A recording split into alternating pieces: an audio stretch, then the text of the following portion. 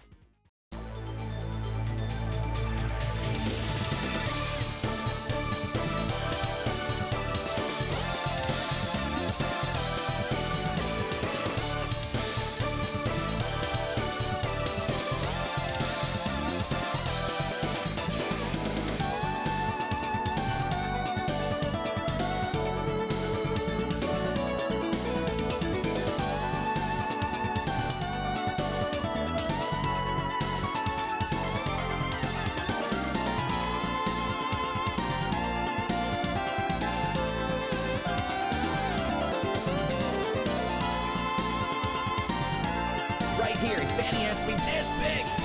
Stuffing his pants full of paper towels this big.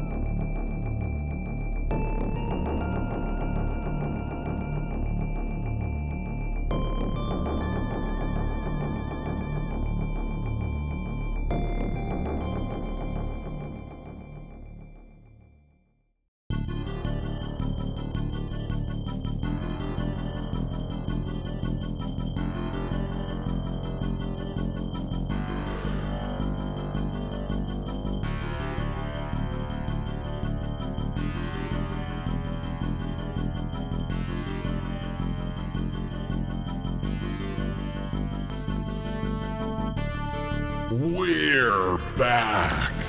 Wife Battle 1.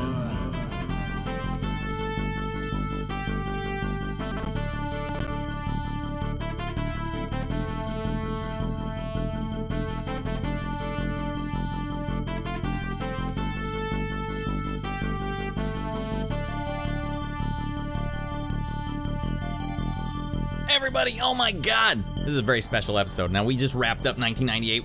Put a bow on it. Put it under the tree. Don't touch that, President! Don't touch it! What's that? We got a very special episode.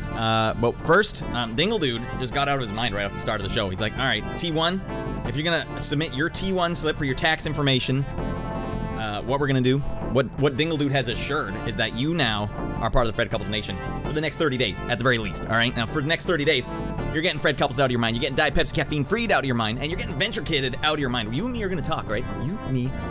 Alright, come on. Dingle Dude has assured, mutually assured, that this is where we're going right now. Party time. I didn't fix my camera on this one, so I'm gonna be crooked as frick. Oh, frick. That's fine. Oh, man. Hey, Fred's here. Well, frick. Okay, well, Fred's gonna be in the TV with me. That is awesome. All right, T1, Dingle Dude just said, get in here, buddy. Get the frick in here. And he lassoed you. Just get in here, you frickin' frickster. All right. I know where the hell. Fred, where the frick is Fred? There he is. Oh, man. Fred is dancing up a storm here. It's getting crazy. It's getting kind of crazy. Man, I was up all night with Fred, tying up these balloons. We have blisters all over our fingies. It's crazy. So welcome in. We got the crew here. Everyone's getting crazy. Heck yeah, I mean, frick yeah, that's right. Well, the chat, you don't have to censor. People have elected to censor themselves in the chat, which I find hilarious. Bunch of GD rascals in here. You know what I mean? Yeah, you know what I mean? All right, can't miss this. Alan is in here. All right, Alan, get the frick in here. All right, now you guys have been waiting for it very patiently. Here is Fido Dido ending theme. The victory lap for life. Really. All right, get in here. Pile in. Alan, especially you. You can sit between my wife and I. All right? In the front. Where there's no seatbelts. It's really, really freaking dangerous. All right, get in here, buddy. Oh, I don't freaking play. Fred knows how to play. Look how many Fred couples are on the screen right now.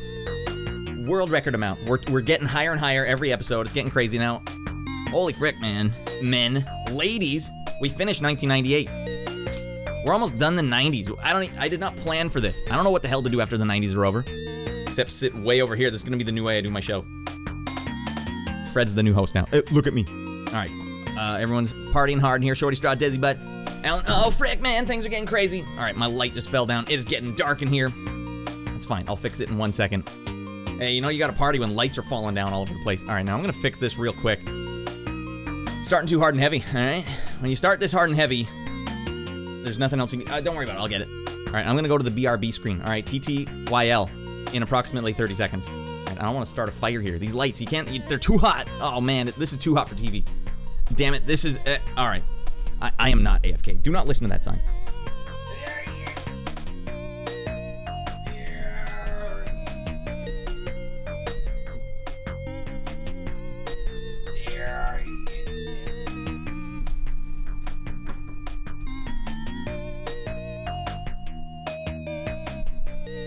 Hold on, everybody.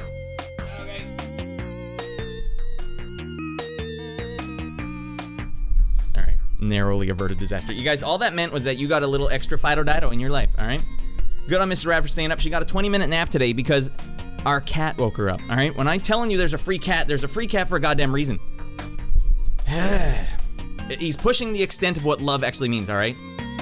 How can you love and hate someone so passionately all at once? All right, let's quit fricking around. That's a free cat right there, all right? She got 20 minutes thanks to this cat. That is right. You know what? I'm gonna give him to Dan, the maintenance man. God damn you, Dan. All right, let's go. They're frickin' out of there is what he meant to say. All right, now let's get going here. Fred, I'm gonna need that song. You know the one. You know the one, Fred. We're gonna need some Joe Montana Sports Talk Football 2 right the frick now. Oh, that bass line makes it feel better. It makes me feel better. Let's get there now. Guys, introducing...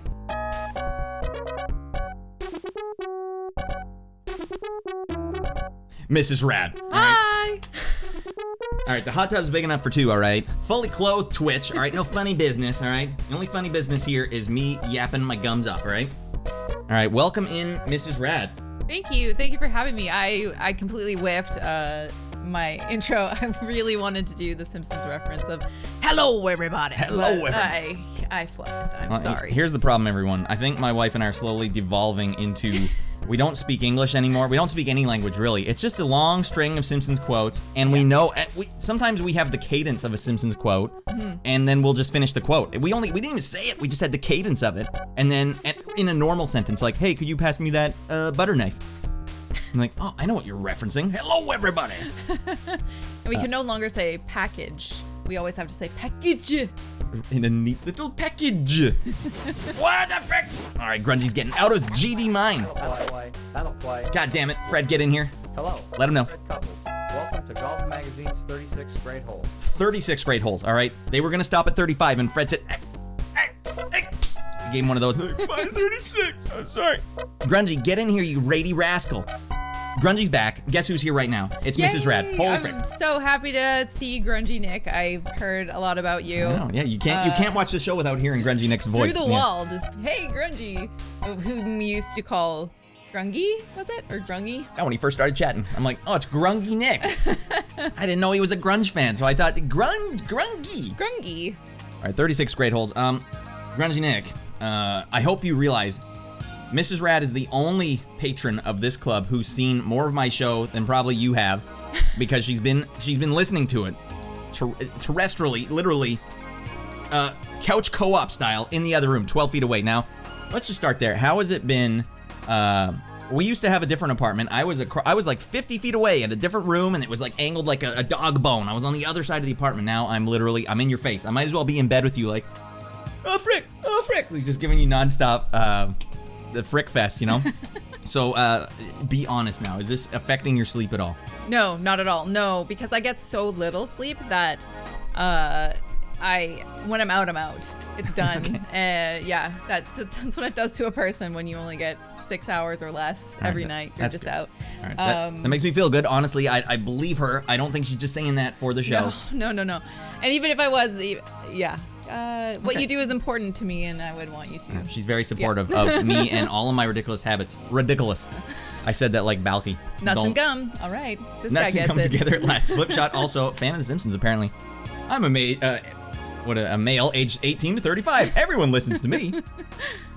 You ever had nuts and gum together? It fricks the whole thing up. Oh, it, the gum gets molecularly, like, it gets like liquid, basically. Yeah, it unwinds the gum. It really is the only, if you swallow the gum, you should eat a bunch of nuts, and then you'll pass it perfectly. Ooh. Tubular logs, all right? You're onto something. All right. My guy knows about poop. Yeah, so. That's one thing. I'm trying to save the human race, really. So, one log at a time. You're doing the Lord's work. Yeah, really. the Lord's work. Yeah. All right, this is funny. This is very funny. So we have a system in place where every stream, when we start, I like pile up a bunch of blankets in front of the door so she doesn't have to hear me yelling out here. I just want you guys to know it's very funny. I know this club is popping off. The people are here. Fred is here. My wife's always trying to sleep in the club. It's impressive, actually. The headphones are noise canceling. So here's the thing, everyone. Dingle Dude, we usually do Brother Battle to end a season, right? Brother Battle was here 12 weeks ago. We did Brother Battle 2. Our very own Dingle Dude on the cusp of being a double dad. Two little rascals, all right? So I couldn't in good conscience get Dingle Dude over here, because I knew at that point in time, as soon as he got here, as soon as we started going, to be like, get out of here, buddy, we gotta go to the hospital. All right, so I said, Dingle Dude, stay home, buddy. Don't freak around. So we brought in the wife. You got an extra 20-minute nap. You're able to go for and I gotta tell you guys, I mean, this is a stalwart hero. She usually goes to bed at 9 o'clock at night, wakes up at 3 in the morning to work before our son gets up, and then only gets to work again when he's napping, and sometimes he doesn't nap, so then I take him out, and then she works when I'm gone. That is crazy. No days off, all right? Lady Radd, Mrs. Radd is, goddamn hero here, so that's why I'm very concerned. Like, I don't want to be fricking up your sleep at the very least, so we're way past your bedtime now, yep. But you got that second boost. What we're hoping to do today, maybe keep you up a little longer. We're gonna be playing some video games from back when we were dating. All right, now a lot of people don't know we've been together since the PS2 era. All right, Silent Hill 2. I was like, let's play some Silent Hill 2. I thought that would really win her over. I'm like, hey, why don't you come and watch this game? I'm a real man. I can play this scary game. It's so scary. All right. We'd like turn all the lights off and be like, it was like a whole thing. We'd do it every night. Yep. Play Silent Hill 2, and that carried on to Silent Hill 3 and Silent Hill 4. But there was a couple of games, like I bought you a SpongeBob game once. I thought, because you were big into SpongeBob, it was a big thing to be into at that time. Not like she was watching the seasons on DVD. I've never seen a single episode of SpongeBob. I just thought he was really weird looking. And I worked at a t-shirt shop that made t-shirts. Like you could screen print stuff on it and screen print. And there was a tag that had SpongeBob. And that was one of the first shirts I just printed for myself. You just thought, this guy, I like this. Yeah, I just thought he was weird looking. Yeah, that's weird looking. Yeah, that makes sense. That makes sense. So I misread that. I'm like, big SpongeBob fan here. Maybe she'd also like SpongeBob, the PS2 game. Didn't realize, like, once the controllers evolved to have 2 thumbsticks, a lot of people were just like, I'm out. Because, like, you have to relearn how to play games at that point. It's like taking a wheel off your skateboard or something, or trying to learn unicycling. Like, I knew bikes. I don't know unicycle. This is crazy. So I didn't realize that. So I thought it was like, just dive in. Everyone dive in. I kind of realized, like, games, you need to, I don't know, there's like a ladder people have to go up. And you hadn't played games in a long time up till that point, I don't think, right? Yeah, I had, when everything came out with, like, 3D graphics, so to speak, I had my driver's license by then, so I wasn't at home and dedicating time to playing games. I was out and about, listening to rap, annoying elders, you know. That's the thing. Free cat. All right, Briggs got it. He was watching, like, I got that cat right there. He's rascaling us already. So I want to, here's what we're going to do. You guys, you came here for a 1998 recap. I want to make sure you guys get that recap, because there's a lot I missed on the Pop Culture Refresher this year. Every time I'm doing the Pop Culture Refresher really late at night, because she gets up at 3, I'm still up. My schedule's also fricked up. So you'll still be up sometimes, and I'll be scrolling through music, and you'll be like, this is that, and this is that. I'm like, I don't know anything. I was doing it for Grungy Nick and the friends in the chat. I don't know. And so I brought the comb for you. I brought it for you.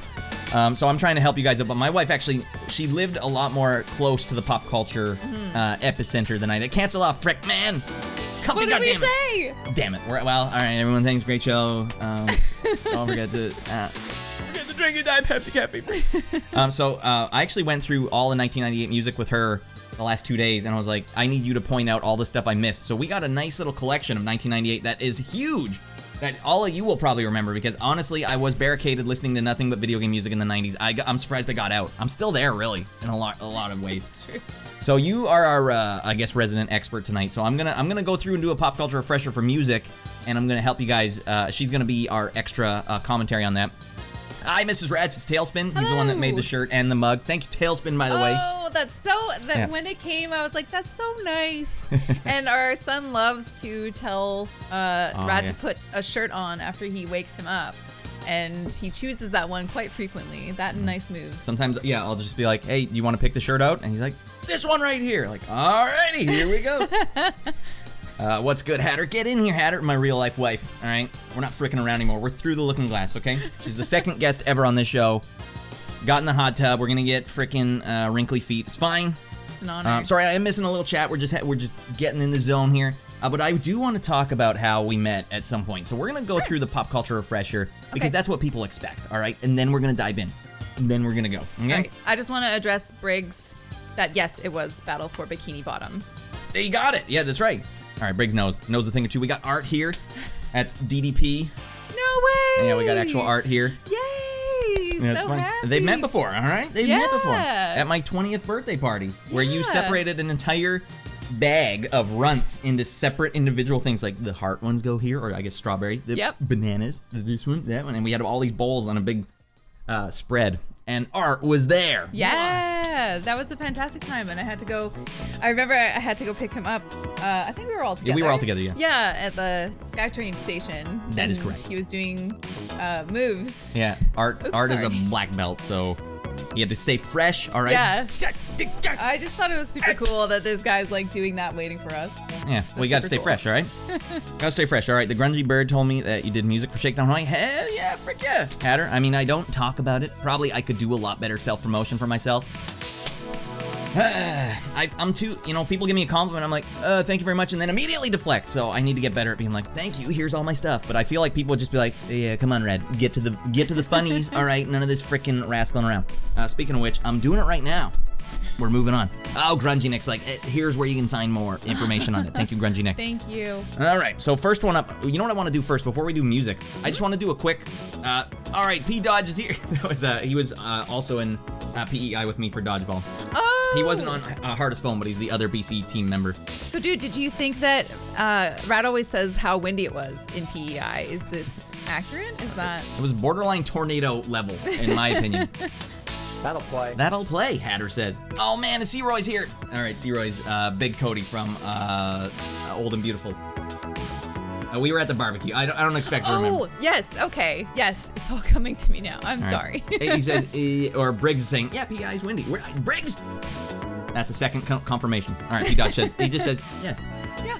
All right, now what I want to do before we do the music, I really just want to help us all remember what happened movies-wise in 1998. So I'm going to do a recap of all of Radd's picks. These are the ones for every month, the ones you have to pick. The ones I would suggest watching. All right, let's just get acclimated here. Roomies, that's right. You had to share a bed with Cody. As I said, Patrick, if you share a bed with me, I'm going to spoon you, buddy. I'm used to sleeping with a lady, buddy. You're climbing that bed, him all over you. I like what Grungy Nick has said, because it's in favor of things that I always recommend, that we should start a business and somehow fit cream of the crop into it. Yeah, that was actually suggested. And Blake, my real life brother, also had his own hockey. I don't know if he had a podcast or what. It was a newsletter, but you called it cream of the crop too. So, but the problem is, Grungy Nick, cream just does not work. If you call it cream and it's with my real life wife, cream, oh, cream, it's like, you mean like an adult film? No. Cream, no, Jesus. It'd have to have like a chocolate bar or something, you know, like really put it in there. Cream for baking. I told a really inappropriate joke once about when I didn't take your last name immediately after we got married because of being creamer. It was frowned upon by the older women I work with. Well, I mean, it's a unique name. I don't know a lot of other creamers, all right? You get the cream dream here, all right? All right, Pete, I didn't want Ms. Creamer to get mad. Oh, Cutley, yeah, that's right. I can't keep my hands on myself, Patty. All right. So here's the first one in January. January 98. The movie I would have suggested you all go see in the theater was Buffalo 66. Funny as frick. Yeah. All right, spanning time. All right, we actually just did, this is actually, you know those photo booths that you can pay the money and you get your pictures taken? That's what they're doing right here.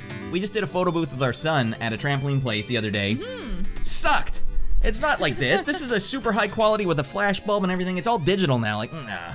Yeah. Anyways, the memory is ingrained. Spanning time. We are spanning time with our son. Spanning time together. And I consistently say don't do evil and then realize that that is from this. Simon doesn't know where that comes from. And I'm basically just calling our 2-year-old child evil. Yeah. So there's that. That's the problem too when you have a small child and you're like I mentioned at the start of the show, we don't speak normal language anymore. So sometimes you'll say something and then follow it immediately up with like the reference it's related to, but he won't get the reference. And sometimes it'll really frick up his head. So it's like I just have to not be funny. I have to be like different dad mode. Dad mode is different, all right? You get late night Radd. Although he will watch some of this, so he'll be like, I don't know what's going on with this. Yeah, I haven't been in adult company in so very long without him present. Around. Yeah. Well, your schedule dictates that you don't get to go out without him a lot, unless I'm physically taking him separately. Like, because I'm up all night. That's when I get my work done. So I get a big chunk of like. You just said today, like, while you guys were gone at the park, the place looked huge. I've never been in the apartment. It's so big, you know. Like, yeah, when I take it for granted. So yeah, well. Lady Radd here needs some more adult friends. It's been hard with it wouldn't be so hard. You could mitigate it if it wasn't pandemic time. You know, like you could hang out with people. If you're out and about, usually without a mask on, you can do the bants with people. But when that plumber came here, the bants were like no holds barred. It was so fun. Yeah, just having a chat with another adult. All right, having a chat. Maytag, you son of a rascal, get in here. I'm not freaking around with you. I know you thought I was. All right, but I'm not. Not today. All right, get in here. You're subbed up, buddy. Fred Couples is giving you the hey, oh, yay. All right. And you know what else? Get in here. I need all three of us. Family photo. All right. You're the first one, Maytag. Get the family photo. All right. Blowing up all these balloons. All right. That sub gets freaking... That pays for these balloons. I mean, I can't afford it out of pocket, all right? Jesus. I need your help, everybody. You best believe you heard no holds barred. You think I wasn't a Hulkamaniac? Wait, did someone just freaking get deep feed out of their mind? Is that what I'm missing? Whoa, did they? I didn't see. If someone's, oh, okay, Dingle dude. Someone is doing it. All right, here's the problem. Here's the problem, everyone. Oh, somebody's hitting on you. All right, it's clearly just getting out of control here, everyone. All right, so Radway, and is he normally like this? I would say this is me turned up to 11, all right? I don't just come at my wife and then be like, hey, frick this or frick that. She gets the real F-bombs, all right? Yeah, I don't know. I think you're exactly alike. It always shocks me when you hear YouTubers say like, Kevin, get in this here. is just my persona. Yeah. What do you mean you're not this sarcastic all the time? Yeah, no, the thing is, like, I hate, oh, fine, we'll go back to the hot tub. We're just, like, I'm crammed in here with Fred Couples, like, who am I talking to? He's just got a lovely voice. All right, Kevin's here as well. I just choked on my own shock. All right, so we just got, we're gonna have to just go one step at a time here. I have to add a scene real quick because I'm not ready to miss, what is it, stream information? Hell no, not stream information. Get that off my screen. I had to update some stuff. I want his stats. Is it stats I want? No, it's not stats. I don't want to miss any more of you guys' delightful, channel rewards. All right, stream information, Twitch stats. What's the one that tells me when you guys have done that stuff? All right, Twitch activity feed. That's the one. All right, we got Zeused up. All right, now this has to go down here. I was wondering why it looks so damn different lately. All right, everyone. Oh, favorite game, movie, TV show. Favorite game would be Aladdin for That's yours? SNES, probably, Yeah, yeah. it's the one she's played the most. Yeah, because I'm assuming this is the one that I can play with my limited abilities. Yes. Movie? Maybe Your Next? Your Next is really good. I like a good horror movie because they teach you life lessons. And the lesson about don't go downstairs because they could throw gasoline down the stairs and put a match in there and then you're gonna be burned alive. Sage advice. All right, we did get a Zeus here. I'm gonna have to Zeus up. All right. All right, what I'm gonna do real quick. I had to mute you. It seems against the rules, but I had to mute her. All right, now you're gonna have to lean that way. All right. Everyone it's just gonna get crazy in here. I don't control this. I didn't plan for any channel rewards tonight. It's getting fricked up. All right, let's see if this works. Oh God, it could get hairy. It could get too hairy.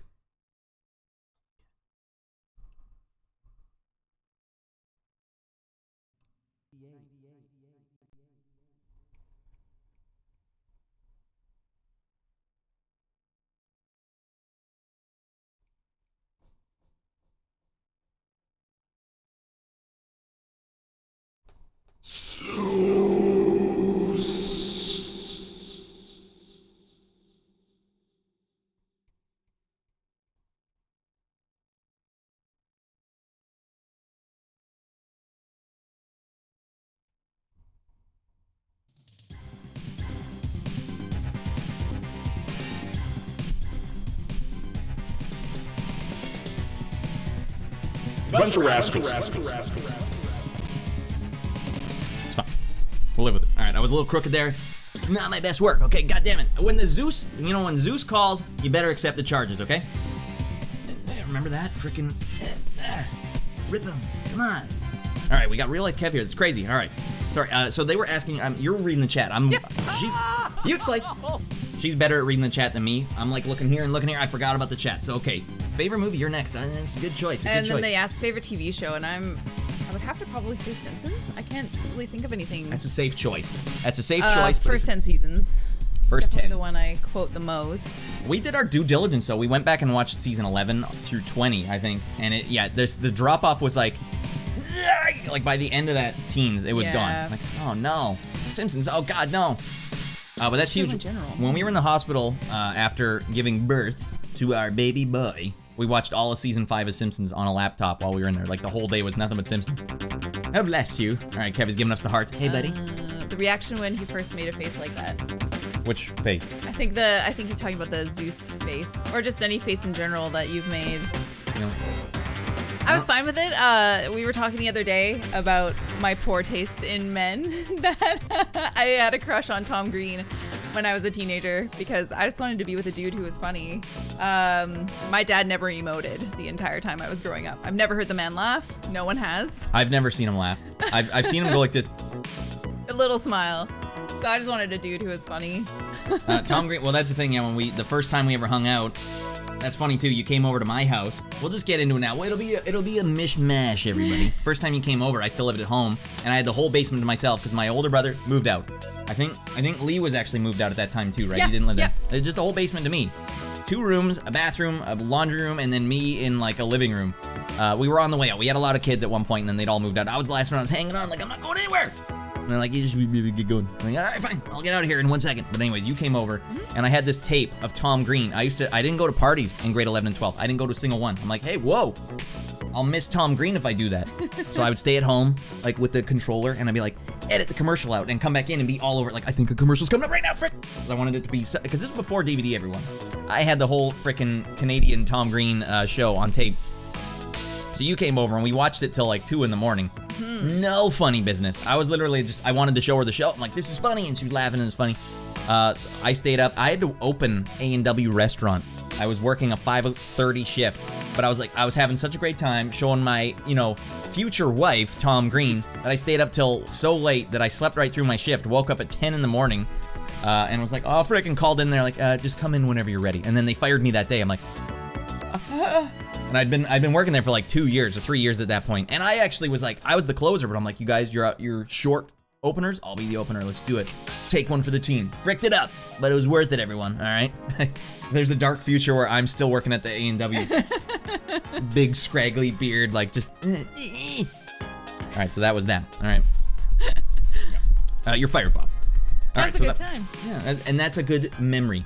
Yeah, Right. for sure, because when I was watching Tom Green at home by myself as a teenager, I didn't realize that other people were watching it. It was kind of shameful, I thought. I didn't want my parents to walk in on it, like, ooh, they're not going to be happy about this. And, like, no one I knew watched it until I met you, and I'm like, oh, dang. Well, our very own Kevy in the chat, Kevy and I, it was like a borderline religious experience. Like, Tom Green? Oh, my God. Like, broke our brain. Yeah, it was kind of the same thing when I started listening to certain types of music like Dillinger's Escape Plan. After I heard that, I couldn't listen to normal music again for like 10 years. It took me 10 years to like unwind that, but Tom Green was very similar. And so yeah, if you were down with Tom Green, I was like, let's watch some frickin' Tom Green. Like, funny business went out the window. Like, I don't care about that. I want to watch some Tom Green. Let's watch some Tom Green. All right, you checked the OR. You like it so far. I'm a bigger fan of Armadillo. They're both very good tracks. All right, never missed an ep. Yeah, Kevin and I never missed an ep. We saw the original Dysfunctional Mini Mall. They pulled a sketch from the show, even in Canada, where Tom Green went into there was a mini mall that had a sex shop and a like church bookstore right next to each other. We called it the Dysfunctional Mini Mall, and he went from one to the other, and he was interviewing both people. I guess it was offensive. Maybe someone on the show was like, you can't show that. I don't think I ever saw that. Favorite cartoon? That's tough, but probably Looney Tunes stuff. Oh, favorite cartoon? Well, if barring removing Simpsons, which is just like a trump card. Like, you can't have Simpsons in this thing because it's too permeated at this point. So favorite cartoon, you're saying Looney Tunes. That's funny. That's a good get. Yeah. Looney Tunes are good, but it's hard to watch now. You're like, get all the Looney Tunes, watch it with our son. And then you watch it now, you're like, they use a lot of guns in this show. Not that I'm like, hey, man, let's talk about the First Amendment in the United States. Like, no, I just mean like, Elmer Fudd points a gun at Bugs Bunny's head a lot. Like, it doesn't just turn your beak around, all right? It explodes your face. But you learn classical music, so. That's true, yeah. Take that. It's okay. Fair trade. Fair. You get the gun. Oh, but then you get the barber of whatever, right? What's it called? Oh, no, I can't remember. Yeah, I can't remember either. Seville? Is that it? Yes. Okay, but then also, Spear and Magic Helmet. Smog! We sing that one. Or, 1 and 2 and 3 and 4. Yes. Barbara of Seville. That's right. Briggs is coming in hot with there. Oh, and Old Man is already there because he's the man of the sea.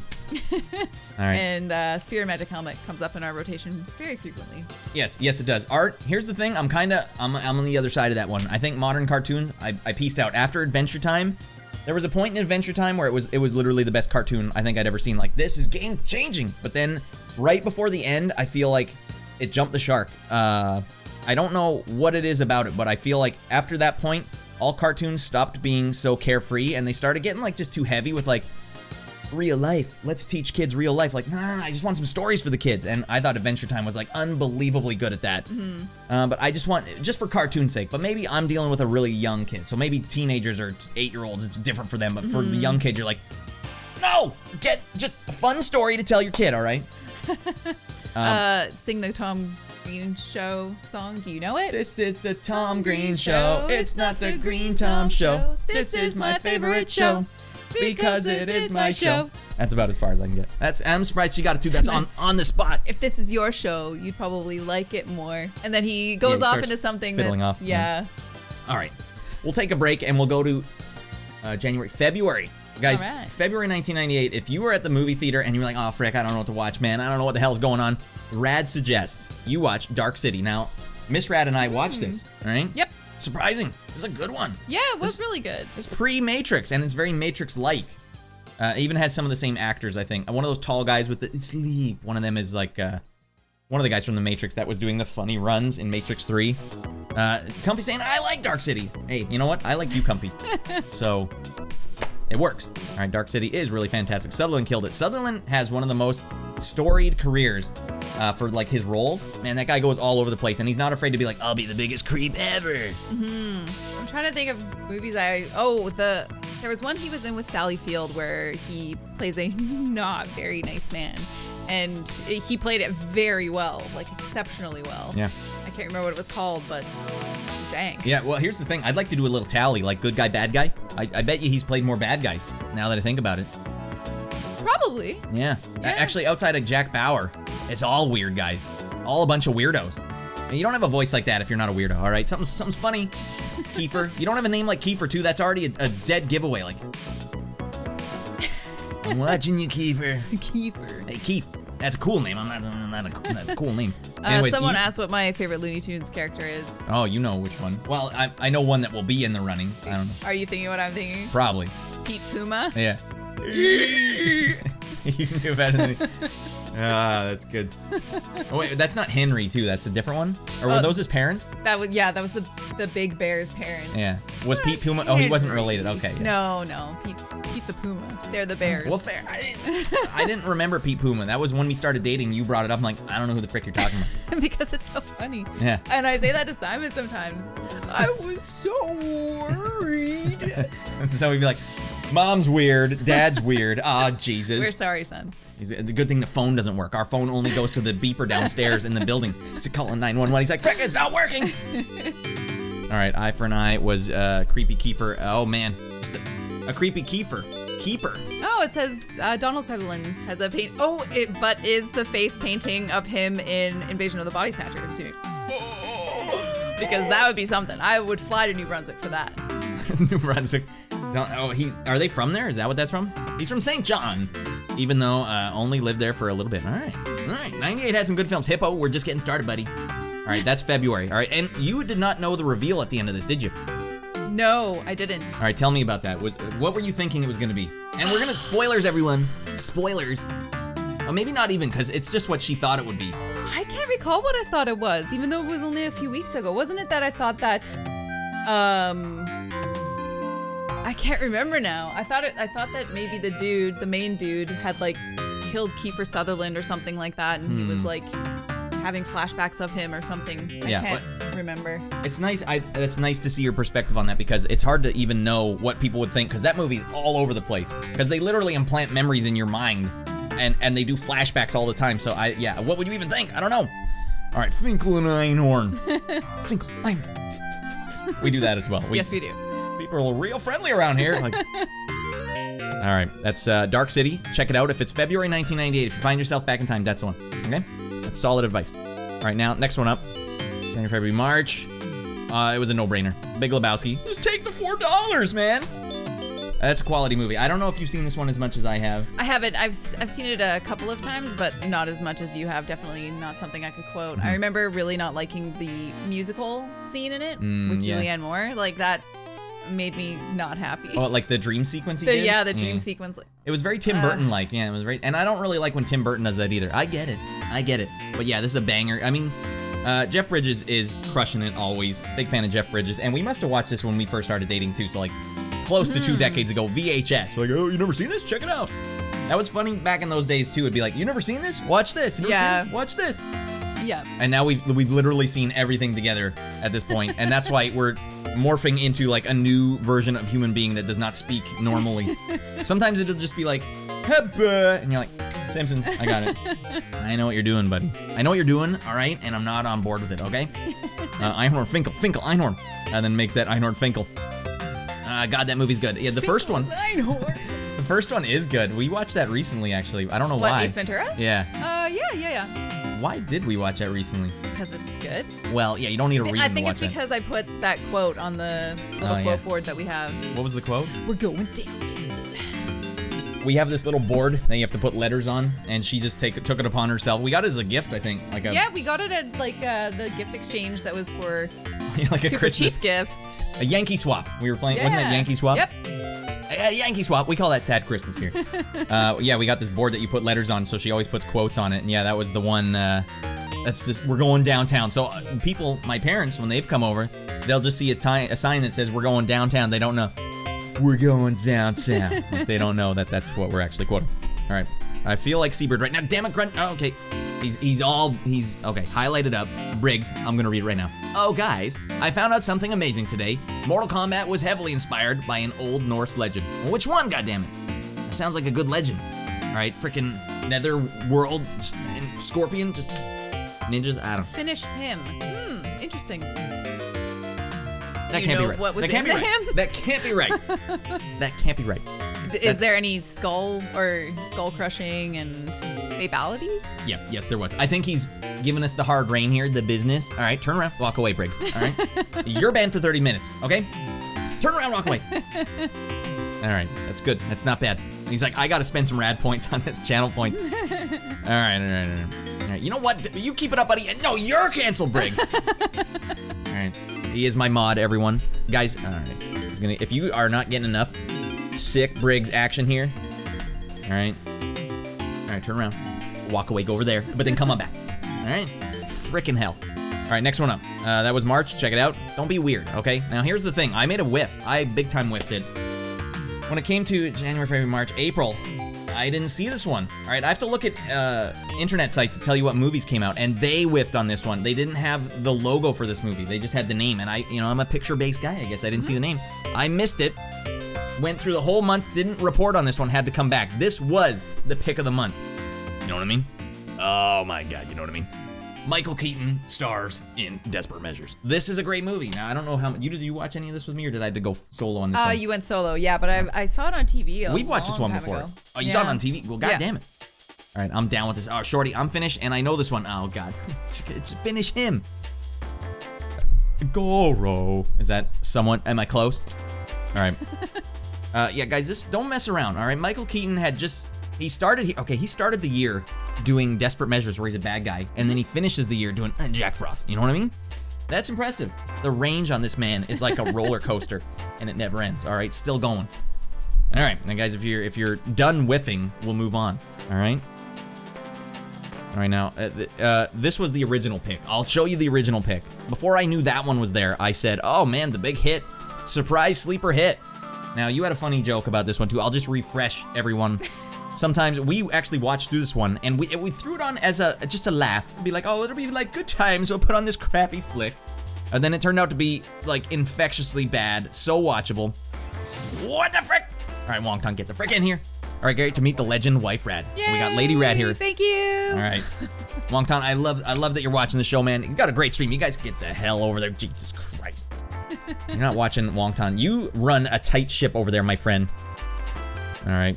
You run a tight ship. All right. Get over there watching Wong-Tong. I'm not messing around. And eat some Wong-Tong soup. All right. Chalabal. Very, very smart. Yeah, Briggs was in there. He must have done his research. There's no way you knew that ahead of time. There's no way, Briggs. If you did know, that's pretty awesome, actually. Frick, you're too kind. All right. Now you know what you did, damn it. You know damn well what you did. Wong-Tong, get the frick in here. Me and Fred and Mrs. Radd. We're getting out of our minds here. I blew up so many balloons. You have no idea. Oh, man. Family photo. All right. Fred is dancing. Oh, Fred, never stop dancing, buddy. Never stop dancing, buddy. Oh, man. He's out of his mind tonight. Oh, man. He cooked us dinner tonight. It was delicious. Thank you, Fred, once again. Welcome in Wong-Tong. Wong-Tong. Phooey. All right, I used to be on a podcast about romance comics in the 50s and 60s. I'm a hyper turbo nerd. That's very fast. I mean, you better slow down, buddy. I'll give you a ticket. All right, click it or ticket. Don't frick around. All right, here, just a little Fido Dido. There's a tiny. My wife's in the passenger seat right now. Alan's in the middle. All right, Fred is on the roof. He's like Teen Wolf. He's crazy. Okay, let's get back in there. Let's get the frick back in there. We're just having a great time, everyone. We're having a great time. And we're not messing around right now. Welcome back. Yeah, so your quote about this movie was, I don't remember how you phrase it. I should actually, because it was funny. Sometimes my wife will just say stuff, and I put it in my own notes so I can remember to say it to you all. And this one was good. And let's see if you guys agree. All right, Dark City. Next one, You Got Mail. Oh, You Got Mail I already did cover, so I didn't whiff that one. All right, Robert Downey saying Run Lola Run. Okay, we already passed it. Next one, yeah. Vibes. All right, she said The Big Hit. Goosebumps had better lighting. Oh man! Guys, it looks like a big budget quality film. It is not. I don't know what happened here. It's funny when you go back and see things, especially in HD.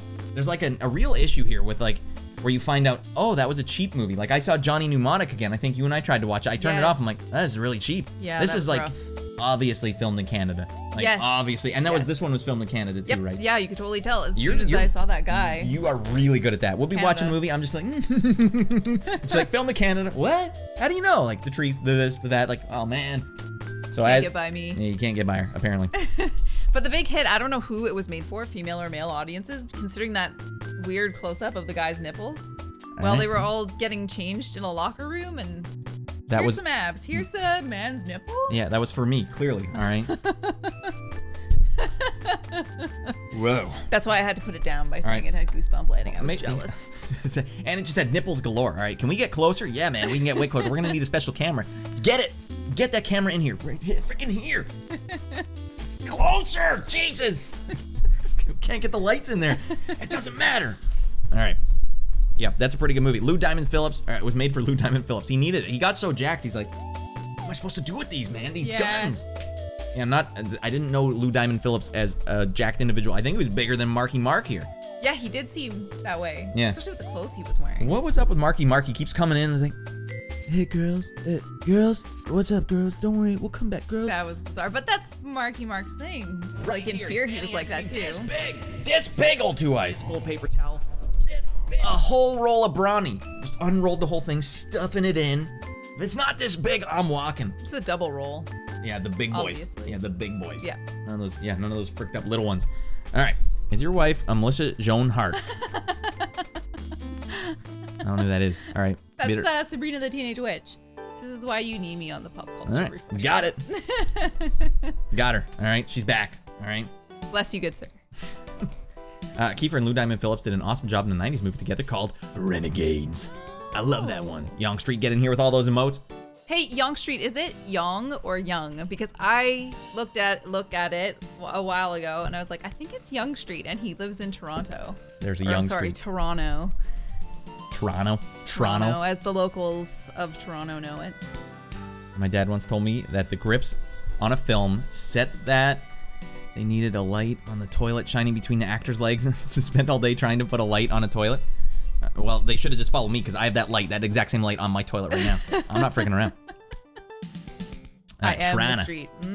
Spoiler, I am the street itself. All right. The party street of Toronto. All right, well, I'm going to have to start calling you Young Street then. Is that what you want, Young Street? You had it all, buddy. And now you're Young Street.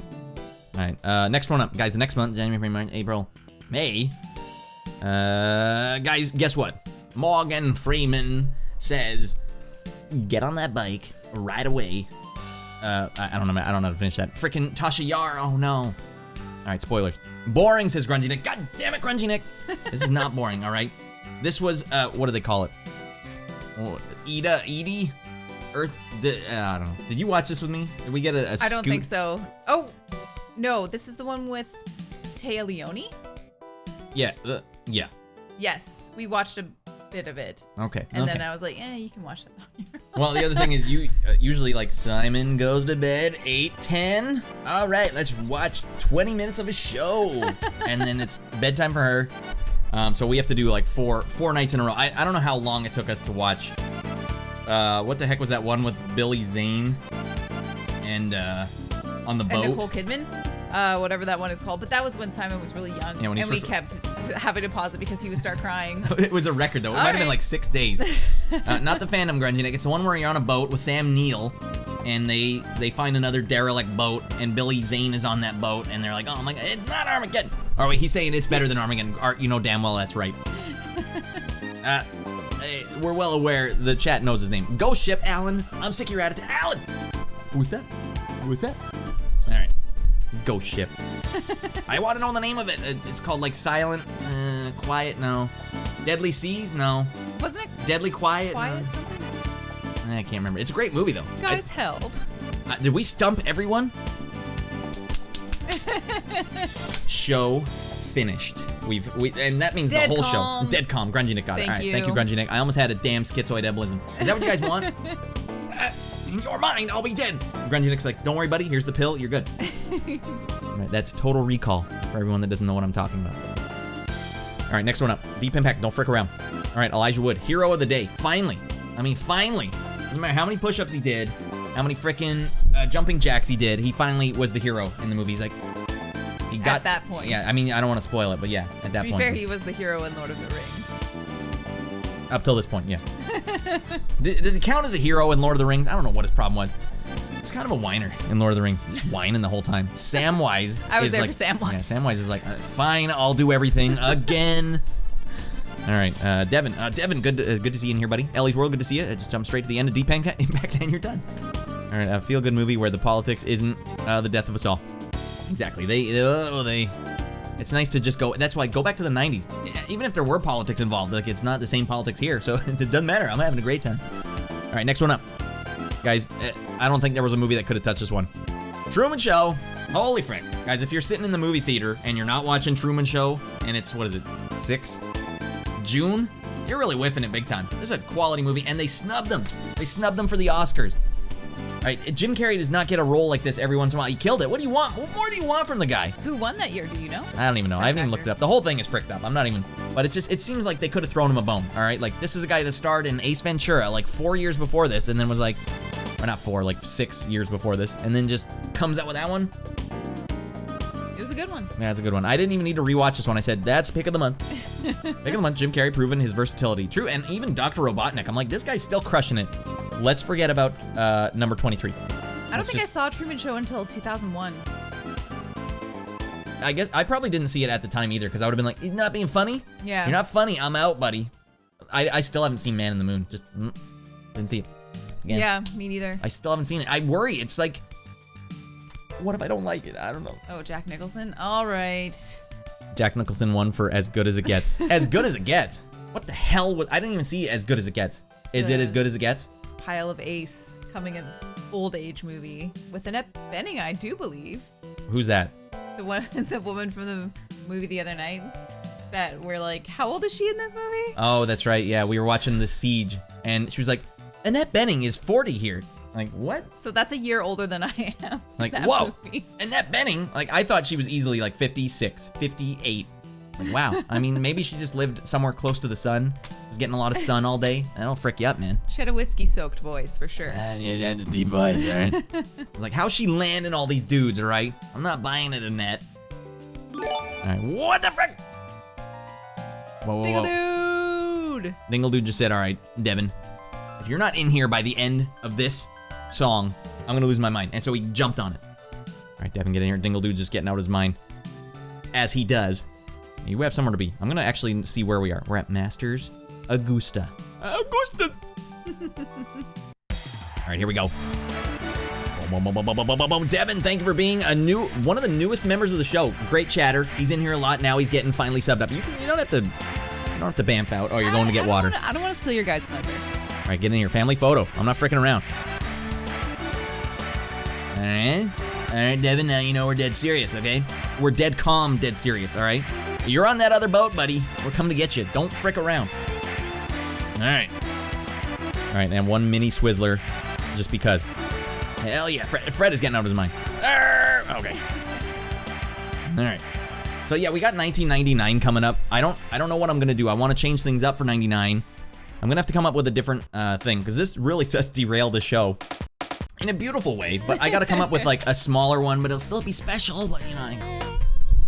And this mic is really in my way here. All right, let's get back there. Now we're going back to Augusta. All right, I already lost it. All right, that thing is fricked up beyond all repair. All right, there we go. All right. Do it like 2099 Marvel Comics. I don't know what that is. You're gonna have to inform me. Offline, of course. All right, if you're not watching Truman Show in 1998, you really whiffed it big time. All right, next one up. July. I'll go a little faster, everyone. This is a hell of a movie. I can't even explain to you how good Pi is. Did we watch this whole movie? Did you? Well, as is tradition. I'm not saying like she puts in the effort. All right, I'm telling you guys, she's up for like 16 hours. From 3 till 9 o'clock at night. Yeah, that's not a normal schedule. Right, that's a tough schedule. Yeah. So watching the movies as much as she can, but sometimes I have to watch them just so I can talk about them. So I'm like, all right, you can't finish it. All right, I'll take it from here, relay race, and then I just freaking hoof it for the rest. Okay. Yeah, but we had watched it before. Oh yeah. But yeah, it was really, really good. Yeah, I think I kind of prefer those movies now compared to horror movies. Because horror movies kind of like jump to the bed. So I like a good drama. Yeah, I don't even know. Yeah, I don't. Yeah, this is just it's like just an intense, thought-provoking film. But yeah, horror movies. I used to joke for a long time. I kind of bailed out. I was way into horror. I owned, what was it, Blood-Sucking Freaks? Like, why would anyone buy Blood-Sucking Freaks? Like, what? This the is just Gorgor Girls. Gorgor Girls was at least like exploitation, 60s exploitation. But Blood-Sucking Freaks is like, let's really be edgy, man. And so I was into horror for a long time, and when we first started dating, was like, you gotta watch, and I said, don't watch Blood-Sucking Freaks. You can't watch that one. Then you'll think I'm a weirdo. But I used to draw Sleepaway Camp, I think, was like, when you showed me that. I don't even think I showed you that. I think Dingle Dude got me that for Christmas. Like, all right, I guess we'll watch Sleepaway Camp. But for the longest time, I was into horror, big time horror guy, and then like I just kind of had to bail out on horror. But I think they bailed out on me. Like I'm sick of the bad guy getting away at the end. That's like every horror movie now is like the bad guy or the evil presence, whatever it is, wins at the end. Like, not anymore. Go back to the 90s when the bad guy loses at the end. Like, that's what I want. Because otherwise, it's like, with Saw, it makes sense. Saw, they annualized it. All right, the bad guy gets away again. You're all dead. Because he's the main character. The bad guy's the main character. Now, what they started doing, especially these like Netflix original. All right, you're following the main characters. They're a nice family. They're having a great time. And then they all get killed at the end. And then they're like, the bad guy walks away. It's like, well, then he was the main character. Why'd you show me all this character development? Yeah. Like, I wanted to know what his thing was because now I'm following him for the rest. Like, and then he goes home and eats a sandwich. Like, what? Why did the story just end with him killing these main characters? You know, like, that's a really fricked up thing to do. I'm not on board. Here's a horror I have pitched. Oops, sorry, everyone. Time and time again. So you'll have already heard it many a time. They need to make a horror film where you think somebody's seeing all of these visions and like, ooh, it's a haunting. No, they just have schizophrenia. Oh, that is way more terrifying. Yeah, like this is not an actual ghost. This is a deranged lunatic that you cannot control or predict. Like, that is creepy as frick. It's in their mind. You have to, yeah, like if you're gonna make a movie about a psychopath, like let's find out what's going on in that dude's mind. Yeah, I like that. That's scarier to me. A deranged lunatic banging on your door at nighttime is gonna terrify you. Like, oh, frick, man. Like, what do? You call the cops? Get here quick. He's coming to my door. He got a knife. I don't know what to do. Yeah, but those are I like those movies for a good lesson. So you learn what not to do. That's why, yeah, if you're talking You're Next, but I will say You're Next really whiffed it when they're like, why'd they paint You're Next on that one guy's house at the beginning during the credits? To make it look like it's a serial murderer that's going from house to house in that area. All right, that's because that funny. house was their neighbor's house. Fine. Well, that's commitment then. They're like, we want to get away with this scot-free, so we're just gonna. I mean, you take one life. All right, in for a penny, in for a pound. Yep, just keep going. You're on a roll. You're on a roll, Wheels. Dingle Dude said Slither. I remember Slither? seeing that, and I wasn't fired up on it. Slither. I can't remember. Was that the one where they... That's the one with the slugs, right? Oh, the Canadian film? Was that Canadian? Oh, someone's kid is waking up. Our Best kid? of luck. Oh, okay. Oh, no. Okay, Shorty, thanks for watching, buddy. Hey, thanks for stopping in. Shorty, one of the all-time regs of the show. Good. Thanks for stopping in. Get that kid, buddy. Give him a freaking barbarian handshake. Don't tell him why. Just give it to him. Last Night in Soho. I haven't heard of it, or have I? Who's in it? Because I feel like I'll watch trailers now for horror movies. And, I'm out. You can smell it. I get a whiff of it, like. Slither is gross horror fun. The says movie Hippo. James Gunn made after swearing he never saw Night of the Creeps. Is it? It must be old then.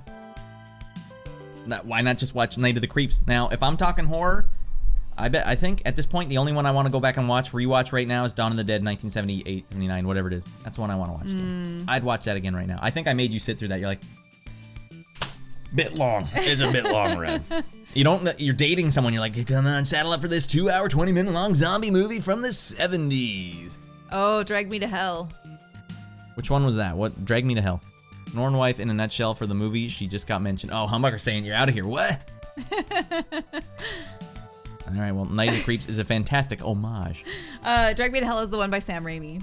Oh, okay. Yeah. Was that with the lady that hexed girl. him? Yeah, yes. All right.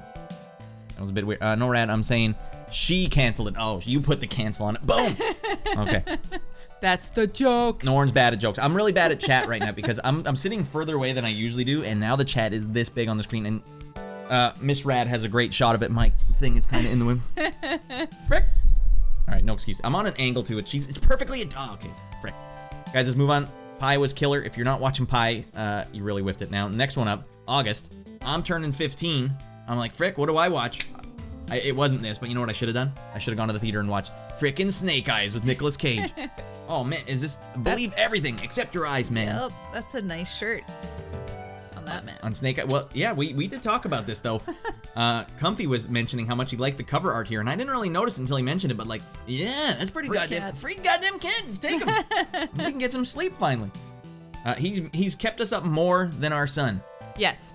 Oh, certainly. Newborn phase, toddler phase, baby phase, whatever phase, the cat has kept us up more. Dude, that effing Dick, our cat, throws up off of his like Hauser Towers, that is what we call it. It's this big scratching Throws post. up all over the place, gets it all over our heat register and onto our couch. So I have to deal with that and clean it up.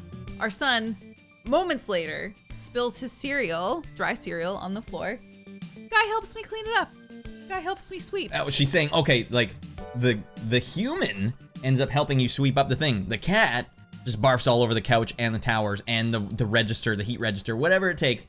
Now the thing is, for the longest time, I was taking the lead on Hauser, so I was the one sort of feeding him and doing all this stuff. And like, I'll take the helm, I'll do this, because it was nighttime and he'd be meowing at nighttime while she was sleeping. So we just used to close the door, and then all night I had to deal with Hauser. But now you have to deal with Hauser a lot more during the day because of our schedule right now. So you're getting a taste and just not used to it. Now we do love the cat. Well, I don't know if you love the cat, but I love the cat. But you're getting some raw. That was raw. She's right there, like, oh frick. He's got a good life, and we've tried to keep it that way, but he does not appreciate it whatsoever. Someone wants a Nicolas Cage. A Nicolas Cage. Nicolas Cage confirmed. Nicolas Cage confirmed. Wait. Oh, Radd, says Humbucker. Did you know there's a movie coming out with called Nick Cage and Nicolas Cage? Is this supposed to be like Malkovich? Yeah. Being John Malkovich? Oh yeah, being John Malkovich. Malkovich. Yeah. Remember that scene? I do. That's about all I could remember from it. Good catch on the rated R content there. I don't know. What is someone rated R? Oh, frick. I said effing D. F and D? My B. That's the. Wait. Oh, did you actually drop the F-bomb? No. Nope. Oh, okay. I was like, yeah, it was in and out. I know. All right. Guys, don't whiff in life. All right. You have to watch Snake Eyes. All right. And Mandy was the best Nick Cage film in ages. Yeah, he really crushed it. That was a really disturbing movie. Okay, we don't have an animation for this yet, but Briggs has enacted the no frick zone. Briggs, I thought I knew you, buddy. God damn it. We'll see how long I can get. You can say it all you want, but I can't say it. Okay. Good to know. Damn it. I haven't said it once. All right, well, then it's on you too. You say it and freaking... Damn it! I'm making it! 15 seconds in. All right. Let's start the clock over again. I'll give you two. That one's... All right. I'll give you two. Everyone gets two. A new record. Don't touch that door. I'm dealing with too much. There's too much here. I need the word. I need it. Next up. Guys, this one crushed it. Two fish out of water. Two of the best fish out of water in the biz. Coming together. Magic. Absolute magic. We're talking Rush Hour 1. All right. I speed run it. That was an amazing speed run. 100%. 100% completion. 120 stars. No whiffs. All right. And in fact, we watched a little mini documentary about Chris Tucker the other night. Oh, yeah. It was, what the hell happened to Chris Tucker? He's just a private guy. He's been picking his own roles, too. I didn't know that. I would have thought he was not picking his own role. And apparently he's like such a born-again religious guy that he doesn't like getting a little raunchy anymore. But for me, that Money Talks, that was my favorite comedy for a good like 6-7 years. I was like, Money Talks, that's the funniest film of all time. That one right there. So I'm a big fan of Chris Tucker. It's the way he does stuff, the way he breaks character or derails the film. He really, I don't know if he knew he was doing it, but yeah, he derails films really brilliantly. On the surface, he just looks like he's some goofball gangling around, but he's one of the best in the biz. Now, Jackie Chan, he's like a different version of that too. Oh, no, please, That's Jackie Chan in a nutshell. All right, so Radd, bring it in, buddy. I gotta ask you, since we're in 1998, she's gonna play Mortal Kombat 4, right? Or in a game, because I'd love to see her attempt Sub-Zero Mythologies. I don't know. I don't think you want to see her play Sub-Zero Mythologies. I mean, good games. She's very new to some games. She's played a lot of the bangers. She played through all of L.A. Noire herself. She played through all of Bioshock Infinite herself. But that was tough because dual thumbs. It's not normal for people that grew up playing NES to just start playing these games. So yeah, do not make her play that game. But we may get some Mortal Kombat coming in pretty soon. Dingle Dude really wants your attention. Dingle Dude, okay. Almost said it. Fantastic Four soundtrack, please, for the baby. All right, for the baby. Starting the baby out right. And then what's the name of the professor in The Simpsons again? Professor Frink. He makes you laugh, he makes you think. I think they're just trying to screw me up. I'm not gonna allow it, all right? All right, this one's for Dingle Dude. Special request. We'll turn it up.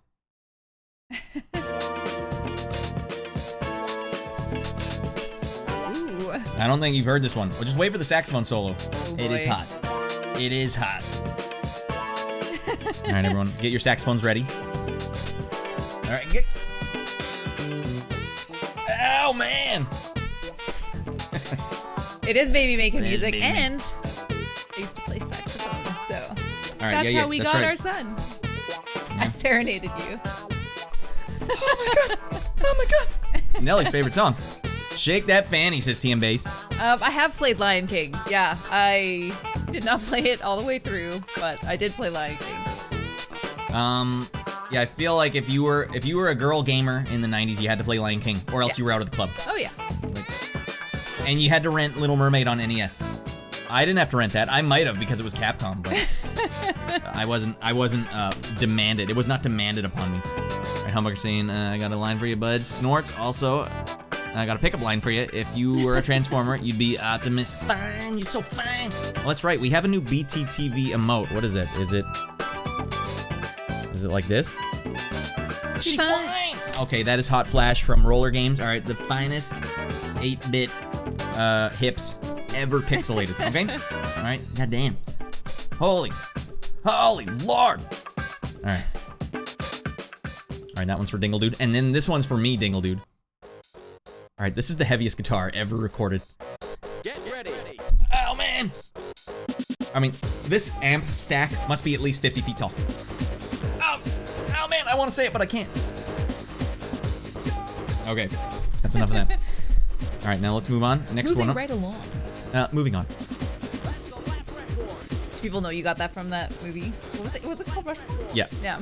I don't know if they do, but that is correct. Moving on. I thought you'd get that, and you did. I did. All right, next one up.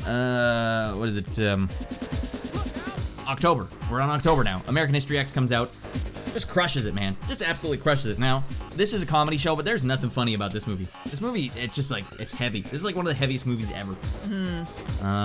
Did we watch the whole thing? Did we get to the end of this one, or did I have to belt this one out solo? You just watched it on your own. However, you said before the refresher, like, I don't know, it's so cringy. But then I brought up that we had watched it a couple of years ago, and you had said the same thing at that point. And you said that you liked it at the end of it. And you're like, oh, I don't know, it's still pretty cringy. But yeah, I remember I saw it at my friend Ashley's house. And she had a pickle and mayonnaise sandwich. That'll really stick with you. Now I just got to qualify it. I mean, we might have to get back to that because that is beyond weird. With this movie, yeah, the thing was you watch it in the 90s. In the 90s, everything had to be edgy. Everything had to be in your face. Like, we got John Connor himself here. He invented the in your face stuff. The attitudinal 90s, like, we don't say affirmative or something like that. You know, I had to censor it. Easy money, all right? We got easy money. He talks the way people talk. Bart Simpson might have started the ball rolling, but really John Connor and T2 sent that ball rolling down the hill. And so here we are at the end of the 90s, basically 1998, where it's like everything has to be super hardcore. The language in this movie, crazy. Like, now you can't have this sort of thing. Now we've fine-tuned it to a point where it's like you can't even tell this story anymore. What's wrong with the story? Well, it's a heavy story, all right? So at the point in time where I'm like, it's too cringy, it had already gotten to me. Like, a lot of people these days are like, it's too much. Okay, so we can't let you play that. And they want to get like in your grill about certain stuff like this. So I had a little bit of that like resonating with me. Like maybe like 2014, 2013. I'm like, this movie's cringy, man. I also thought Eddie Murphy's Delirious too cringy, man. It's too crude. It's too mean-spirited. Good. It should be mean-spirited. Like, that is an art form, you know? Like, there's an art involved in that. If you're being a mean jerk to people in real life, that's different. If you're art form, like you watch horror movies where people are getting killed and you're like, that's fine. Yeah. But you can't watch something where it's like, oh, heavy subject matter. I can't allow you to watch that. Yeah, it's probably at that time. I think the only other like adult movie I'd ever seen was Seven when I was 13 at a sleepover. Oh, that's right. Yeah, you didn't have a dad that rented movies for you that were inappropriate. I wasn't allowed to see R-rated movies, and that was like the first one, and I didn't understand like 90% of it. What was going on? Seven might be one of the all-time worst ones to start with. I think so, because it was a sleepover, and I like did not sleep very well. And then American History X was my next foray into like content I was not watching at home. Well, that's the thing. If in the 90s, you got introduced to this stuff. Oh, wait, we don't need Crusader No Remorse. Or do we? All right. Yes, we do.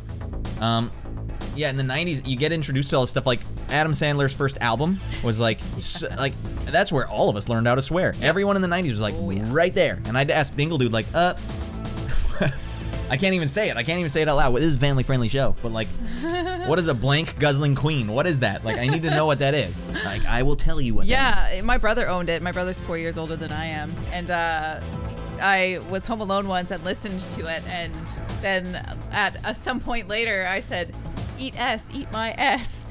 And I was found out. Like, I don't know where you picked that one up. This direct culprit right here, this CD. But that wasn't a really good CD. I like that CD a lot. Yeah. But anyways, so you get introduced to all this crazy stuff in the 90s. Now, with the internet, like, there's this crazy stuff everywhere, and people just kind of selectively decide what they want to be bummed out. Like, have you ever been to a website, say, I don't even want to say, there's certain advertisements on the sides of some websites that would be more offensive than an Adam Sandler CD ever. Like, what the hell's going on here? Yeah. Anyways, that's that. So for a point in time, I just remembered thinking it was cringy, but then we'd watched it, and I remember you said, like, no, you said it was good by the end, but I forgot and still remembered thinking it was cringy again. So when she said that, I'm like, all right, I gotta rewatch this just to make sure. And I was like, man, this movie is really, really good. Legit good. If you're not watching that, you're really blowing it, all right? All right, now next one up. We're talking November here. We're almost done. The Siege, all right? There's Annette Bening. That's Annette Bening. All right, well, they really airbrushed her clean on that one. Certainly did. That's what she looked like when she was 12 years old. That is smoother than a baby. All right, we got a cat rascaling us here. The Siege is really good. That speech that Bruce Willis gives is like bone-chilling. Bruce Willis did an amazing job. Denzel Washington, top 5 attractive man of all time, crushing it as usual. All right, and that's confirmed. I don't need her to weigh on it. I did say though that I thought that Cuba Gooding Jr. and Denzel Washington, they could be cousins, and someone could sell that to me. Yeah. They're the similar. I think it's the mouth. I think it's a similar mouth. I'm very much a mouth looker, and we had a slight disagreement about this movie. What did we disagree about? We disagreed about them taking over. Oh yeah. It got a little heated, but we don't need to. We don't need got that heated. Well, not heated, but that was an actual disagreement. But yeah, there's this movie. It's thought-provoking as well. Thought-provoking list, everyone. They can't all be the big hits, okay? Denzel could be a good Batman. Yeah. I think he could play a good Bruce Wayne, but I don't think he could play a good Batman. I wonder how tall he is. I was wondering the whole time we were watching The Siege how tall he was. Yeah, I find I'm always doing that. Like I watched, what's that? Paul Simon Neil. Someone I could be your buddy again. Paul Simon. He's really short. Yeah, for some reason I watched that music video, and Chevy Chase is standing next to him, and he's giant. He looks like he's 7 feet tall compared to him. Yeah. All right, I have successfully completed 10 minutes of the no frick zone. I'm back. All right, that is a successful no frickening. I wash my hands of it. Okay, next one up. Oh wait, we already did the Siege. Check it out. Don't frick around. Now everyone, the pick, the one that you leave 1998 with. You're like, oh, what a great year that was. All right, put a stamp on it with frickin' Jack Frost. All right, I'm not fricking around. Michael Keaton superfan here. I'm not messing around. All right, I legit like Michael Keaton to the point where like I'll watch Jack Frost and like it unironically. I just like Michael Keaton. I like him. You know what I mean? All right, now you gotta talk like you're with your gravel in your throat. You think you could do that? You think Denzel Washington could have gravelly talk? I don't know if he could. All right. I'm not sure. Maybe now because he's older. He might just have a naturally lower voice. Yeah, I want to go back and rewatch The Book of Eli. We saw that in the theater, and I thought we wanted it to be something else, and we were like... Yeah, that was rough. It was rough at the time, but maybe it was good. I don't know. Maybe, but even still... Liable chicken tendo! welcome in, by the way. Chicken Tendo, I guess, likes Jack Frost the horror movie a little better. It was first, I'll grant it that, but then rolled right into frickin' Michael Keaton, his swan song, all right? Have you pitched to everybody the idea that I came up with about Keaton? That you need this segment called Speakin' Keaton. That's not bad. All right, and you win, all right? You win. That's pretty good. I don't remember that at all. Oh. There's only so much room in here, and half of it is reserved. That'll play. That goddamn play. Half of it is reserved for never ever once again forgetting that Flipper came out with Elijah Wood and Paul Hogan. I'd forgotten it was out, and it really hurt me bad. Hurt my feelings. And that is in there for good. So speaking with Keaton, it's trying to get him, but it can't. All right, I love you both are dancing to the Crusader track. All right, Young Street, yeah, that was the one you were like, you gotta play it, man. I'm like, oh, frick, I'll try and play it. All right, you know what I mean? Michael Keaton crushes, and I'll just say right now, guys, you know what I mean? We got Speaking with Keaton here. Guys, It's like the no frick zone, but you have 5 minutes where you have to only talk like Michael Keaton. Well, that's a good thing that we're actually in the Speaking with Keaton moment right now. Jack Frost was in many ways my greatest accomplishment. There were problems in the script from day one. I told them the snowman can't be dead at the end. He has to come back to life. And they said, look, Keaton. Look, Keat. They call me Keat. I said, don't call me Keat. And they said, well, what do you want me to call you? I said, Mr. Keaton. Thank you very much. Mr. Keaton, we want the snowman to be dead at the end. I said, if it's gonna be a sad movie, you gotta give me that harmonica, and you gotta just let me belt out a tune for my son, all right? Michael Keaton, big fan of this movie. Michael Keaton, 2 in 1 year, all right? 2 in 1 year. All right, started with Bangers. Desperate Measures. And they're like, can he do it? How's he gonna pull it off? You know what I mean? I said, don't worry, let me lose the frickin' muscle from Desperate Measures and let me just go hard. Let me go hard on this family movie. And they said, but Keaton, the snowman dies at the end and he stays dead. And I said, well, it doesn't make sense to me, all right? If he's allowed to turn into a snowman, why isn't he allowed to turn back into a human at the end of the movie? I don't understand. How could you do that to the kids and the fans? The movie became a tragedy. Saddest Michael Keaton movie, best Michael Keaton movie, 1998, recap done. Boom. And that has been Speakin' Keaton. All right, every so often I can channel Michael Keaton wherever he is in the world and get his thoughts on the subject. All right, very Beetlejuicy. Well, that was his breakout role for sure. As big a fan of Michael Keaton as I am, I don't watch a lot of early Keaton, like the early '80s. I know he's in a lot of movies, but I haven't seen a lot of early '80s Keaton. All right, so now, as promised, my wife, resident expert in all music from 1998 that was pop related and hip hop related, because you guys know me. I come in with hip hop jams. I'm like, I don't know frick about this, so I don't know what to do. We're gonna start it up. Let's. Okay, they're not in any order. So this one was for me, just for me. I forgot to mention to you all, Vanilla Ice came out with his debut frickin' new metal. Oh man, he's like, you know what? And he put the parental advisory on there. I swear, no one ever came up with that. That's just what the people did, so that they're like, the kids won't buy it otherwise. This is hardcore as frick. And ice, baby. So he went through a whole new metal phase, and you know what? He outdursted Durst. He said, Durst, get out of here. Yeah. Take that soul patch off, buddy. He said, go raw dog. All right, now I have some links for you guys. Vanilla Ice, Too Cold. All right. Go ninja, go ninja, go. Oh, not this. Not this. God damn it. All right, that is Ninja Turtles adjacent. That is well done. All right. It did so well, went into construction. It did not become the next Fred Durst. Fred Durst might be doing construction right now for all I know, too. I don't know. All right, the greatest crime this man has ever committed is that his home improvement show wasn't canceled. Hidden Vices. Vices. You gotta admire that he kept the Vanilla Ice. He did not change it. He said, I like that name. It's hardcore as frick. Radd, we don't talk yang about Durst on the show. All right, sorry, I forgot.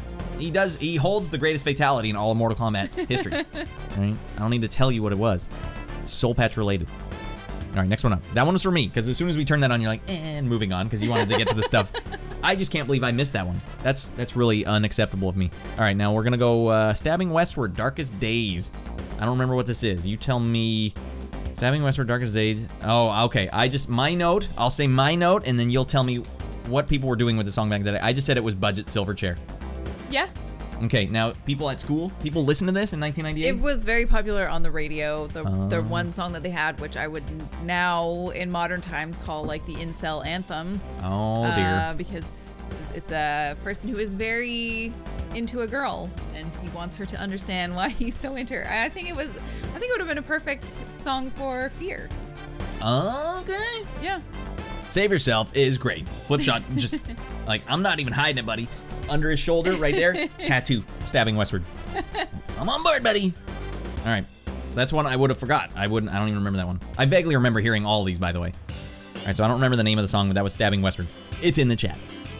All right, the next one up, Sneaker Pimps, Becoming remixed. Yay! I can't wait for you to make fun of me. Everyone in the chat's gonna just be. You said you used to listen to this while you were driving, because when we were watching the video, I'm like, when on earth would you ever be listening to this? And you just immediately said, oh, when you're driving. Like, oh, okay. Now, my note was that it sounds like the Beaver Boys bass from Tim and Eric. Yes, it does. I agree with that. Beaver Boys. Spin Spin Sugar. I burned it onto a CD in the early 2000s. Mm-hmm. As you do in the early 2000s. I'm pretty sure I just found the remix on Kazaa and put it onto a CD. And got a virus. And the virus is still following you, probably. It's still following me. But the first song I ever heard of theirs was Six Underground. Okay, and yeah, that was the other one. So I'll just dive ahead. Or they're both from this. No, the other one was from something else. The other one is that's Sneaker Pimps as well. All right, so we'll do Sneaker Pimps. This was from a remixed album that came out this year, but then also my wife was saying the song she liked. So she likes the band, but this was the reason why. Six Underground by Sneaker Pimps. And I just have to mention, the only thing that I could really come up was, oh, by the way, slow down breakbeat post-grunge was my breakdown. I don't know if that's accurate. I don't know what post-grunge is, if it's an actual genre, but I'm like, it sounds kind of like grunge. There's a couple chord progressions in there. But here's the big thing. Vampire Teeth. What's up with this Vampire Teeth? Do you know anyone that did Vampire Teeth? Did it get to the point where people at school were doing it? No, nobody did it at school, but I remember on Ricky Lake, whenever they would have the goths and vampires on, they always had filed teeth, and I thought it looked so cool, and I wanted to file my teeth down because I really don't have much going on. You're like, why not? Let's get some character. And then imagine being in your late 30s now going like, Jesus. Yeah. Come on. Jesus, no. Yes. Although you'd be just crushing through apples and meat. You'd be like, this is working great. Life would have been very different.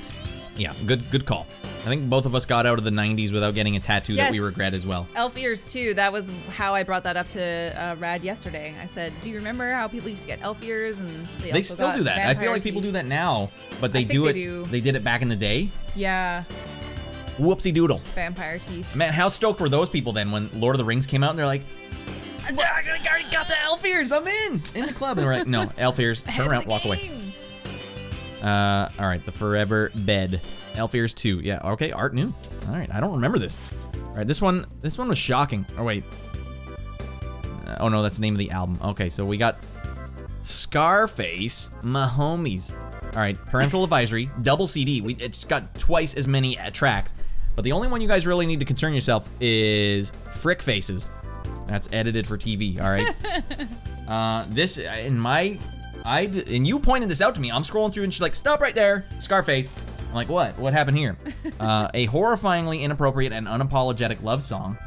Surprisingly melodic, though. All right, tell me, did people listen to this? Were you rolling into the parking lot at school and this was playing? So when we had BET here in Canada, it was like all I watched. I actually would record videos off of it and had it on a VHS. And so that was the only place I saw this video, but I liked Scarface because of his actual rap songs, not his whatever F Faces is supposed to be a ballad. This was not a pick where you're like, that's the one I liked a lot. But I just remember thinking, because I would have been, 16 when it came out? And I told you right before the stream, like, I had no idea that people made F Faces. I did not know that was a thing. Yeah, I didn't know until my entry point to that was O-Face from Office Space. All right, Devin, we do the pop culture refresher in the hot tub, or we don't do it at all, okay? But yes, we are. Nornrad's wife, you're a fan of Halloween Resurrection. Did you ever see Resurrection? I did, yeah. I only saw it once, so I can't have been that much of a fan of it. Did you see it in the theater, though? It feels like you probably did. I don't think I did. Okay. Yeah. That was a VHS rental then. Well, yeah. Or sleepover? Were you at his friend's house? Nope, I saw it on my own. All right. Somehow I missed that. I don't know why. I don't know why I missed that. Fair enough. Anyways, guys, this song, it is a love song, but these lyrics are so violently aggressive towards the female in the song, like... It's wildly inappropriate. You would not be wooed by this whatsoever. Well, the girl in the video begs to differ, all right? And he was rolling so hot, he just bought that other lady a bikini at the... Because he bought her a bikini. It doesn't work out for him? Again? No, he buys her a bikini and then they exchange their... Well, I thought that was just a girl that wasn't his girlfriend because he said in the lyrics, "You are about the same size as my girl." And then he said, "You know what? Just keep the bikini." No, he bought it for that her. was his ploy to get her to try on swimsuits. Oh, he's a rascal. Okay, I thought it was funnier where he's just rolling so deep. He's like, "You know what? Just keep it." There you go. 2 CDs worth. All right, here you go. Take a double CD of mine. Play it for your friends. All right, please come to my show. All right, Busta Rhymes goes hand-to-hand combat with him. Also, first roll of Starbuck herself. And really? Was she the one in the bikini? I wasn't hating that. Yeah, I don't know who Starbuck is. I know who Superhead is. That was a thing. I think that has crossed over into my territory now. Oh, wow. I've heard of this character. All right, next one up. Maya self-titled debut album, possibly. All right, now apparently, guys, this music video for I'm about to show you, Cisco before the silver scalp. All right, he's like, you know what? I don't have really long hair, but I want to get in on the ground floor of this hair dyeing thing that is so popular now. Maya. Wait, we'll do the whole thing. It's all about me with our good pal. Is that the full name of the song? What the hell's going on here? No, it was just, it's all about me. Oh, well, I don't know. With your good pal. I don't know why I'm talking. With our good pal. Oh, with our good pal Cisco. Okay. Awkward, way too close-ups in this. I know you guys are thinking like I've seen close-ups before, Radd, but no, these are awkwardly close. Like Yes. You have to back up. This is so close. Like it's like this. That's really close. Is that attractive? If you really focus on it, you can probably see nose hairs. Is that attractive? That's too close. All right, moving on. Wait, do you have some? Were people listening to this one at school? They weren't listening to it, but again, it was on BET, and it was like pretty big. And big. Then Hitting pretty hard. Thong Song came out like what, the next year? And that was 99, Cisco?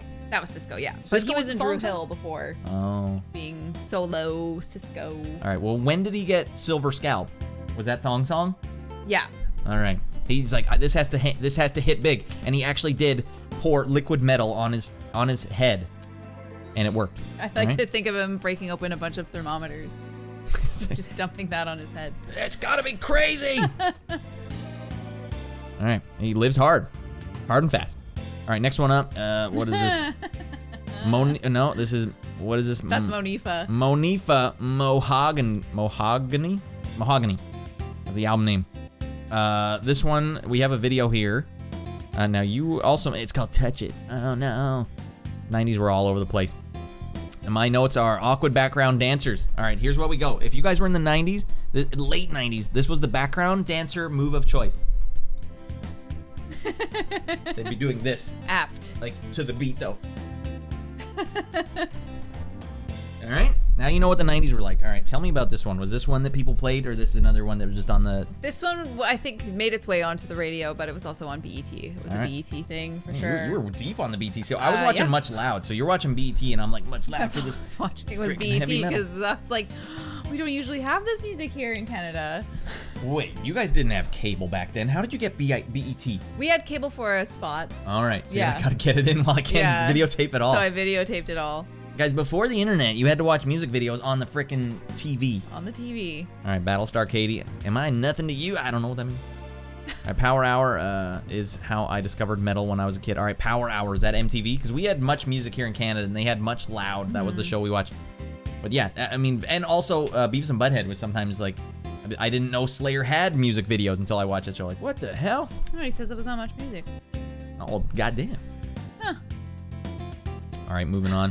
Much Music has the Power Hour Radd. Okay, well, all I know was Much Loud and then frickin' Electric Circus nonstop every day. Yes. Nonstop. All the time. Fun fact, when my friends and I, when we turned 18, when we were teenagers, we're like, when we turn 18, we're like totally going on that show. We're gonna go there and we're gonna dance. This is gonna happen. That is a life dream, a bucket list that will never be fulfilled now. Never. That is upsetting. It's a darn shame. That one stings. Save myself the embarrassment. All right, this one might win an award for best album cover of all time. Juvenile, 400 Degrees. He's like, man, 300 would have been good, but 400, that's where I'm stopping. And you'll notice that he spells degrees with a Z/Z, and it's got the money dollar signs through it. That is, wow. He's like, I need to be blasting you in the face at all times. Just like, look at this album cover. And bejeweled, jewel encrusted letters featuring Big Timers and Big Hot Boys, also with a Z. At a certain point, does it become more rebellious to just spell it with an S? Because we got 2 Z's on the cover right now. That is a little out of control. That is entirely too much Z. I mean, the only other step is to start putting letters backwards. It's a risky play. Let me just see if I can find my notes here. I did say, though, the track that you posted, bit of an earworm. Juvenile, back that ass up, and it's 2 Z's again. This guy's Z'd out of his mind. Crazy. That looks like my first Photoshop attempts decades ago. Oh, come on, Briggs. This one is world class, okay? This one, don't even pretend. Imagine the version of Photoshop the guy used to make this. It was probably Photoshop 1, Photoshop 2. He's like, oh man, I can freaking do this now. I can put jewels behind the letters. Oh, let's go.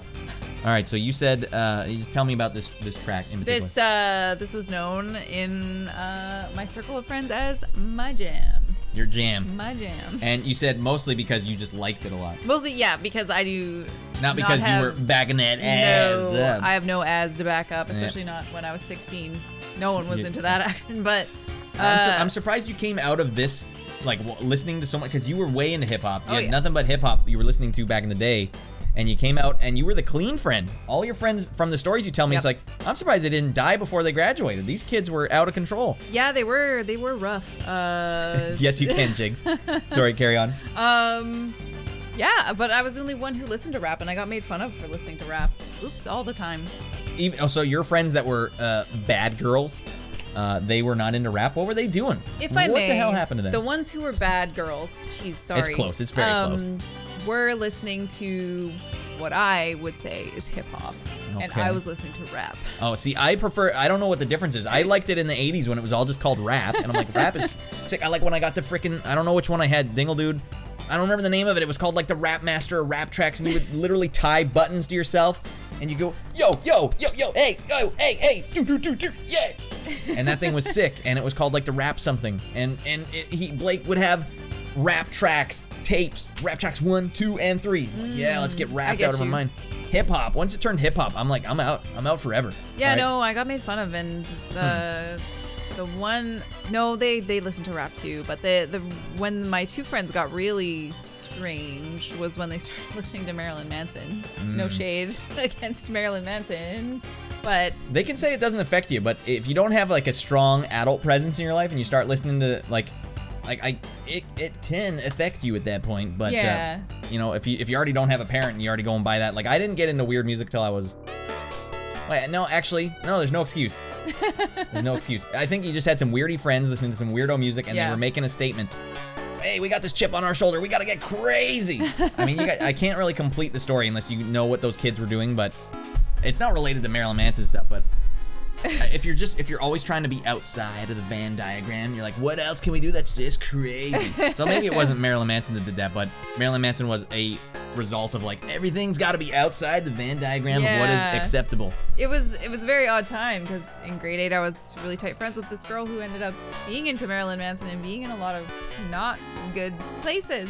But we grew apart because we shared a locker, and I'm certain that after living with me so long, you know where that went. Yeah.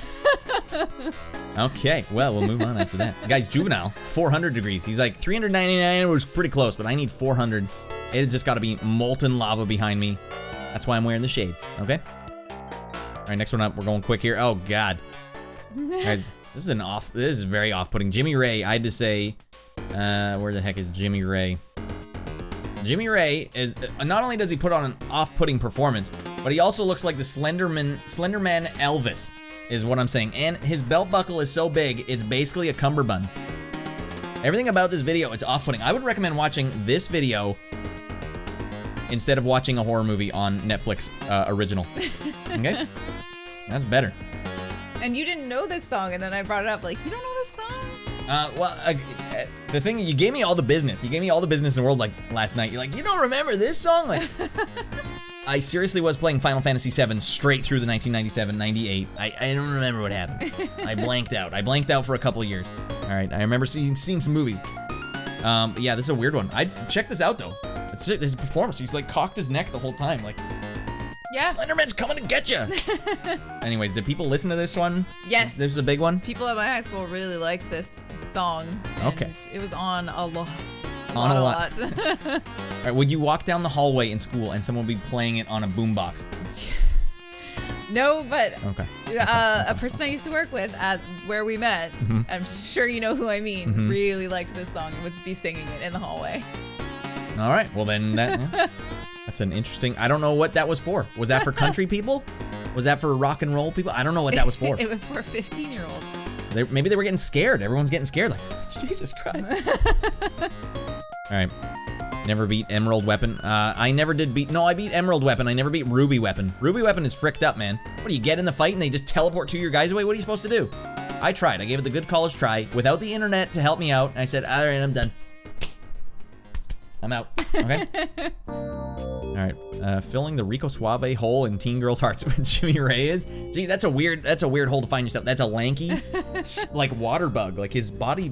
And I don't want to be like, oh man, how dare you? But like he's really leaning into it, like coming after you. Slender Man is real, and it's Jimmy Ray.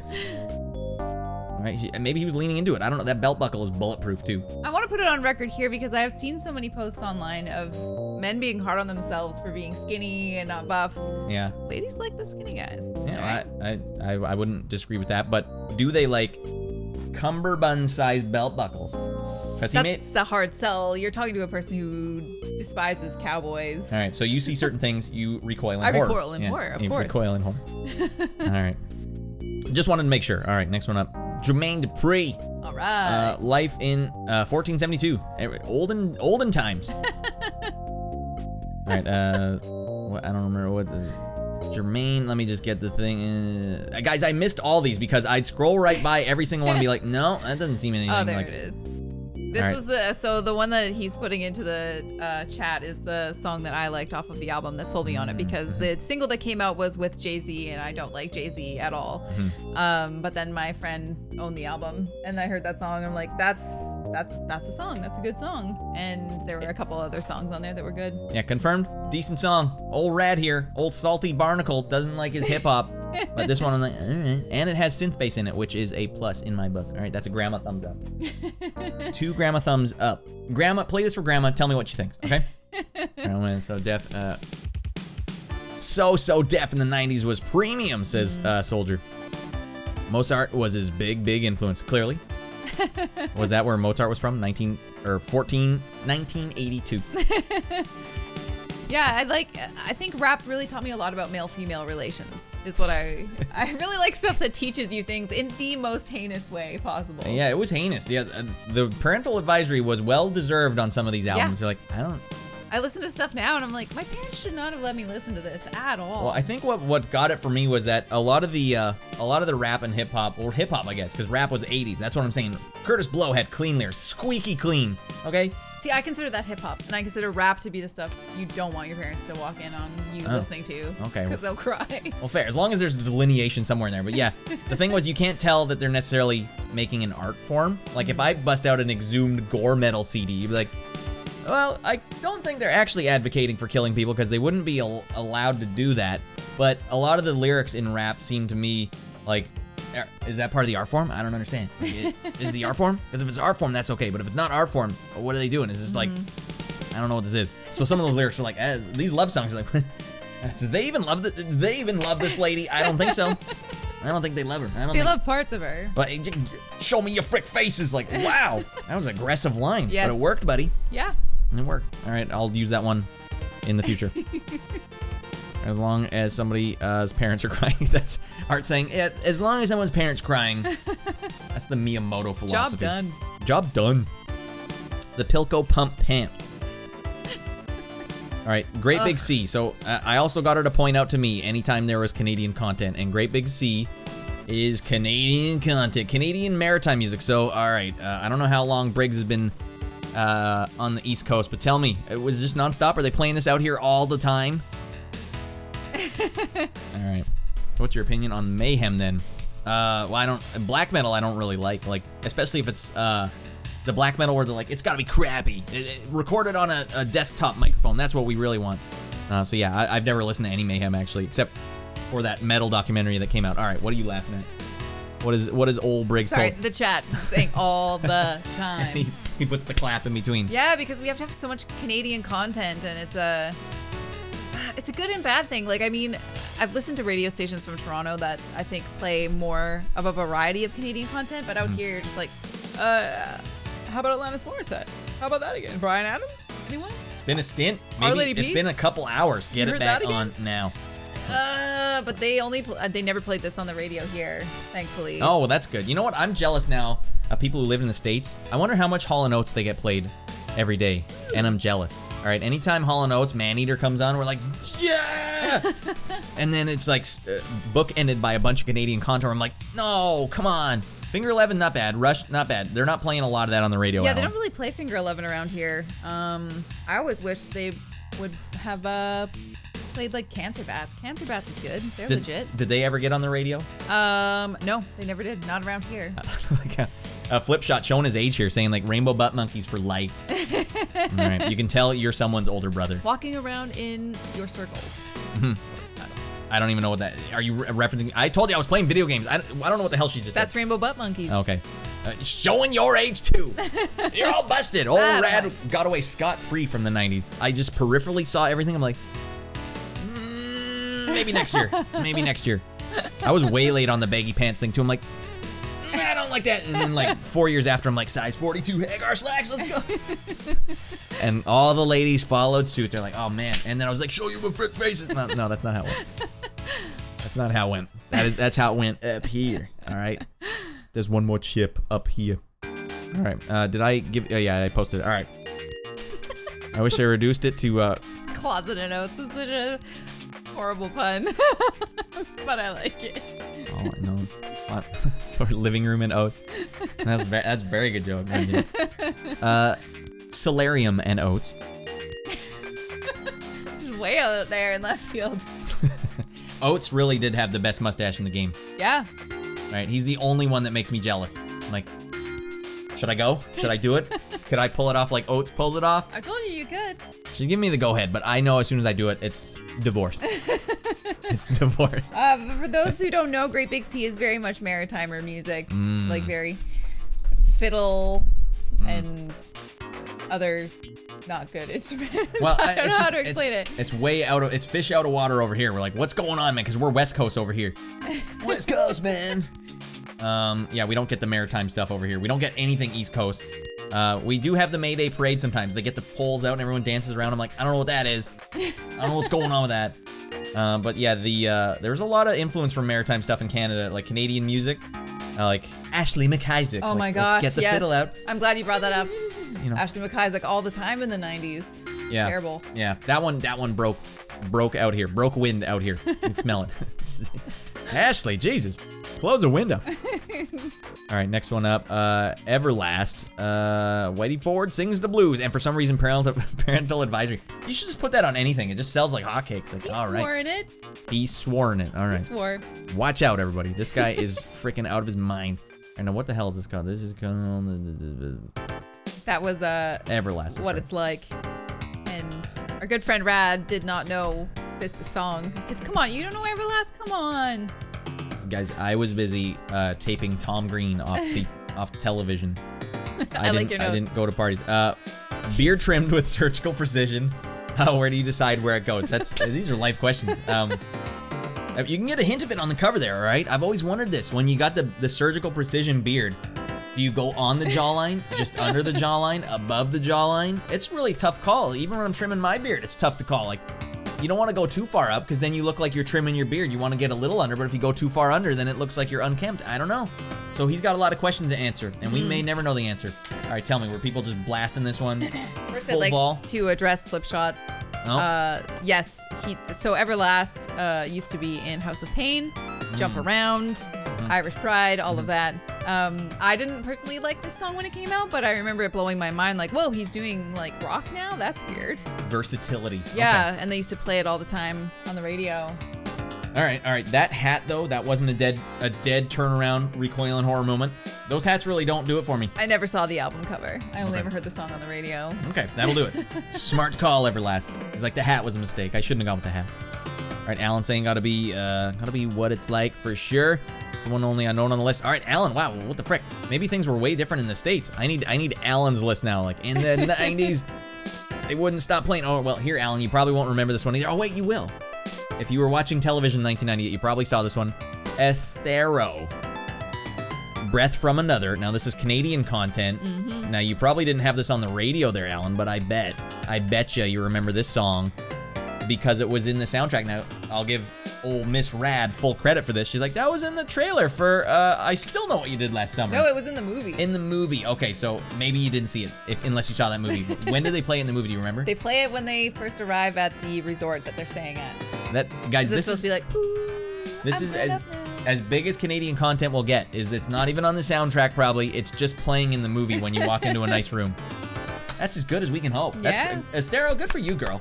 You really brought your A game. Now, Good for that girl. I will also say, just a rad pref here. Lloyd Christmas bangs are sometimes acceptable when you're a pop star, I guess. Lloyd Christmas bangs. Oh, did you like them on her? No. Oh, okay. Not a rad pref. My pref would be to not have the Lloyd Christmas bangs. I thought maybe her face distracted. I don't and want. You were okay. Well, I don't want people to be like, "Don't you have those bangs?" Because then I'm like, "You got to do what Rad says." But hey, and don't forget the bass. If you forget the bass, that's a big whiff. If you go like this, that's Lloyd Christmas's bangs.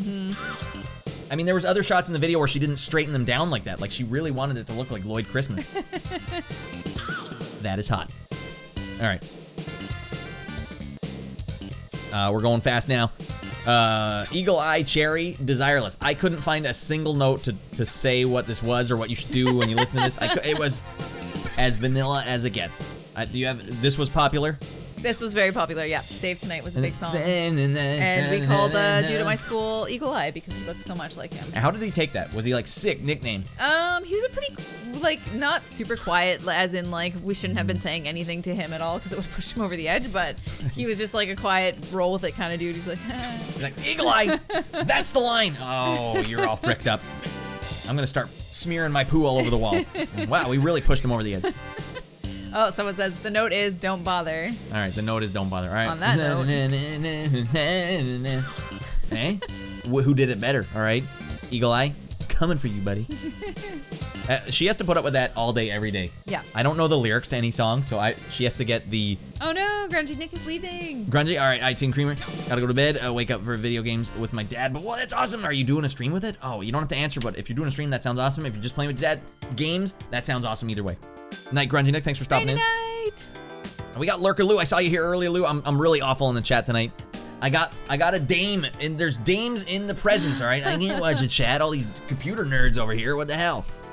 I have a reputation to uphold, everyone. Jesus. All right.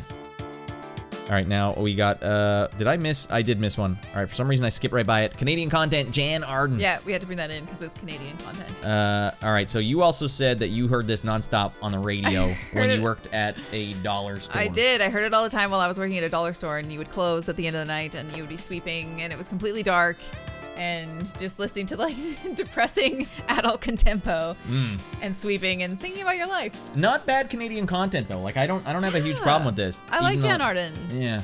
But I will say this music video, I don't know if you remember it, but it's her singing and it's kind of close up and there's a guy behind her. I don't know the lyrics. I'm also bad at listening to lyrics even when they're in English and from my region or anything. But the guy's behind her literally touching her face the entire time. And I think I have a bit of a phobia. Anything that you touch my face, I'm like, come on. Yeah. The whole time I'm watching this, I'm like, how can she be singing this song right now? Is this a love song or is he a bad husband? And he's like, see? God, yeah. Jesus Christ. She's a funny lady. She has a talk show on Canadian television now. All right. Well, I mean, I also have a talk show on Canadian television. Fair. Independent, okay? Right now, currently, I'm Grungy Nick's just getting hot flashed out as mine. Guys, roller games for NES is legit, okay? All right? She makes Samus Aran look like a pile of puke, okay? I'm not messing around. All right, I just wanted to mention that. Canadian content. Canadiana. Did I post the music video? Did I not post the music video? No, I got it. Okay. All right. Fred Couples Television. Briggs, I might have to change it to Rad TV. FredCouples.tv. It won't work. He's already got that. It's private. It's private for him and his family only. All right, next one up. All right, last one up. DMX. It's dark and it's hot as hell. Now, we already talked about this, but I wanted to bring it up because you said this was... What did you say about this? This was one you were into, for sure. Yes, I owned the album and listened to it a heck of a lot. And that's what she was listening to. Now, can you imagine that, everyone? Can you imagine that? How adorable is that? Thanks. I want it to be hardcore, not adorable. Yeah. Well, I mean, in retrospect, it's adorable. You see like a 16-year-old driving around in her car listening to this. I'm hardcore as frick. Like, wait till you pay some taxes. Yeah, I heard this. I heard the album when I. This is a strange story, but I went on a date with one of my brother's friends. Oh, what is his name? I wonder. And they were listening to Stop Being Greedy off of this album. Mm-hmm. And I was like, oh my gosh, this is so good. Like, what is this? And then I found out, like, oh, it's the dude who does Rough Riders Anthem as well. Because I wasn't sold on Rough Riders Anthem. It was a little too dancey. But yeah, I owned this album and probably got some good scratches in it from listening to it so much. Yeah, this was a big one. So that was a big album for her. Now, I wanted to post this music video, and here's my reference, my entry point, and Briggs is saying, see, Radd, this is rap. You and her must have just been so adorable together, driving around in your cars with your face plate, with the lights just going crazy on it. DMX up, Rough Rider. Briggs, I had 2 12s in my trunk. Okay, and, I don't know what that means. Pioneer 6x9s and an Alpine. Is that good? Is that, how much did you spend on it? First job, spent the whole first 1,000 on it?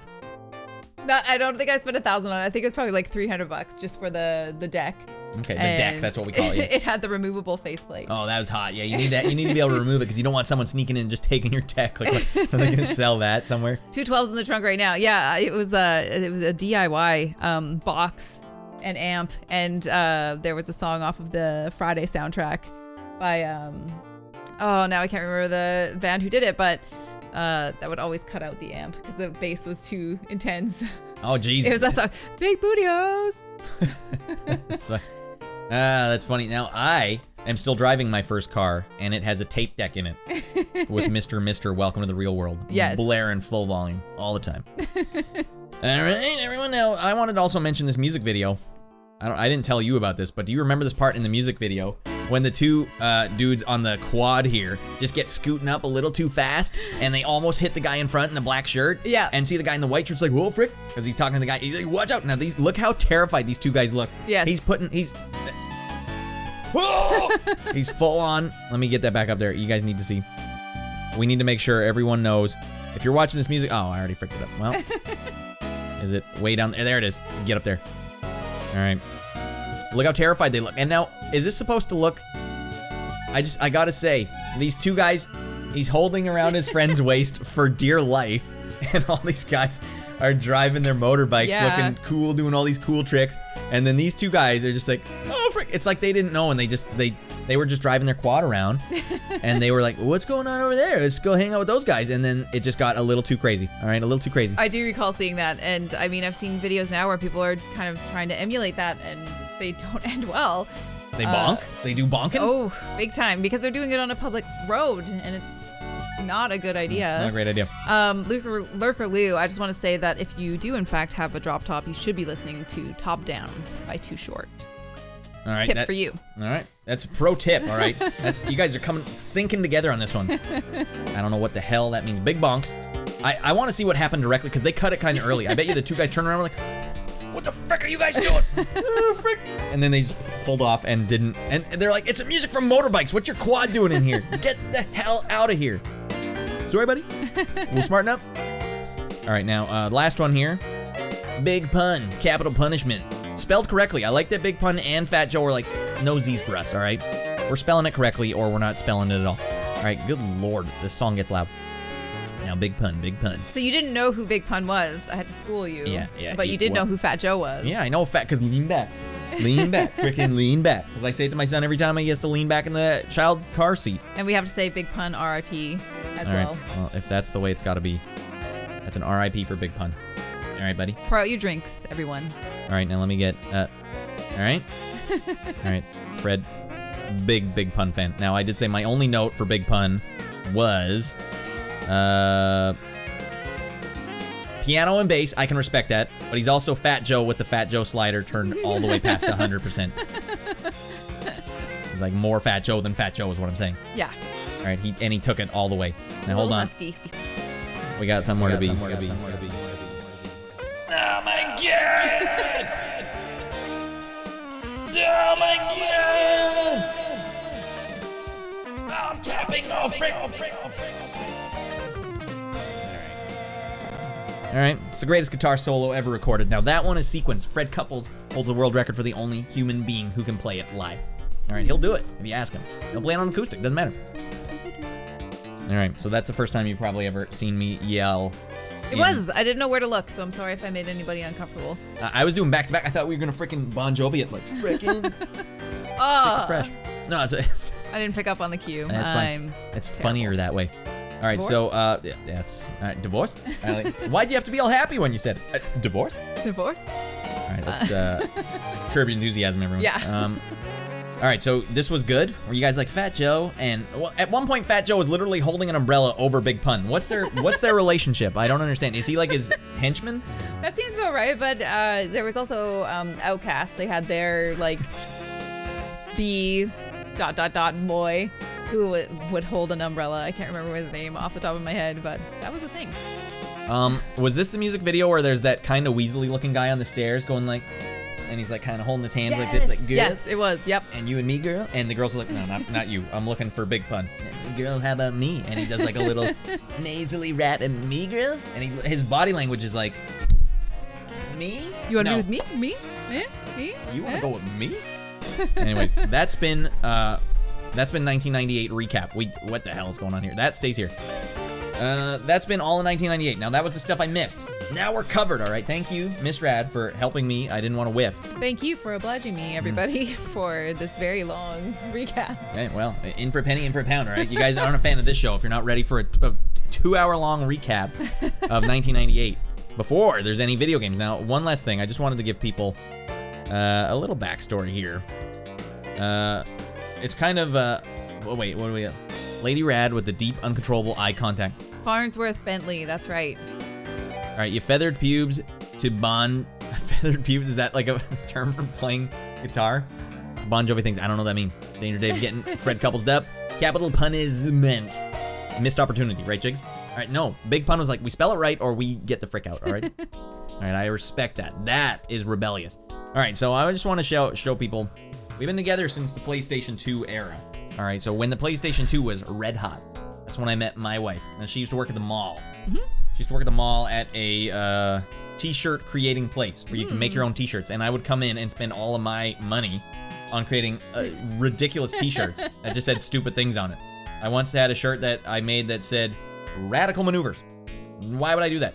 And then why would I do that? I also made a Wang Computers t-shirt. He said I was the second one to ever come in and make a Wang Computer shirt. Like, damn it, I thought that was fresh. Unfortunately. So, at one point, I'll show you guys what I looked like at this point in time. This was me, circa 2001. Long hair, Spider-Man flip hat, exhumed shirt. That's the one that the art teacher told me to take off. Yes, that is a Snow Dogs poster in the background, but you'll notice I wrote on it with a felt pen to say bum for the whole family, not fun for the whole family. Okay? All right. And that is a poster I drew for art class behind me. Big into gore, big into 80s silliness. All right? That is an unusual character if I've ever seen one. So this guy comes in and he gets a stupid shirt made for like 2 years straight. And I'd seen her working there and everything was fine. I'm silly all the time. So I was like, it's good times, but I never got the vibe. All right, I never got the vibe.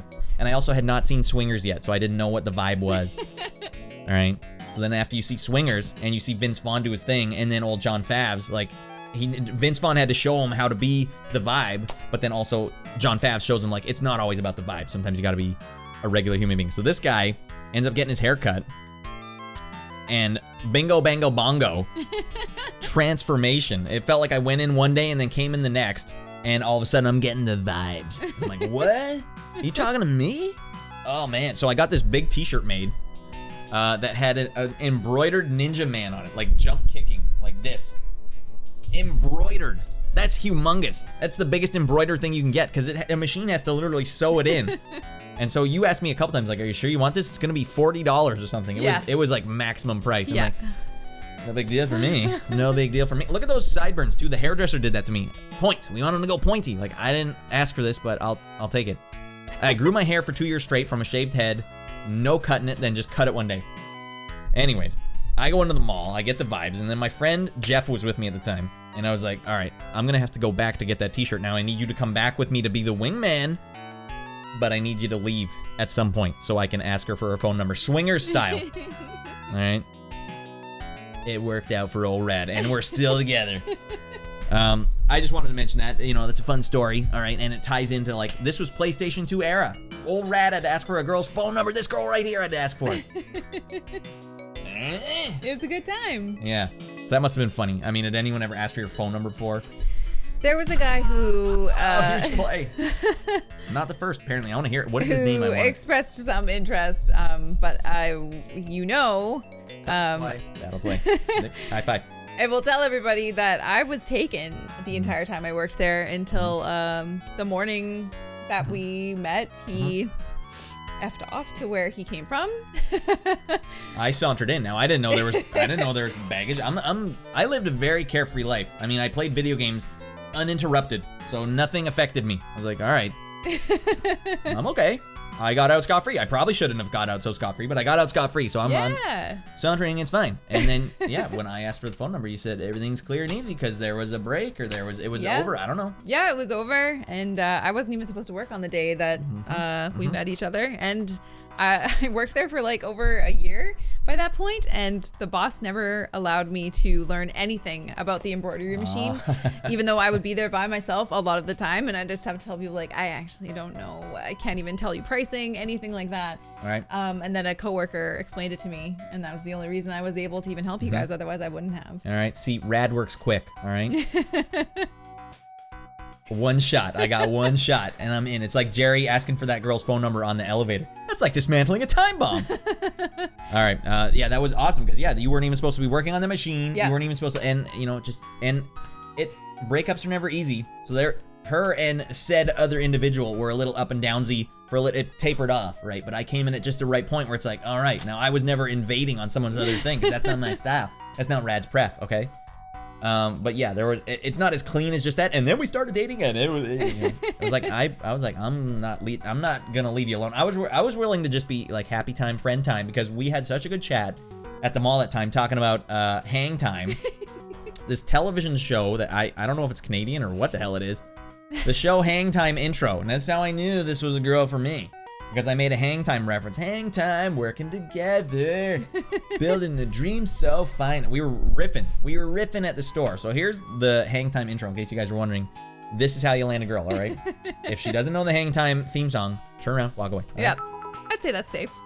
Radd and Radwife chat, forever Kung Fu movie, go! Or favorite Kung Fu movie, Humbucker. I don't know if you're big in, I don't think she could even answer you that. I'd be curious if you have any Kung Fu movie that you're into. Martial arts. We'll say just martial arts. Oh my gosh, I can't remember the name. We had it in our bedroom. Ong Bak. Ong Bak. Yep. Okay, you win. We saw that in the theater and blew our minds. We're like, I don't know what the hell's going on right now, but this can't be real. Yeah, this can't be real. That was nuts. And I mean, if you consider parkour to be a martial art of some sort. That was pre-parkour. That blew my effing mind when we saw that. A District 13. Yeah, that was also, yeah. His is Enter the Dragon. Well, that's a quality retro pick, Humbucker. There's nothing wrong with that picture. I don't know if I could tell you. I don't even know if I have one, but Ong Bak's got to be up there. Yeah. Ong Bak's got to be up there. As far as like ones that just impact, I was like, they're all doing their own stunts. That's like a whole movie full of Jackie Chan's. That's crazy. All right. So that's that. We've now learned everything we need to know. Everything we need to, and I remember I commented on your haircut as well. That was how I knew the vibes were going. And I felt bad because I said, like, oh, you look so good now. Not that you didn't look good before, but now I can actually see more of your face. And I have to say, like, number one feature is your smile. You have such a good smile. So I was actually able to see it. Okay. Wait, it's not like I had my hair in my face the whole time. I mean, it's not like this is what I looked like when I came in the mall. Like, hey, girl, I want that Wang Computers t-shirt and I need it right freaking now. No, I guess I was just, like, so distracted by the hair that... And we had never really talked in great length, and I know my coworker had a like crazy crush on you. I'll tell and I was not into that girl. That was not a Radd pref. Now I'll tell you what you probably saw, jawline. All right, Brad Pitt jawline. I did not down a bucket of double bubble gum every Christmas for 5 years straight just to not have a jawline to show off. All right, that was a jawline. All right, but also men's fitness fact. You want to take a picture? Just suck it in like that. All of them are doing it. Okay. All right. All right, so now I figure it's time for us to play some game. Thank you for that, Humbucker. Just dropping some bits, getting bits and bytes up. All right, Idiot's Brigade saying, except for the one elbow to the bike helmet in half, Tony Jaa does kick a dude on a while on fire. Yeah, Tony Jaa is out of control. Protector was really good too. outside of everything but the action scene. That Do you still parkour. have that guitar? You do, don't you? Which guitar? Oh, the one I'm playing? Yeah, Yeah. I played it for my son earlier today. He came in and woke me up because he comes in and wakes me up because I sleep through the day and then take him out in the afternoon. And so he comes in and tells me to put a shirt on. Like, Dad, put a shirt on, this shirt. And then he's like, and also get the guitar. I'm like, oh, well, you gotta say it nicely. All right, get the guitar, please. All right. Pulled out that guitar and then he shred his balls off today. All right, I need to play either the newest WWE, all right. Stream era Radd match, Battle of the Radd. Well, we're not, Humbucker, what we're gonna do now is we're gonna play some of the games that were what we played when we were dating. That's what I want to do. Okay. That's all I want to do. We'll also play some games that were important to you. In fact, I could throw it up in the chat right now. I could just throw up all over the chat. I'm gonna play some PS2 games that we played when we were dating, or we'll decide which order it is. Or you can play Aladdin on SNES.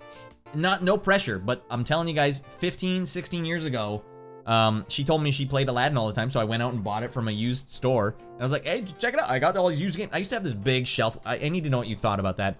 When we first started dating, I had a literal gigantic shelf from IKEA that was covered in video game paraphernalia, like 120 boxed NES games, like 180 NES games, PlayStation, Super Nintendo, everything. The Power Glove, for some reason, like everything's up there, just getting out of its mind. What was that like?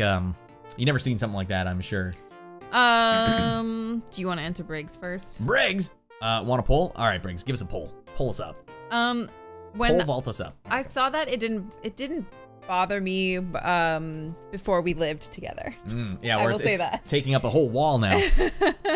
I will say that for sure, because it always had to be taken into consideration of like, oh, I need to put this display here, like, and I just don't like clutter and a lot of things, so.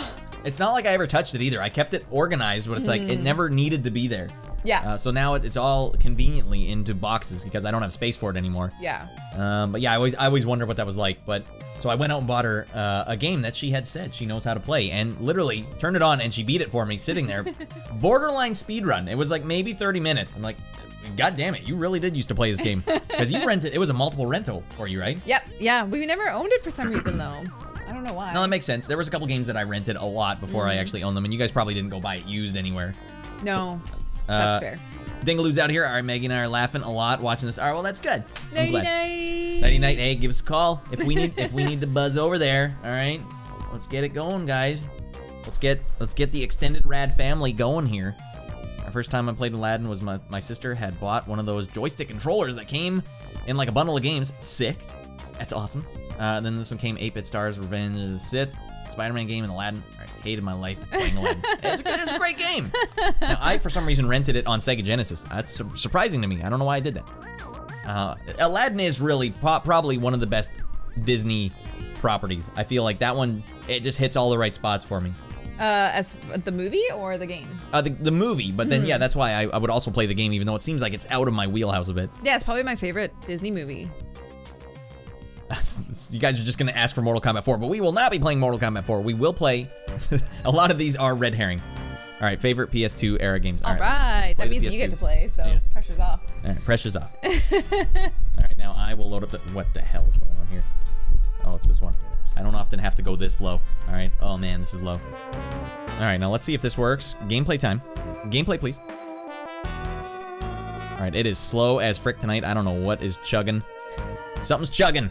All right, we got the double TVs here, though. That works pretty good. All right, yeah. Dingle Dude has to get his own separate camera, but I might just have to throw him in this hot tub with me, even though it doesn't. It looks a little strange. Brothers for life. All right, Norn wife TV confirmed. We've never been in an actual hot tub together. Not even when we went swimming the one time when we were still. Well, we dated for a long time before we got married, like 10 years into dating. All right, now let me get the PlayStation that I own. The PlayStation 2. It's just above. It's under the desk. I can confirm this. Confirm. Thank you. You're welcome. Appreciate it. All right, now I've not ever played PS2 games on the show before, so this could be a rascally endeavor. As rascally as this song is sensual and smooth. I know what am I looking for here? Oh, I didn't even get. Man, I didn't even make a shortcut for it. It's fine. We're going raw now. There's always a little bit of raw. Full raw. Oh no, the poll says You guys going Aladdin now? All right, late. Wow, we got 20 people that went Aladdin. All right, well, damn. Dan. All right. Well, you're back up, girlfriend. You played your cards too early. It's because I... All right. Wait, is it still going? Is it? All right, I need to see. I'll see if this is going. All right, no, it's still going. All right, no, it's still going. All right, we gotta wait. All right, I knew putting in extra votes for Radd Bucks was a good idea. Oh, goddamn, they're voting with Radd Bucks. Okay, and then, all right, that's how we roll. All right, I don't know, when does it say when the poll is over? We'll figure this out. And in the meantime, I have nothing to do except for find things anyways. So yeah, there's no pressure here for you to beat Aladdin. I don't want you to be like, pressure's on. It would be fun for you to play Aladdin. Because this show has largely been like a nostalgia trip for me. Mm-hmm. That's what I do on the show, is play games that I have some nostalgia for, some reason that I played them back in the day. So this is one that you played back in the day, so there's no reason. And guys, not a gamester over here. I know you guys might be thinking, Radd, whoa, but you're a gamester and you play games like, yeah, and I begged myself a non-gamester, all right? I did it. You can do it too, everyone, all right? Ask for the phone number. Does it ever bum you out that I'm not super into games, though? No, I feel like if you were into games, I would have just watched you play a lot of games. Like, I would have watched you play an RPG or something. Like, it was hard to watch you play BioShock Infinite because I know what the game's telling you to do. You know what it was? When I play console Coldwar and I have to play Miyamoto games, I don't know what he's asking me. And all I have is the chat going like, Radd, I think he's asking you to do this. And I wish someone could have just been like, Radd, take the controller, show me what it looks like. Oh, okay. All right. So I'm watching you play, but you were very thick-headed. You're like, I don't need any help. Don't get your hand off me. And I'm like, I think you're inverted. Like, I'm not inverted. Like, why then, when I say look up, you look down right away? Why? We've been over this. So I know whenever the game's trying to give her like a simple puzzle to solve, I know what they're trying to tell her, but I don't want to tell her. I don't want to be like backseat gamer. So it was hard to watch, but mostly I was mad at the developers. Like, I thought, like, you guys could have made this easier for people who aren't gamesters. Like, and that's why I thought L.A. Noire was a fun one for you, because, like, hey, if you frick up too many times, they're like, hey, you want to skip this mission? Just like, skip it. Yes, I do. And you were like, I know you were kind of like, it feels like I lose then, but it's like, I was like, skip it right now. And you beat the game, and now you know what the story is. Everything is good. All right, welcome to our lives. I keep telling him he needs a hotline option to call in one of us for help. Like, just take the controller from me. What does Miyamoto want from me? He wants his family to be this big. If it's not this big, he's canceling it. He's just calling it off. Well, I'm sorry to have been so butt-headed, but Simon's the same way. Right here. Like, no, I need to do it. Be this big. Stuffing his pants full of paper towel.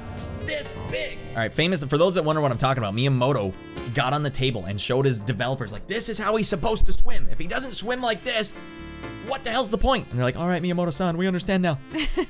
Because on the storyboards, it's like, what, like this? Like, no, God, okay, shove everything off the table like this.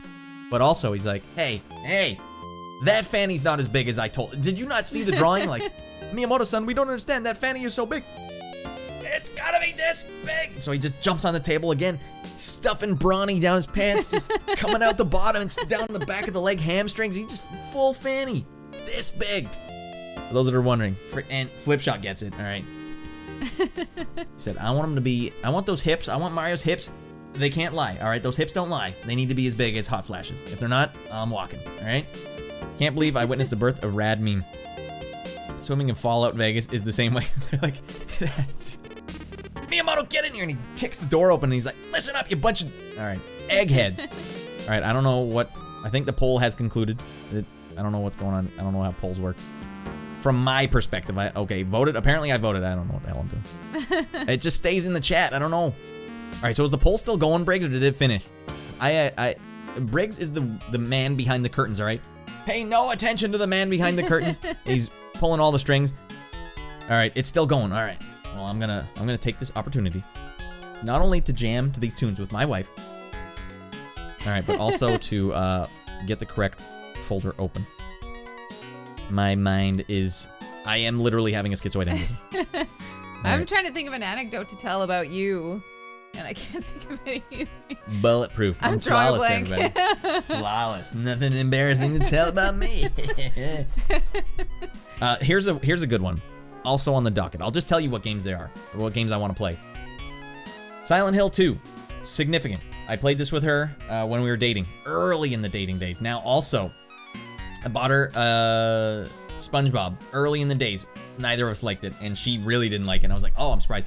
Katamari, another game. I'm like, it's the only game. You threw the controller playing Katamari, which like I thought this was a therapeutic game, but it is frustrating. But here's me at the time. I just thought like everyone knows about games, and this is a very lighthearted game. Not for someone that's never played games. Like 2 thumbsticks. What are you doing to me? That's the anecdote. I have a terrible temper. Well, no, not terrible temper, but a controller thrower, confirmed. Now, I've done that. Man, you should have seen me playing Final Fantasy VII. I smashed an NES light gun on my childhood bed frame because the stupid Coliseum's like, hey, guess what? Half health now. I'm trying to get Omni Slash. If I... All right, so every certain amount of rounds, they would just roll, like, what are these called? When you're at a casino? Oh. Slot machine. Yes. Yeah, and if you lose... It's like, here's a terrible thing that happens to you. Now your health is halved for the rest of the fight. Like, I can't win then. God damn it. You've seen fake gamer girl rage? Is that a thing? People fake having a terrible temper? Well, it wasn't. I don't want you guys to think like, oh man, and I had to call a hotline where it's like, oh, I'm being abused by my wife. Like, no, it was just like, drop the controller on the ground. And I had to be like, you know what it was? The exact look I did? Nacho Libre. When he's like, get that corn out of my face. And then the guy who brought you some corn. Yeah, and he slapped the corn. You gave me a dressing down. Like, you don't throw the controller. You can't throw the controller if it's someone else's controller, all right? You can throw your own controller, but you can't throw someone else's controller. All right, confirmed. Now we know. It's like when my stepdad once, I was in trouble once, and he's like, yeah, hey, you're done, or something. I was playing Mario, I can't remember, and he just pulled the cart out of the machine without turning it off. It's like, you don't know what the hell you just did. You can't pull the cart out. You hit power. That is what you do. So I didn't give him a dressing down at the time, but I was like, that was the same thing, like, unwritten rules, okay? Unwritten rules. All right, smashing stuff gets views. That's true, yeah. Okay, so the girls are giving you, like, oh my god, oh frick. Like, come on, it doesn't matter. Like, I know... The only time I ever got upset playing video games online was the Gerudo Training Ground for Legend of Zelda. I don't know if you've heard me. Gerudo Training Ground was the last episode of Zelda where it's like, I'm not going to beat the game this episode. I already tweeted about it. It's the finale. Like, everything has to happen here. I have to get out of this Gerudo Training Ground. And so I could feel myself losing it. Like, I'm always trying to be above. Like, you know, if you're a streamer, like, who cares? I got 1,000 people watching me. It doesn't matter if I lose at the game. Who cares? Like, not me. I don't have 1,000, but I'm sure these girls that are imitating gamer rage are probably like, it's a good show, right? Makes for a more entertaining show. But that was the only time where I'm like, I am hollowed out inside. I have nothing left to give. And so I turned my ire towards Miyamoto. Oh man, but so this actually makes me feel better about playing Aladdin because I was worried about like I'm really gonna have to control my temper when I inevitably screw up because I will. What, right now? Yeah. Oh, no. Yeah. Okay, well, make it funny because there's no. It's funny. With every drop of blood, there's a smile. All right. Or every drop of blood, there's a laugh. That's what Peter Jackson said about his movie Brain Dead. All right, so it's a tie game. God damn it. All right, well then I'll. Those are the only two. So we will play some Street Fighter. Or we will play Mortal Kombat 2. Or we will. I don't know how late you're gonna go. You said 12:30 is like roughly where you want to go. That's about a little less than an hour from now. The other one on the list. Now you guys tell me how this suits you. Old Miss Radd here. I mean, when you're starting a relationship, you want to, you know, show your best side always. And I brought my friends over, and we were all friends. She liked my friends too. But we were playing Hitman 2 on PlayStation, and we insisted on beating the first level without getting caught. We insisted on it. I think we played it for like 3 hours. And that is a slow game. Now, Miss Radd is there, and she put up such a good front where she's like having a great time. We're having a great time watching this game. But that was the one that broke her. After that, it was like, I don't want to watch games anymore. I don't know how you expressed it to me, but that was where I knew too, like, oh, like, this is not for girls. Hitman 2 is not for girls. Now, we could play that very same game, and I can't promise to beat that level without getting seen, but that is also on the docket. And that is it, and that is all. That is all we got. I don't think I told you that I didn't like watching the games for a pretty long time. Like, I think I really put in my time with it. Oh, yeah, I want you guys to know she put in the time. I don't want you to be like, oh, come on. No, she tried hard, but that was the one that broke you for sure. Yeah, because I mean, even with our son right now, when I'm watching him, I feel terrible because I'm very much like a point A to point B person. Like, don't mess with the stuff in the middle. Just get from point A to point B and be done with it. So when, like the other day when I was fixing that skills net and I'm working on it, I'm like, I just need to get this done. And he keeps pulling me away. I'm like, you're pinging stuff in my brain. I need to finish this right now. So when you're playing games and you're like, and I'll just go on to this side quest. Like, no, it's right there. Just finish it. All right. Well, let's also explain when you played BioShock Infinite, you became a JRPG player. Now, people who watch my stream will know what I mean. Is this or is this not a JRPG? when you walk into a room and you know damn well they're telling you to go to the right, but there's also a path to the left, you always go down that left path first because there could be a sick item over there that you need to beef up your guy, right? Now, unfortunately for us, BioShock Infinite whiffed it big time, and the only thing you would find is rotten bananas, literally. Oh, let me look through this garbage can, and I found it! A rotten banana, put that in the inventory.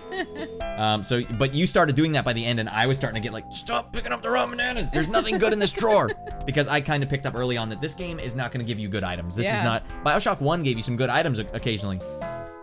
Or it's a death trap in Dark Souls case. Yes, exactly. Dark Souls is the gold standard. Like, oh, if you want this item, you gotta put in the time. All right, so we'll just say we'll play Aladdin. I want you to play some Aladdin. Then we're gonna let the chat decide. What are we playing on PlayStation 2? Are you gonna let me replay Hitman 2 in front of my wife and re-shock her? Or are we gonna play Silent Hill 2 and just have a little bit of memory lane? Or Bikini Bottom, also memory lane. All right, Aladdin first. Radd, get with it. Humbucker, what is that line from? The hatred that festers in my soul. That sounds familiar to her. Yeah. The items in Infinite were sort of randomized, if I remember. Yeah, but the thing is, you could start, Lurkaloo, that's exactly right. You could start to tell, like, there's not gonna be anything cool in that drawer. You don't have to look in that drawer. There might be, at best, some bullets. You don't need to look in that drawer. But she made it a point to look in every single drawer. Like, all right, I've created a monster. I created a monster. What the hell have I done?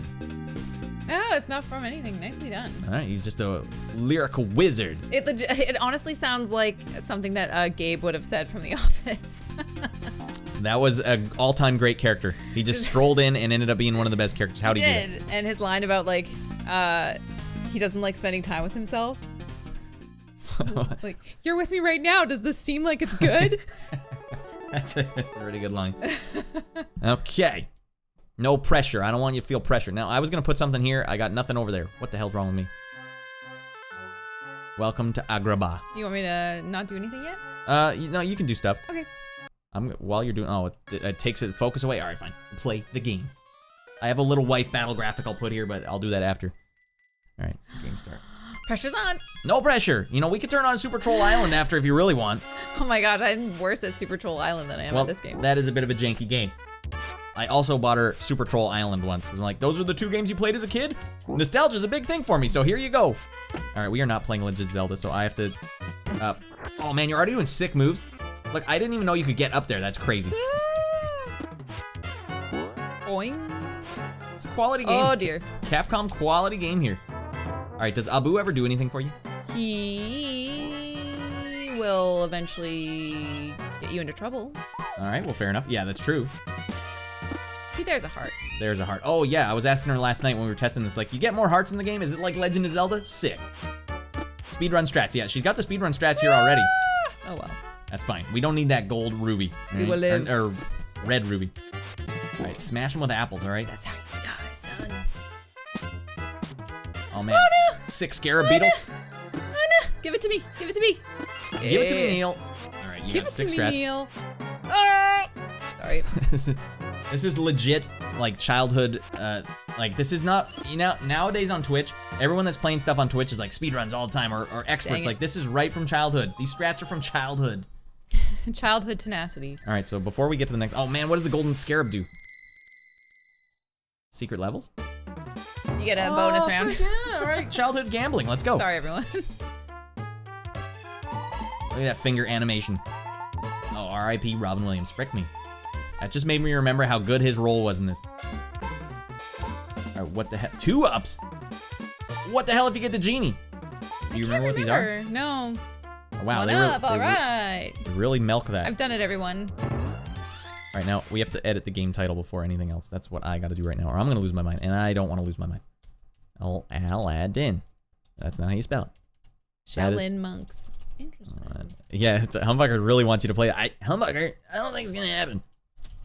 No one wants to play Shaolin monks. I'll play it. Lettermen. Yeah, sorry, Humbucker, I've been missing a lot of your chats today. The long ones are just hard for me to read, especially when they're this far away. So I'm just kind of going like, oh, God damn it. Ooh, there's a yin and yang between us? Do tell. So I feel, I told Matt before the stream when he was looking at pictures of himself with long hair that we have an identical hair color and that people are going to think we're Mr. and Mrs. Van Houten. That they look like sisters. Or sister and brother. Well, yeah, you've gone all natural. Yes. In the last like 2 years. So this is natural hair color. You used to have hair dye. Yes. So I didn't know for the longest time. I don't know what your hair color is. Guys, here's just the thing. Every woman out there is dyeing her hair. Every single one. This is the only one that isn't. That's all natural. That's not accurate. It looks good. I like it. Thank you. Oh man, that guy is freaking angry. All right, he went into freaking SNK mode and then just peaced out. Gently. Oh no, I might have needed him to jump. Oh, no. It's fine. You know what? No big deal. You got sick turkey out of that treasure chest. All right, that's fine.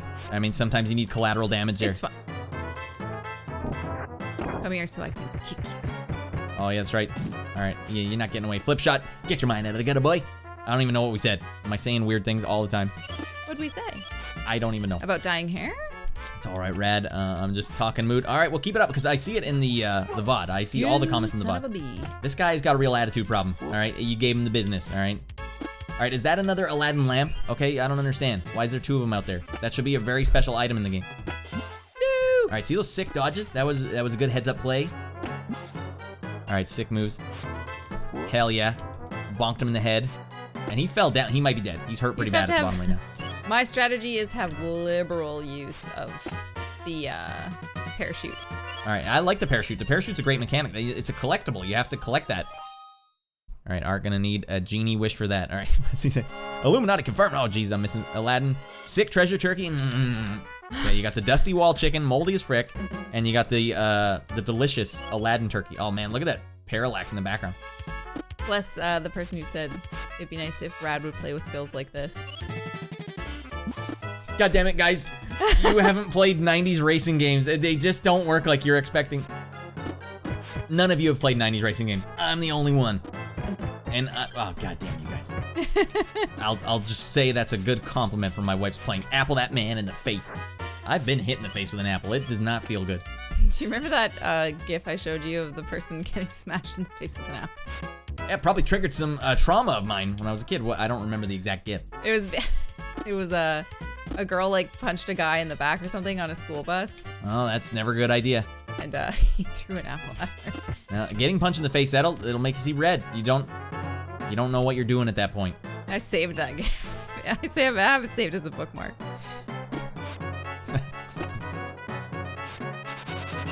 All right, jet moto anyway. Desi bet, I'm always down. All right, heaven and hell level, let's go. All right, Abu, do something. Quit fricking around and do something. All right, you're handling all these guys by yourself. And that one flip shot you can make a dirty joke about. All right, well done. That's high level play right there. High level play. Action, even. High level action. All right. Oh, I like what Humbucker says there. You guys read too fast. It takes me so long to read. Sorry. Man, I'm on the face. Don't immediately assume you're safe just because of a gender. Yeah, you turn. She could be holding a switchblade. All right, but also she did start in that case. So if she punches a guy in the face, then has a switchblade, that might be premeditated to murder. Ugh. Yeah, you don't want that.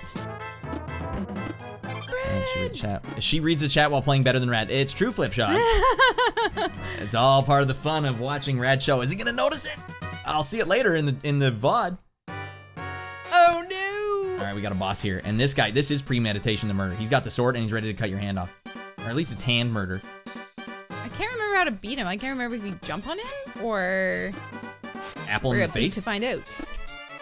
Okay. All right. Jump and on then the he head. starts getting slash crazy, Right, and he yeah. like glitches out usually. Oh yeah, he starts going like super fast if you're on top. Oh, there you go. Sick moves. Come at me, dog. Oh, this is high level play right here. Ooh, dang. Would have thought he would have been a 3-hitter. Yeah, usually the kid games do 3 hits only. All right. 4 hits. Foursies. We need you to get that 4th hit in. If it's not 4 hits, all right. Oh man. Time to bone down. That hot and heavy. Aladdin works fast. All right, he works faster than I do. God damn, Aladdin. Ask for a number first. All right. Plot twist, and she's exactly the one playing. Radd acting like he's playing like, oh frick, I'm doing amazing, guys. Sick moves. A not knowing about hair dye joke? We might have missed it. What'd you say? I don't know. Canceled? Is it a canceling affair? Also, when you guys are streaming, do you not let your chat move up, like automatically? Do you just like it? I'll scroll down when I'm ready, thank you, because I let it go manually, so then or automatically. That's why I miss a lot of chat, probably. Beat 'em up platformers like this. Fighting games and racing games are probably my favorites. Fighting games, yeah. I guess you did play. Mortal Wait, Kombat. you were a Mortal Kombat family. Yeah. We were a Street Fighter family when I was a kid. Ooh, well. Mm-hmm. And never the two shall they meet, like Montagues and Capulets. All right. And auto yet chat. here we are. All right, so you guys do auto chat and you just read it that well. Well, goddamn it. It's probably because I have to read it out loud too. Like, the urge to move forward on the show is always so great for me that I get the same thing when they're doing movies. I always have to ask my wife whenever they're like, in like 20 years ago, and then the movie will have like the dialogue saying like, here's what's going on. I miss it always. I'm like, what did it say? Like, otherwise I have to pause it. You want me to pause the film? Come to me. Got it. I want my bone eye. You got the bone eye. That's a big bone eye. Family friendly stream, okay? That's because you insist that there is no such thing as speed reading, but there in fact is. It's maybe not as fast as they were letting go on TV, but you can read a whole sentence at one time. And that is what I tend to do. I see. Whoa, you're going for all the high level moves here. That was a risky play.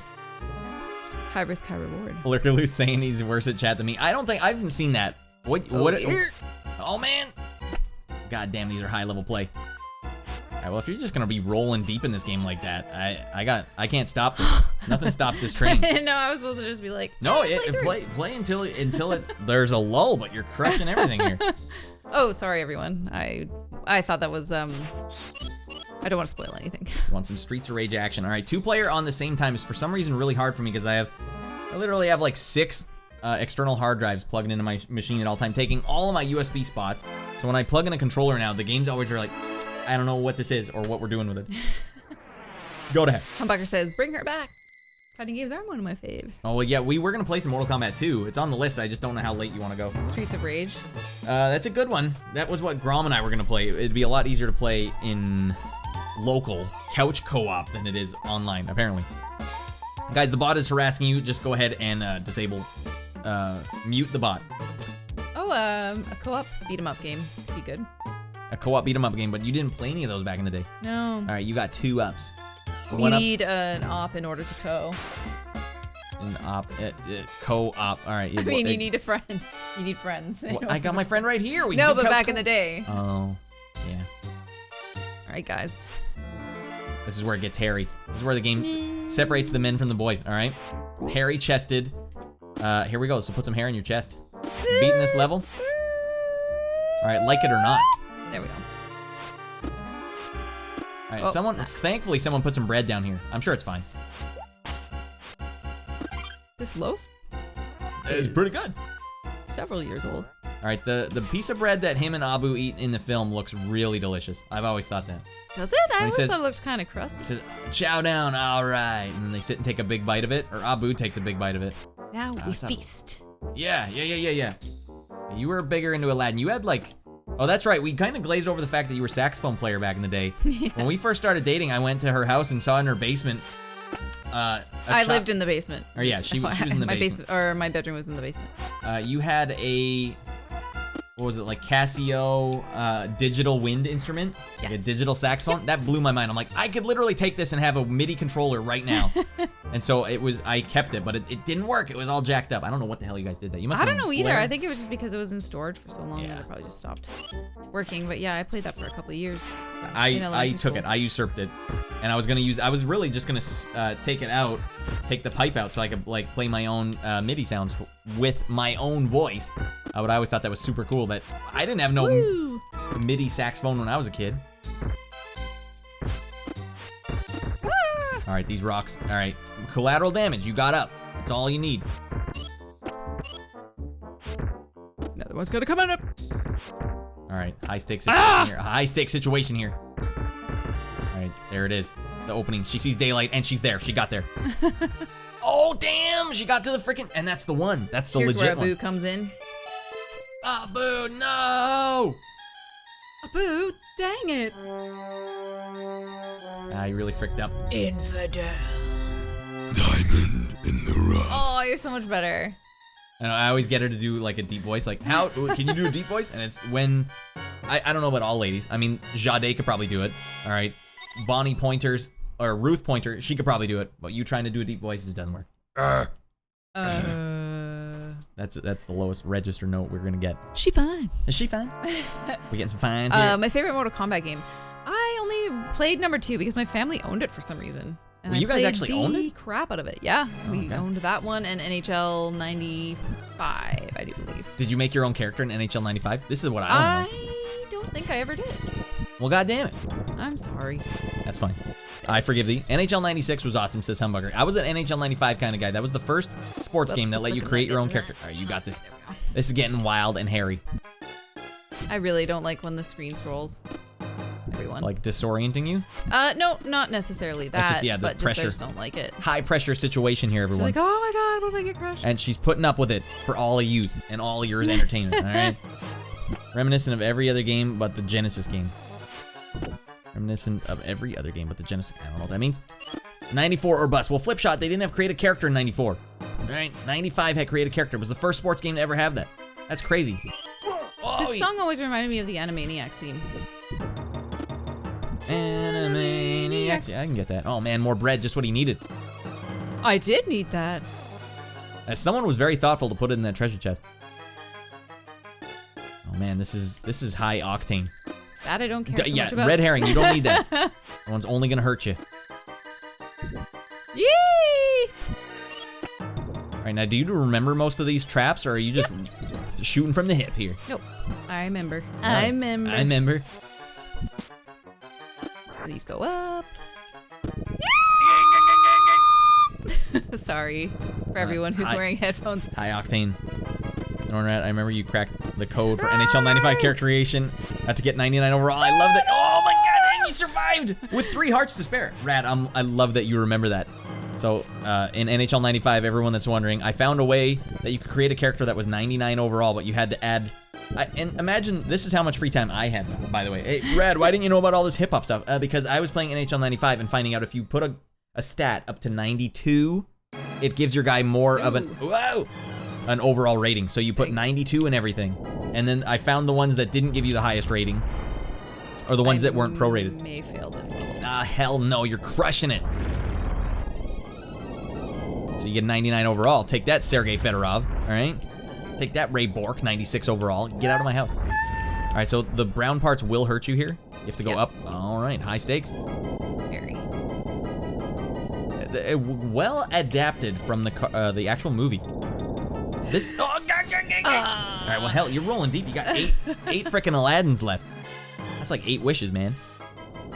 Never got past this part as a kid, says Lurkaloo. All right. Oh, no. Oh, man. That put the pressure. That put the fear of God right in that controller. All right, now you got this one. You got 5 hearts to your name. Singe in your fanny there. That's fine. All right, do it for Yakko, Wacko, and Dot. Whoa! All right, I can't. Oh, man, that boulder came. All right, boulders. We'll watch out for the boulders. We still got time. Super Battletoads, he says, Art, and that means it's very hard. Oh. She wouldn't get that reference. I know what you're talking about, Art. Now I can't unhear the Animaniac. This is one of the only soundtracks I would, actually listen to when I was playing games. The game's soundtrack? Oh, so you would pause it or mute it. Yeah, usually I would, mute the TV. Now we're down to the wire, everyone. This is high octane. This is what we all came for. No pressure. Well, if I fail it, then Then we'll move on. we'll move on. Yeah. We still got a Meat Lover's Pizza in the trunk. Name that movie, everyone. Someone's gonna get it. All right, feeling good. Now watch out for the boulder at the top. Nice. Oh man, I thought I had that for sure. It's funny that the first one you did was the farthest you got. That's psychological. That's psychologically very interesting to me. I like the way the human brain works. Oh my lordy, Jesus in heaven. Like now there's more factors in your head that you're thinking about. Like, beginner's luck is an actual thing. Oh my lordy! His fez just got ticked on that stalagnite. What did they call it? Oh, here we go. Now you're rolling deep. Now you're going into deep waters here. You're being dragged into deep waters here. Oh, boulders galore, and you're up. No! I was so close. All right, this is it, and this is all. All the marbles. Apu's life. Genie's up. Oh, if it's Apu's life. Oh, man, we got one more shot. That's what I think of you, Abu. No pressure. Thanks for not helping me. Same exact spot. All right, that's fair. Hey, that's fair. I'm sorry, everyone. No, that's fair. That's the first time playing in probably 10 years. All right, that's not bad. That's not... Stalactite and stalagmites. All right, Devin, thank you for that. I don't want to look like an a-hole in front of my wife, okay? Right, next Wednesday anniversary, Radd presents his wife with an Aladdin-inspired retro 16-bit soundtrack of her own. Anime. Oh, God! Oh, the maintenance man got you with those frickin' who put that rock there? Who put that there? All right, now, one thing I want to do right now, right frickin' now, if I must. I did not spend 40 minutes rendering this just to not put it on. I'm glad that Domino's is good somewhere in the world, because that Domino's around here is no good. Yeah, we had a very bad experience with Domino's. Oh, you mean my name? It's Leanne. Oh, he's doing some mining. I got you now. You busted. I get you. All right, via just loop this. That what I want? Yes, it is. Are you on the screen now? No, you're not. There it is. All right. You are currently watching Wife Battle. Now, Wife Battle's going to scoot over here. All right. There is no Memorial Day in Canada. What do we have something similar, though. I forget the name. Remembrance Day? That's right. But that's in November. No, yeah, it's not the same day. We got a while to go. We had a holiday last weekend. I can't remember what it is. Victoria Day? I don't know. Yeah, we both work from home, so we don't get days off. It doesn't work. Victoria Day. Radd wife versus Radd husband in a UFC game. So funny anecdote. There's a YouTuber who was looking for a video editor, and I do video editing. And part of my application for it, I made Matt. Is that rear naked choke or triangle hold on me? I think it was just a sleeper hold. I had to give her the sleeper hold as part of my audition tape, and I was not selected. Yeah, we went all the way. So what we're gonna do right now? This was my wife's request. She wants to play me, old Radd, at Mortal Kombat 2. We're actually, because if it says wife battle, we at least have to do one battle together. Now, first things first. This is also Super Nintendo. You said you owned it, which I think is crazy. Combat. Yeah. SNES. All right, here we go. All right, you called on the hard rain, the thunder. And I'm giving her the Super Nintendo controller, all right? Like, I get this controller. I'm using this controller. This is not ideal. All right, here we go. She requested MK2. I once again bring her back. Radd, this is MK2. We're doing MK2. Or he says... He didn't put music in the game or in the video simply because I was editing it in the style of the person who I was applying to, so they had their own music. Oh, yeah. So I was trying my darndest. Otherwise, but when I did used to have the YouTube channel, I got you to score a video for me. It still felt wrong. I'm like, this is gonna come back and haunt me at some point. You want to know the secret move? Yeah. Come to me. Okay. That's the secret move? You just stand in the corner and you just uppercut. I think you're wrong. All right, what if I psych you out? Yeah, you whiffed it now. Oh God, I whiffed it. All right, the secret move is, she wouldn't tell me. When we were testing this game out, she wouldn't tell me what the secret move was. The secret move was the uppercut. You mean this uppercut right here? Oh, frick, man, yeah. All right, I promised I would not go easy, okay? I'm not going easy, all right? I'm using a SNES controller. SNES, I like that she called it SNES. All right, watch this sick move. Oh, I'm all over the place. Oh man, leg sweeps galore. Oh, frick, got the full 10 hitter. Oh God, Scorpion. Oh man, she's teleporting like crazy. I can't handle these moves. Oh, I'm pinned in the corner. Now I'm in deep waters now. Come here. Oh, sick little backhand move. That's sick. What does that guy say? Damn. Get over here. That's Scorpion. He says. No, but what did the guy you worked with? What did he think he said? Oh, I worked with a guy named Mike. A bit of an odd character. I liked Mike. He excommunicated himself from us completely, but we had an argument at work one day whether Scorpion says, "Come here" or "Get over here," and what he thought he said was, "Come to me." I'm like, Mike, that's 100% wrong, buddy. That's not right. Oh, you I'm found doing forward A, and I am not. down forward A. Oh, down forward A. Yeah, like fireball motion. Although I don't know if that makes any sense to you because you weren't a Street Fighter kid. Oh no! Oh god! Pressure's on. And I like how neither of us block. All right. I had to do it. Oh man! Oh, this is hot. This is toasty. Yes, he thought he said, "Come to Butthead." Come to, yeah, exactly like that. But we had to ask some strangers who were currently renting a movie at the time. Like, oh, what does he say? He does not say this, right? Like, no, he says, get over here. Oh, don't be sorry. We got to see a cool fatality, so there's that. I was wrong. It's back, forward, or back, forward, Rad wife. Oh, the coming up. All right, why don't we just get crazy? All right, we'll get Raiden out of our minds. Okay. Okay. Red versus blue. All right, Red Raiden. He's like, I don't know what the hell I'm doing here. I found my red outfit this morning. Just put on the red one. Can I do it in the air? Oh, you beat me to it! What is he saying there? I don't think he has a name for it. Oh, I just always thought it was Samilomika. All right, I'm teleporting out of my mind. You can't handle this. These teleports are out of control. Oh, there's the block. There's a thing. Oh, now I'm in trouble. If she's blocking, then I got no recourse here. Don't hit me! All right, she's a blocking phenom. Radd, not a blocker. Oh, yeah. Man, you gave me the Hulkster. Body toss. That was a real Macho Man Randy Savage move there. God damn it. Johnny, get in the car. All right, super combo for both. Up, up, down, left. Sorry, honey, BA. Is that Ricard? All right, I'll use that one. I'm using the air dive. I bet you never seen that one before. That's only the high level players can do that one.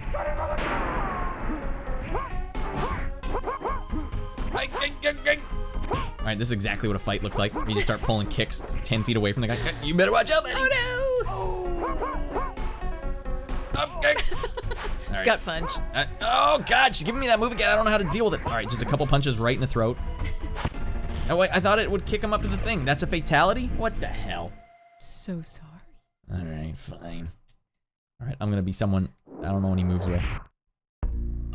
Press start to continue. All right, you're back in. I'm gonna be. You want to get the girls going here? Yeah. All right. You're gonna be Melina. She'll bite you, man. Watch out for that. I'm gonna be Katana. They fine. Same actress doing both character. Oh, interesting. I know, and I think so. The actor that does Sub-Zero and Scorpion is like almost all the characters in the game, anyways. All right, and now is where the oh man, look at this sick spin move. That thing's out of control. I'm just trying to land upon a move, get lucky. I know. I didn't like how Mortal Kombat had silly moves. Like, just give me down forward. Oh, okay, that's down. I don't know how I did it. The squat's pretty silly looking. Just sitting there yelling the entire time. I like this, how some punches come out low, some are high. Oh man, Katana's getting whiffed on here. Oh, there's no air block, Katana. Jesus. Wins, all right. High-waisted leotards. Melina, please. All right, Briggs, I'll say these are pretty high, but they're not high enough to be called high-waisted. See how there's some hip that's covered there? Now, that is functional. I'm not like a crazy person that's like, ladies, you always have to be showing all of the hip all the time. This is more functional. This is more like a bathing suit. Like a nice, your mom would wear this to the wave pool when she took you there on your birthday. Like, okay. I still think you, if you were fighting like this, you would want to be wearing something that was shorts versus something that can easily go up your crevasses. Yes. You gotta be careful for those crevasses. Is this Evo? Jigs, you're goddamn right, it's Evo. Frick me. Finally, we have some competition, right? I don't know if you know, Evo is a fighting game competition that happens once a year. Oh, silly. Canceled due to COVID. Oh. Well, I assume it's canceled. It's right here, right now, guys. That's right. This is as close as you're. Someone's gonna. You keep doing this. If you get hurt, it's your own fault. All right. This game didn't have combos. I don't know how they allowed this. You have to get the book and do your cheats. You're swinging your fan. That's a thing. Yeah, and I'm also swinging my fanny. All right. All right. Banned in Europe. Okay. The stream is banned in Europe. Radd, do you remember jumping over that lady at the pool in my apartment? I do, Art, and I'm trying to remember if that was accurate or not. So Art and I live kind of near that building now too, and I'm wondering where the heck that pool was. All right, we need some Baraka here. Anyways, we were not supposed to be in that pool, Art, if you remember. For some reason, people who lived in your building were allowed to use the pool in whatever building that was, and so we went in there, and there was a lady that didn't want us running into the pool and jumping into the pool because there was grass, and it was getting grass in the pool. And so she proceeded, she saw us lining up for a jump, and she said, no more jumps, guys, you're not allowed to do that. And we're like, yeah, whatever, 10-year-olds would do whatever we want. So Art and I ran full speed, and she swam in front to sort of get in our way because she thought that would stop us, and we jumped like 8 feet over her in a pool. Like, it's a good thing we didn't land on her, Art. That would have been a MDK. All right, that's murder, death, kill. I'm wondering if it's the Art, if you remember the name of the building, if it was Riverside Gardens. It's just down the street from us. Because we went there, little Radd and I noticed there was a pool. I'm like, dang, that's fancy.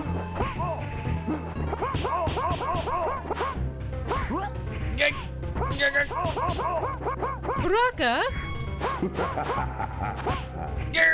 I like how he just has a dive move. I was so close. All right, and how does he choose? Oh, he gets a free shot. All right, one more. All right, that was my finishing move. That was originally. Insult to injury, just tap me down. All right. You want other people's bodily fluids rushed towards your body? Hell yeah, wave pool. But they're covered in soap. They're soapy, other people's body parts. All right, you can be Liu Kang. Okay. Because he has the bicycle kick. I don't remember how to do it. I don't remember how to do it. If anyone knows off the top of her head how to do the bicycle kick, that'll give her some nostalgia for sure. I like those trees in the background. They look so deranged. Oh. Oh no, she's giving me the full hitter. All right, that's why I got the anti-air all day. Oh, what the heck? Woo! Forward kick. Flip shot things. Forward high kick. Try high kick. Oh, that's another one. Try back. Oh man. All right, he's giving me the business. I don't need, as of right now, I don't know a single move my guy has. Oh, I got that though. I don't know how I did it. Frick. Hold low kick for 8 seconds. Whoever is Liu Kang. Hold low kick. Okay. Hold down circle, or in your case, whatever the low kick is. What happens here? It's an 8-second hold down to the button. And let her rip. Let go, does it do anything? Oh, that's it. That can't be it. That is really how you do it? Wow, you really have to hold it a long time. I bet it's not 8. 8 sounds crazy. I bet 2 seconds is No, all but you even there, like. Well, try like 2 seconds. Like 1, 2. No. What the frick is going on here? That is how you did it back in the day, Radd. That is deranged. There's a reason I did not like the Mortal Kombat franchise for a long time. Finish it. All right, that's sick finishing. Let's just give him a couple of those right next to his mouth, just so he knows. Oh, I'm deadly serious, and then just knee him in the balls. That's a finish. Mortal Kombat 2 was like after dinner, and the break between dinner and then doing homework was watch Kids in the Hall and then play Mortal Kombat 2. All right, now that's an evening. Head into homework. All right, now this one's for Radd. Now you suggested it. I didn't even. We're gonna play some Street Fighter. Yeah. Or wait, I don't know. Maybe I suggested this. I don't know. But I said I'm not going easy on this one. All right. Ultimate Mortal Kombat 3. Ultimate Mortal Kombat 3. I need to see how Radd Wife handles Ultimate Mortal Kombat 3. That wasn't. By. I'm gonna pronounce it wrong. Ricard Egberg. Oh, Ricard, you're piecing. All right, quick visit. Gotta go. I appreciate you coming in and letting us know. Brighton Apartments. Okay. All right. These guys are just doxing us. This is hilarious. It took that long. 8 seconds. They're like, 2 is how long they're doing it in Street Fighter. But you know what? We're gonna go 8. All right. Yeah, Kids in the Hall. What's your favorite sketch? You think? Hold on. Let me just change my buttons here because I'm deadly serious. I'm not asking. I know you can. I'm telling you guys. I'm going right in here right now. I'm getting crazy. Okay.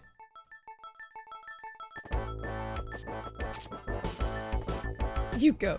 The beard stays.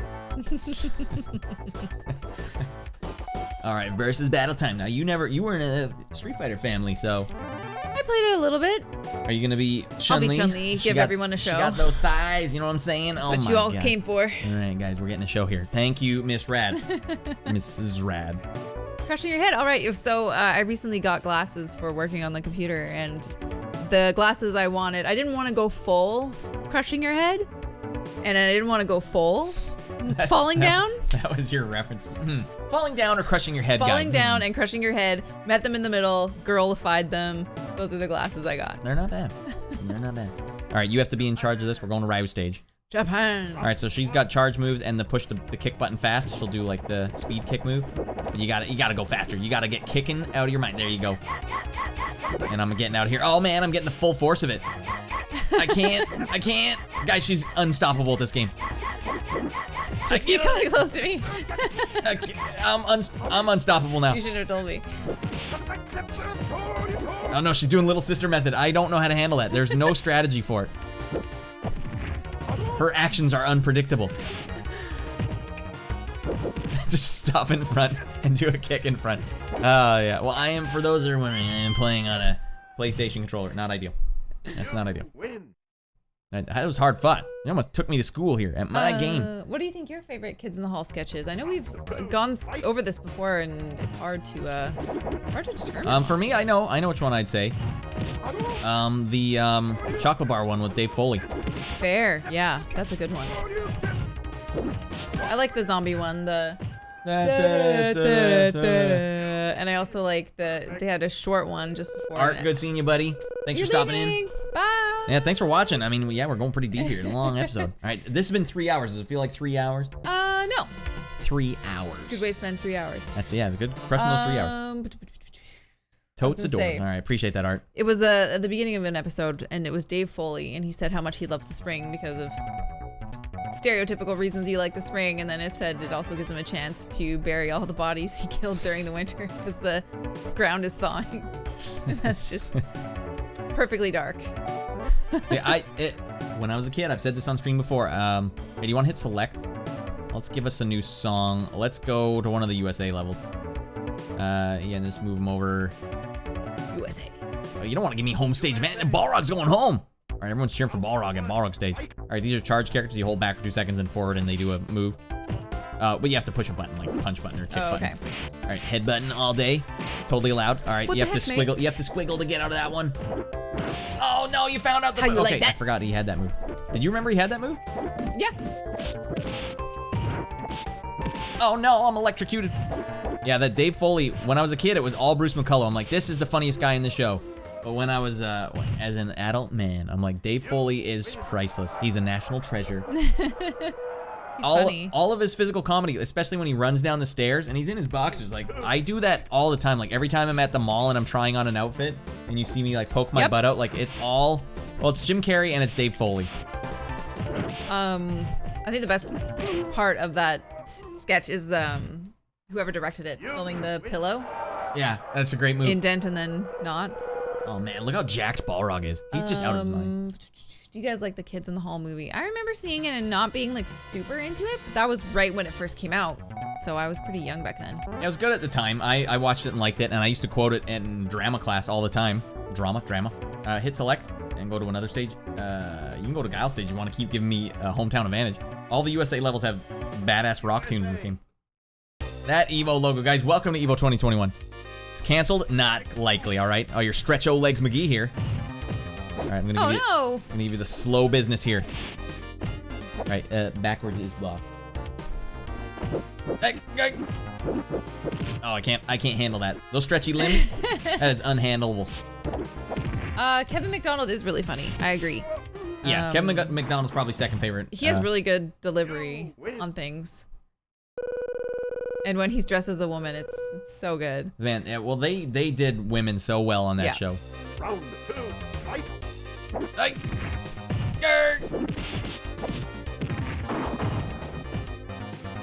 Oh, he gave me the yoga noogies. All right, I didn't think you had it in you. Miss Radd, I didn't think you had it in you. I don't, it's all fluke. Hey. All right, you slapped me in the face. You a backhand. Here, give me the wrestler backhand. All right, we'll do another match of this, then we'll attempt something else. What? For some reason, French Trappers in the Office reminds me of Scuba Hood from Tom Green. I guess because you're using like... French Trappers? What is that? Is the that French Trappers that are like in a canoe in an office. They're like old school French fur trappers. And they're like in a canoe. It was Dave Foley and Kevin McDonald, I'm pretty sure. Huh. Correct me if I'm wrong. It was a sketch, this old man. Okay. Yeah. Well, you saw that in the States. Okay, well, that's awesome. All right, you can hit select and then go to USSR. Yeah, we'll give you hometown advantage. Yay. All right. Look at these tall MFers. It's Russia. Russia. Oh man, I can't handle it. Look how fast he can punch. So how many people in the chat are American currently? Is it everybody? No, we got a good spread here. In fact, it's pretty international crew. Because especially the hours we keep right now, this is basically everyone in England is waking up right now. Oh, okay. And so everyone further over is in the middle of the day. So a proposition for everyone in America. I say to Matt that Canada is the Russia of North America as Russia is to Canada. As Russia is to Canada. I don't know. What? Give me the moves! So Canada is to America what Russia is to Canada. We're just like, oh, Russia, geez, they're like hardcore weirdos, got not a lot of stuff there. Well, I guess, yeah, from what we can tell, yeah, there's not a lot of spillover of Canadian stuff into America. Like, why would there be? It's not like you guys know who the Moffats are, where you're like, oh, man, oh, what a great boy band that was. Oh, Australia, nice. You guys make money out the butthole. I'll give you that much. All right, well, violently graphic. That sounds like something Scarface would have rapped about. Well, I listen to Scarface. Ton of Canadians up here. Oh, well, fair enough. I say, but you said up here. That'd be down there, wouldn't it? Unless you're above us. Are you in the Antarctic? Do you know Chun-Li could do this move? Bounce off the wall. Oh, bounce off the wall. Sick moves.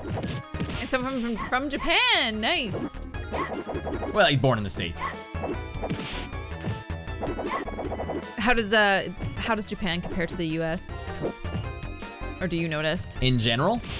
No, I'm asking him. Yeah, just in general, like anything you notice that's odd, or is it pretty like easy to get Western stuff in Japan?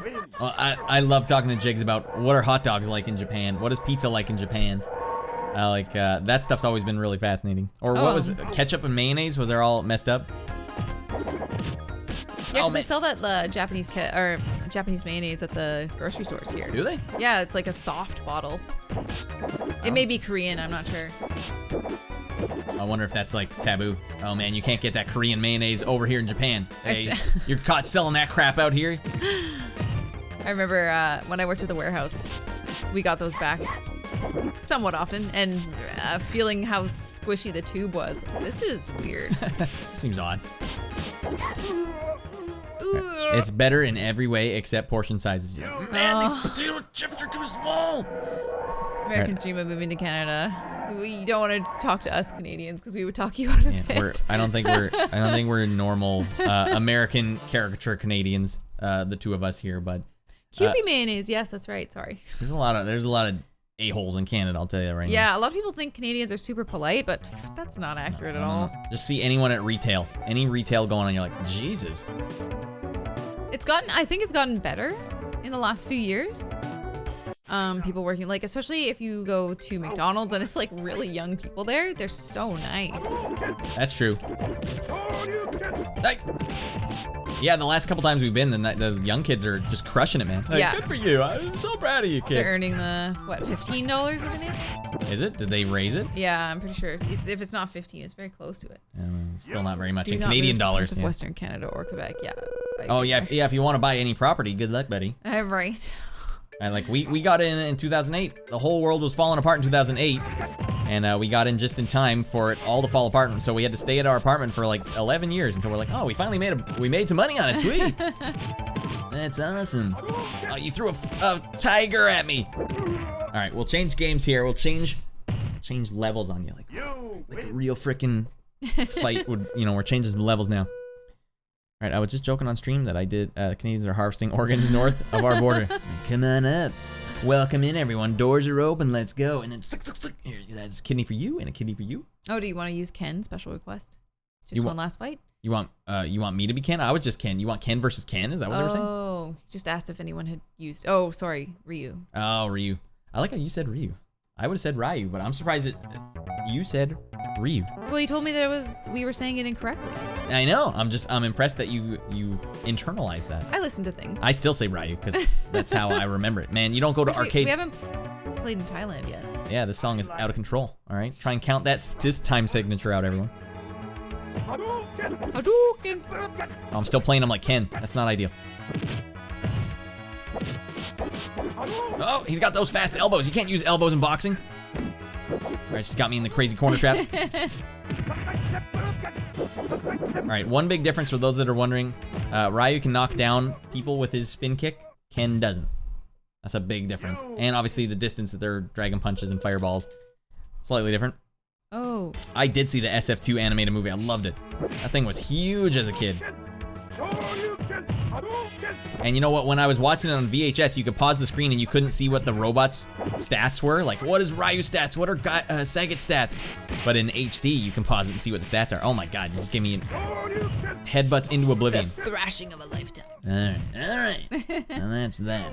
Yeah, I like Ryu better than Ryu as well, but if people are going to tell me that it's being pronounced wrong, then I'll take them at it. I still call it foe. I don't care. Yeah, that's fair enough. That's because it's a take on French, and I refuse to speak any French. Although I don't like when people say chaise lounge. I'm like, it's not okay. Get that S off there, buddy. Or foyer. Foyer, yeah. Unfortunately, it's not foyer. It's foyer. But here's the thing, though. Toque. It's the most Canadian, French-sounding word of all time. Put on your toque. Put on your toque. Little did I realize I've been speaking French the whole time. I say toque flawlessly. I don't even think it's pronounced as toque in French. Don't tell me that. Sorry. What is it? I'm sure it's probably like toque. Come on. That can't be allowed. All right, let's get some tunes going here. We'll close it out. I know it's 12:30. Get old lady Radd. Oh, I can stick around. You can play around? some PS2 stuff. All right. Well, then there's 2 games to play. There's Hitman, where I will re-traumatize my wife with the game that broke her. It's Toque. And then also Silent Hill, just for the memories, because I don't think you've seen Silent Hill in a long time. It's up to you, or do you want to do a poll again? You thought it was people are Ray. saying Hitman. Humbucker's saying Hitman. Please don't get divorced on stream, Radd. That is hot content. All right. It's not worth the views, yeah. For the tiny uptick, it's like, and a Couple gets divorced on stream. You will not believe. You're not. We've been together for 18 years. All right. It's not. It'll take more than Hitman to break up this. All right. Well, Humbucker, it's not meant to be like, oh man, this is a great game. It'd just be a funny game because I used to play it with her when I was wooing her. I will remain on this hill. Yeah, fair. All right. Foe is pronounced foe here. Oh man, the Japanese know what's going on. Because it looks like foe. And you know what's a fun word to say? Like, let's get some foe. It's not let's get some pho. It's like, did you finish that sentence or where's your sentence? Pho. Pho. And then you can go to the one that's like the Faux King restaurants. I'm not playing your game. It's the Faux King. All right. The new Hitmans are fun though. Well, this one was fun too. It's a pretty fricked up game to play on a controller. Looks like people want Hitman. All right. What the fuck? What the fuck? All right, now let's all cross our fingers that this doesn't fall apart big time on old Radd. I've tested it, and I even have a second account that no one knows about, and I was streaming it last night. It's working fine. So if this rascals me, my hands are clear. Clean and clear. All right, ISO selector. Let me just open up my PlayStation 2. And I have the big one, too, not the skinny one. Yeah, I'm still rocking the big one. So what is Australia like for real? Since I just kind of like shat on it a little bit. I wasn't shatting on it, but I'm just saying, like, I know friends of mine, their brother went over there because he wanted to go make good money while doing work. When was that? That was 3 years ago. Okay. Oh, okay, that's pretty. Actually, that is. I thought you were saying in high school someone went there and it was supposed to be like that was a long time ago. It was just a little while ago. They said like what we would consider entry-level jobs, like waitressing and things like that. They're making like $20 an hour, which. Oh Lordy Jesus, that is nostalgic. Everything wants to kill you. It's true. That's what I thought. Everything wants to kill you in Australia, right? I'm terrified of Australia. I couldn't imagine going to Australia just for like how much I'd be scared of like, oh, this little bug on my arm, is that one of those poison ones? Oh, Jesus Christ. That's a rad pref. Makes them tougher. All right, so setting the stage here. You're over here we're dating still. So fresh in the dating. I don't know if we were calling ourselves boyfriend, girlfriend yet. Like it was early on. I don't know. Anyways, you're here with my friends. You're watching me play some video games with my friends. And this is what we did for at least a whole evening. A whole evening together. Now, I actually need to open up some codes. I don't remember the code. I got the codes. The mother effing codes, yo. All right, then let me actually... I'm going to have to scoot over to GameFAQs. I'm going to have to go Hitman 2, PS2. All right, it just played. Jesper Kid did the music? Sweet. Hitman 2 on PlayStation 2, please. Thank you very much. It's Silent Assassin. Silent but deadly assassin. So and that is accurate. it should just be S-Man Poo. Silent but deadly assassin. That's right, and that was rejected by Miyamoto. All right, now level cheat, level complete, mission select. Okay. Involved in a lot more activities than Okay. I want you to tell me if it ever starts pinging something, like if you're like, oh, this I remember. All I remember is you guys like taking the people's clothes, screwing around with the corpses. And I'm just like, okay, you can move on. Like, yeah, you beat the level. Why are you still here? Because we didn't beat it every possible imaginable way. This is the difference between men and women as I see it. Like, yes, I will keep playing this game all night, but you beat the level. Yeah, but we didn't beat it as the delivery man. But you beat it as the flower man. Like, yeah, but that wasn't cool enough. All right. Oh, damn, she fine. That's what it looks like he's doing. Look at that strut he's got. Whoa, dude. Oh, yeah. This is bringing it back. They're like a villa. Whoopsies. All right.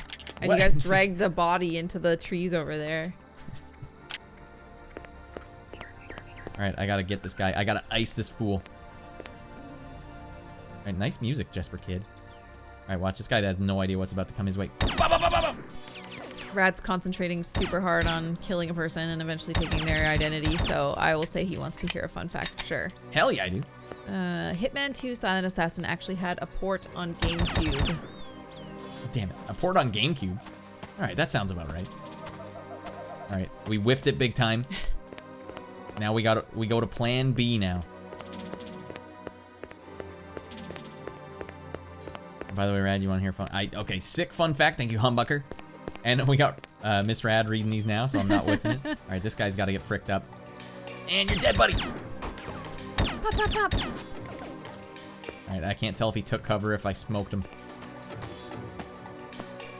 All right, we got to go. We don't got time. I ain't got time to bleed. All right, take the clothes. All right, no big deal.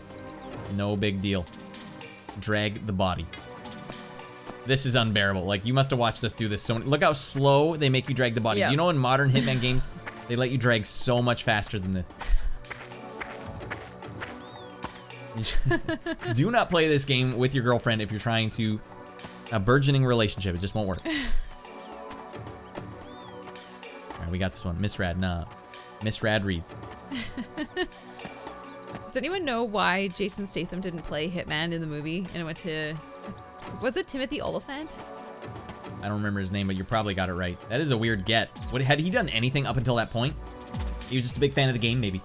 He was in 8mm as the clerk Base, welcome back. at the adult shop. I never... Did I... Oh, yeah, you and I saw 8mm recently. Like, within the last 5 years. Yeah. If you run, the guards will be more aware and see through your disguise. This disguise? Hardly. Whoops. Yeah, that's not what you do. Oh, all right. Get the gun. Put the gun away, sir. No, don't drop it. All right, the control scheme in this game is a little jacked up. All right, there we go. But does he sees the dead body. Okay, well. He sees the dead body. Oh, there you go. All right, I was got gonna him. say, you can't kill him? All right, that was apparently not well hidden enough. Whoops, he's just arranged. A terrible plan. All right, well, you know what? Better idea. Plan B. Now we're gonna take the clothes. All right, I'm not Mortal Kombat 2 anymore. Now I'm Quaid, Douglas Hitman 2. Hitman 2. This music is awesome. All right, nothing looks weird about this guy. All right, let's go pick up some stuff and just bring it in. We'll get it done. It'll be fine. All right. I gotta tell you, it feels really good to have 2 thumbsticks again. All these N64 and PlayStation 1 games don't have this. Like, oh my god, it feels like... All right, pick up the groceries. All right, looking at a wiki. Timothy was in a bunch of stuff before Hitman. Well, I didn't know. Seems like he never like broke out.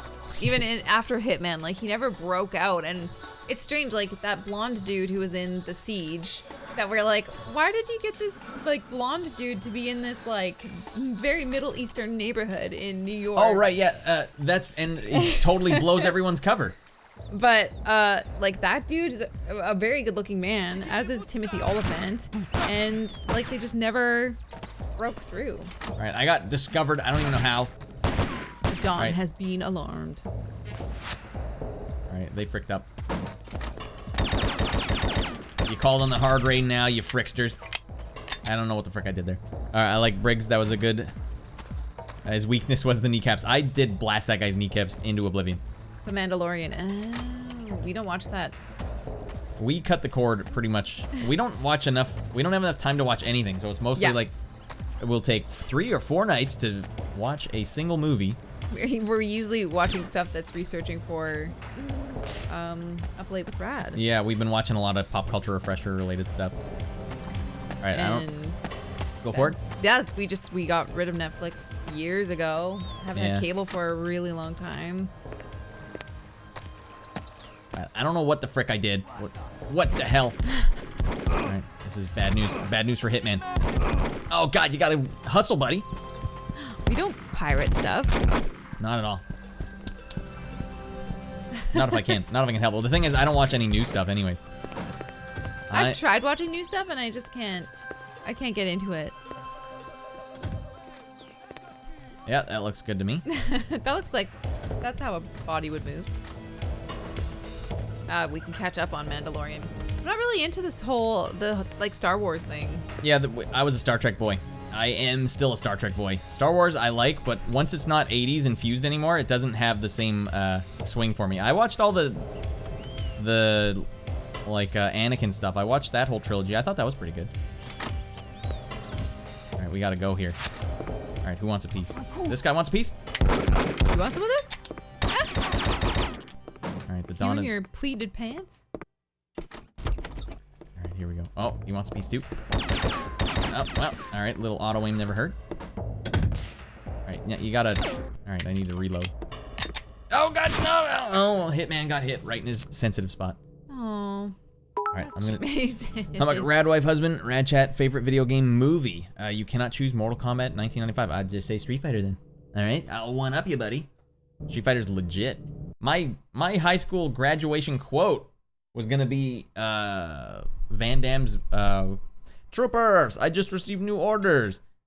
Well, I'm not going home. I'm gonna get in my boat. I was gonna do the whole thing, but it was too big. I can only have 50 words. So it's like, oh man. I don't think Miss Rad's into video games enough to know. You know, you could probably pick. If you don't come up with one, I probably have one that you'd like. One that we saw in the theater maybe 10 years ago. I was gonna say, oh my God, I can't think of its name. The Umbrella Corporation. Oh, well, I'm surprised to hear you say that. Might be one of your favorites. What's the name? Silent Hill. No, not Silent Hill. Oh, Resident Evil. Resident Evil. Right.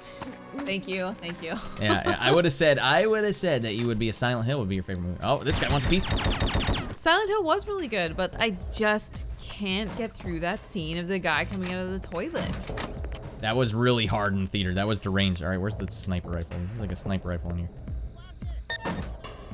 All right, I can't carry any more of this ammo. Well, goddamn it. I thought there was a sniper rifle in here. All right, fine. Just get the Don when he scoots up onto this ledge. All right, well, just give your... Blow your cover, buddy. All right, we're just getting a lay of the land here. Yeah, the guards are alerted. Oh, that's not a great time to load your weapon up, buddy. Shoot him in the kneecaps, Rad. Frick. Here's where we go. No one will suspect me down here. Yeah, these games are Oh, wait, here we go. We gotta see if they give you this detail. Oh, that is a sick detail. This door's locked. All right, now we need to know. That's part of the super secret way to beat this level. Is that scene legit from the Ghoulies? One of the little ghoulies coming out of the toilet, It bites all him in like the upside toilet? down. No, a guy sits on a toilet and the ghoulie bites his willy. Oh my gosh, that's terrifying. Yeah. All right. There's no innocence in this family. All right, you got a knife. You're trying to kill me? Right, can I? Oh no. Oh, here we go. All right, now we're ready. Oh man! Oh, he goes for a 6 stab move. Right in front of him, but not actually stabbing him. Whoa, the other guy stabbed him.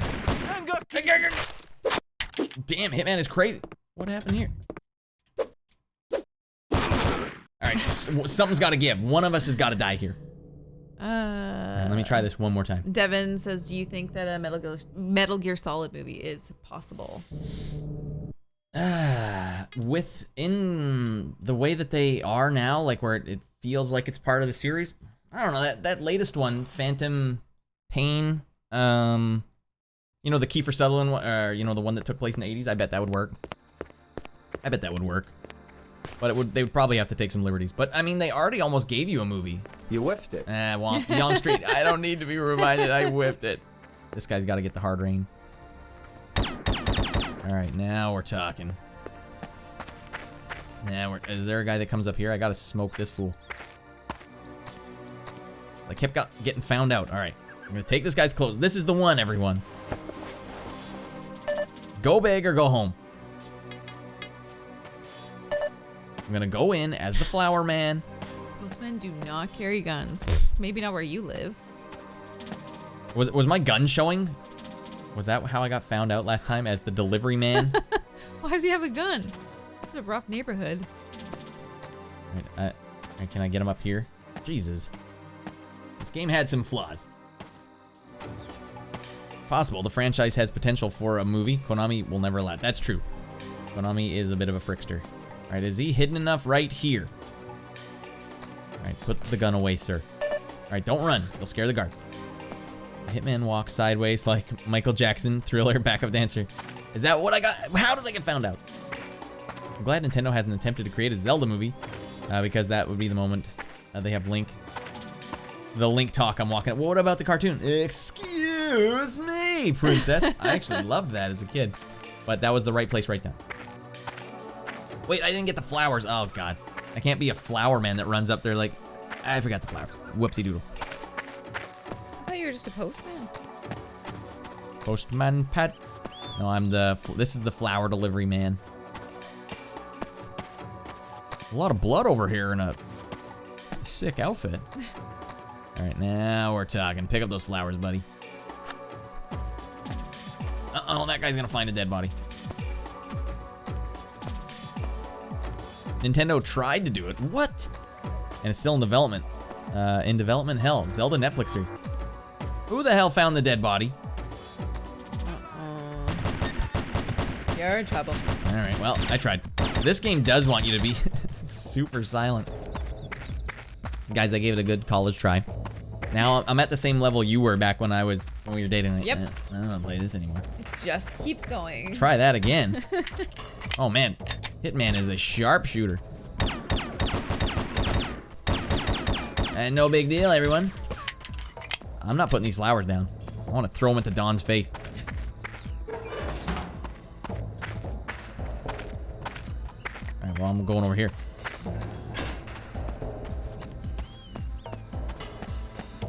I need these windows open. No. Damn it. Yeah, there's gonna be a lot more dead bodies in here too, because I'm crazy, okay? I'm a deranged lunatic. Alright. There's a lot of dead bodies here. Weird. There's about to be some more. But man, this guy is the best henchman that they have.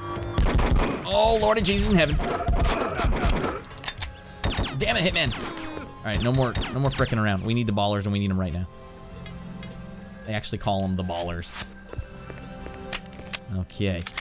That's go time. Oops, and he holds them all side. But, Chief, can I hold my guns like this? Anything for the birthday boy. Was that? Wait, that's not the same episode. No. But it looks so cool. Alright. Alright, the whole compound's on alert. Oh, got some baddies here. Ah, frick. Here we go. No more fricking around. We're through the looking glass. Oh, those ballers are no joke. Yep. Oh man, we got ammo. Here we go.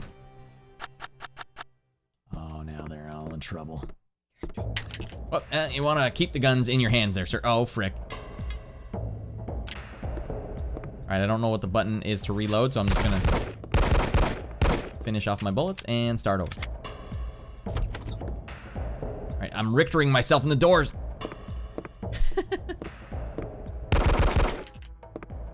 right, Donald. No, that's not the way in. Oh no! Frick. You know, these things happen, everyone. I just think that's a funny thing to make you watch me play again. And I was really zoned in on that. Like there's like my wife is here. No, not today. I'm playing Hitman. And that must have been. Now I'm gonna rewatch this in the VOD and be like, oh no. You should have her play. This game isn't even easy for a seasoned gamester to play, humbucker. This game is fricked up. Only fricksters play this game. All right, maybe what we'll do is we can do Silent Hill or we can do Bikini Bottom, and then we'll wrap it up with that one. A little shorty episode tonight. I might, I don't know. I'll send you to bed. You have to get to bed. Mm-hmm. You could still keep going. Well, I know it's tempting, but then yeah, I'll keep going after. But she beat BioShock. She is seasoned. Well, that's.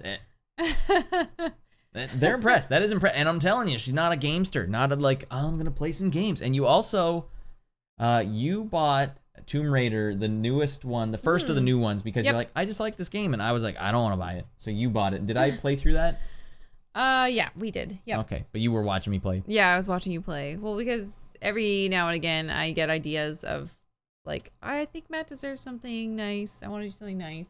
And that was one of those instances, so I bought that game. But it was also kind of selfish because, like, I wanted to see it get played. Like, this game is alright. Here's something for you, buddy. All right, we can do Katamari or we can do Silent Hill 2. You want to pick? Silent Hill 2. You'd be curious about Silent Hill 2? Yeah. Right. Huge play! Oh, man, Raph just getting out of his mind. All right, Silent Hill or Bikini Bottom. Whoa! She did beat BioShock. But that's where I started seeing it from, like, as a gamer, you just get used to it. You get zoned and you're like, of course there'll be another gunfight here. But as someone watching someone who doesn't play video games try and play a game, it's like, I can't believe they put another gunfight here. Jesus. I didn't even know what it is. I just know it's SpongeBob. Bikini Bottom. Oh, we got Bikini Bottoms galore here, everyone. We are in the hot tub. We had to climb out real quick just to play some games. You don't want to get your controller wet. That is fricked up. Silent Hill 2. All right, this was me wooing my wife, my future wife, mother of my child. Like, well, we should play this game. It's totally scary. Don't worry, if you get scared, you just come over and sit over here. I'll be fine. All right, and I like how they have riddle level. You want that riddle to be hard, buddy? I wonder if the riddles are just like completely different at that point, or if they're they're impossible. Yeah. Oh man, this intro. Oh man, the music. You hear that? Woo! That takes me back. Yeah. This, believe it or not, this was like mind-boggling graphics at the time. I remember watching like screenshots of this on the internet at the time. I believe it. They still look good. Oh my god. Look at how dirty that bathroom is. You don't want to get the controller all raisiny, says Devin. Yeah, that's right. Mom, Dad, where'd I come from? Well, son, you started on the PS2. Started right here, right now, buddy. Yeah, those sounds are out of control. That's very nostalgic. Yeah. Mary, could you really be in this town? Now, for some reason, I forget that we played this. I remembered we played Silent Hill 3 all the way through, but I did not remember us playing this one. Oh, yeah. We totally did. But and you're thinking we played this one before Silent Hill 3? Yep. Well, goddamn, I don't know what the hell I was doing. I remember sending, before we were even dating, I sent you Silent Hill 3 music on MSN. I'm like, I don't know what girls listen to. I'm listening to metal right now. I'm a deranged lunatic. But this sounds like something girls would listen to. Oh, yeah. Weren't you going to bring up that anecdote about the first song you got? You were like, well, I'm into metal. Oh, yeah, that's right. I was going to play you guys a song that well, it's just a funny anecdote. But yeah, the first time old Mrs. Radd heard what I listened to in my spare time, she said, it sounds like something Skids would listen to. This is Skid music. Like, well, I can't really argue with that. It was Origin, a Relapse record, like technical death metal band. Their debut album. What? You promised you. Toilet's so hot right now. You whiffed it. Flip shot. I see the whiff. Okay. So hot right now. Oh, those toilets so hot right now. Tonsil. Well, I remember renting Silent Hill 1 and having to turn it off because I got scared. Because it scared the crap out of TM Base. That game was legit scary. Like the sound design in that game, like when the bad stuff starts happening and it gets all rusty. Oh, you were 8? Oh my gosh, I can't imagine. And that's why I said to you I liked Silent Hill 4 because you at least got a buddy when the darkness came. Yeah, not as scary with a buddy. Oh, okay. This is All right. okay. You guys want to hear what Mrs. Radd called skid music? It would be this. But I tried to avoid any metal with you for a long time. I wasn't like, hey, let's listen to my stuff. I kept her separate. But I think at this point you were asking, or you were like, yeah, I can put that on. And then that was what I wasn't like, oh, how dare you say that? But I was like, interesting.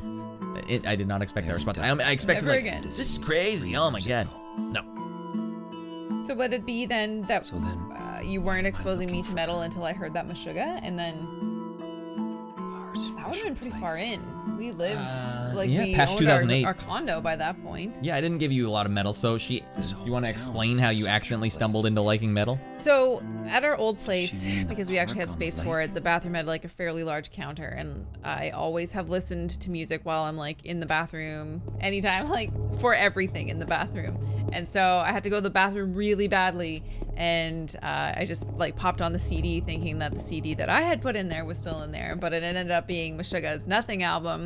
And it started playing, and I'm like already doing my thing, and I was like, you know what, this is actually pretty good. And then like, I can't believe that worked. But the funny thing is, my CD, it was underneath. You had 2 CDs spinning in the same CD player. Yes. So I'm amazed that worked. Like, a lot of things came together, and I'm surprised you kept it on because it's not like it starts really accessible like Meshuggah's Nothing album. Yeah. But that one worked, and now she listens to more Meshuggah than I do. Before we had Simon, it was non-stop Meshuggah in the car all the time. Yeah.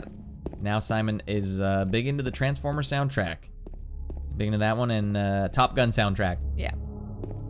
But he still likes Chaos Sphere. He just likes that one song. He's big into Chaos Sphere. That's the Tickle Song album. I tell him it's Cookie Monster singing. Do you know, I had an idea the other day while we were listening to it in the car that you and I should rent Sesame Street costumes.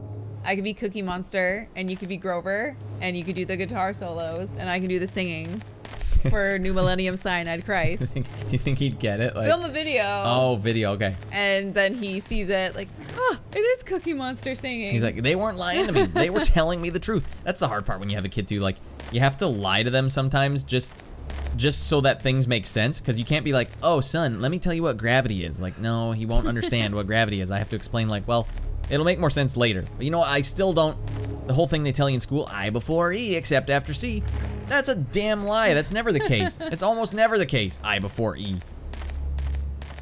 But yeah, you have to do little lies, and it feels bad. You're like, I know that's not exactly the truth. Man, I'm still impressed by this fog physics. This still looks good to me now. Holy frick. Man, old James is getting tired of you. Like, this is a longer run in the town than I was expecting. Yes, I'll just turn back. Let me take a freaking break here. Get some water out of this well. I'll drink anything. I'm crazy. Still so spooky, says Wong. Yeah, this is legit. The sound design in this game is... I never played it with headphones on. When we were playing through Silent Hill 3, I remember playing one of them with headphones on. Oh, save time. I played... she used to watch me, and I was like, okay, don't play when she's not watching. Just put in Metal Gear Solid 3 or something. Play that instead. Because you would go to bed earlier than me almost always. So, I remember one time I played ahead when she wasn't there, and I got to put the headphones on. I'm like, this is a lot scarier. This is really freaking scary with headphones on. I know Dead Space, you told me it was super scary. Oh yeah, I was like, oh man, we could rekindle that early relationship stuff where you watch old Radd play a horror game. But you're like, I don't care. I don't want to watch this anymore. I paid my dues. I watched Hitman 2 for 2.5 hours. All right, fine. It doesn't get this foggy in Vancouver. Very, very rarely is it foggy.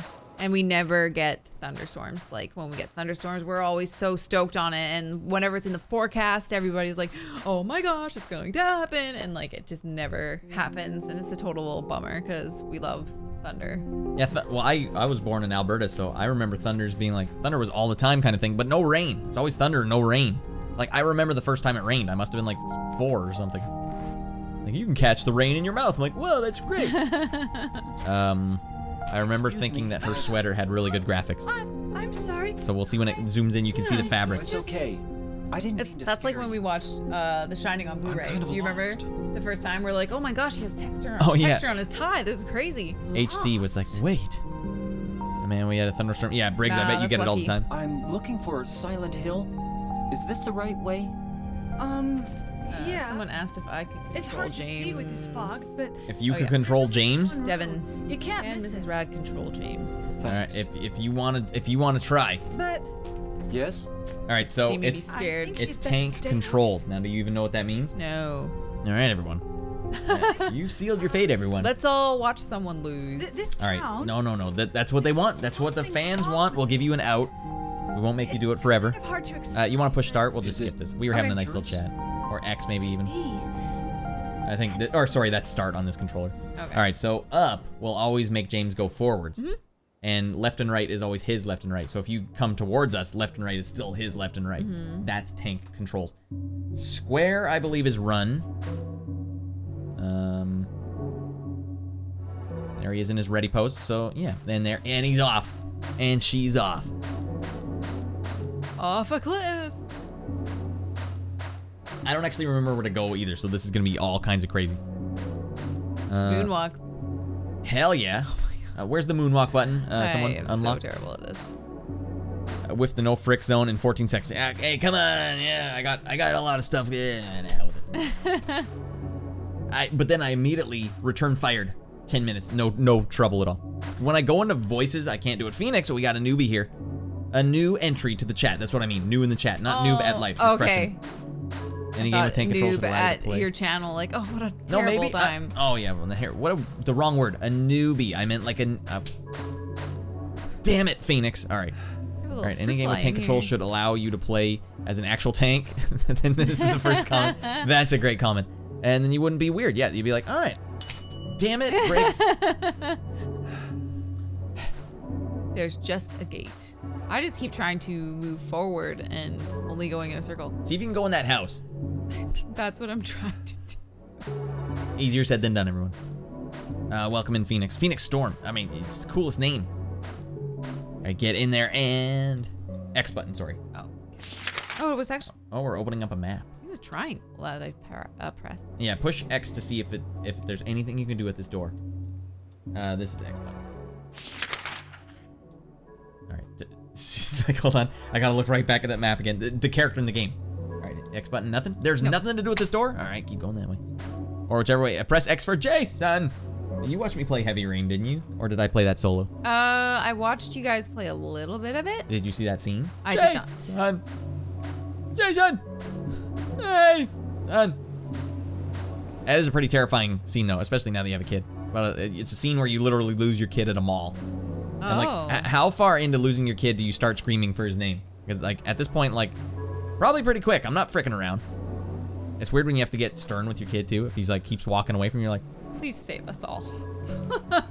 should give it the old college try, everyone. See, I'm telling you, like, how do you let someone like this play a game? You know? Is this where I came from? I think that's where I came from. I mean, or not, like, if you were a game developer and you wanted to get this player into your game, you would have to think, like, okay, how do we get this working? All right, maybe that was where I gotta go. All right, fair enough. It's just they should bring me on as a consultant for a lot of things in the world. I'm just like, no one has the patience for this. You gotta fix this. You gotta fix this. You're losing them, buddy. That's the thing. I'm a big fan of easy mode in games. Like, I feel like easy should have an easier mode. So easy that it's like, do you just want this game to, like, be beatable? Yes, I do.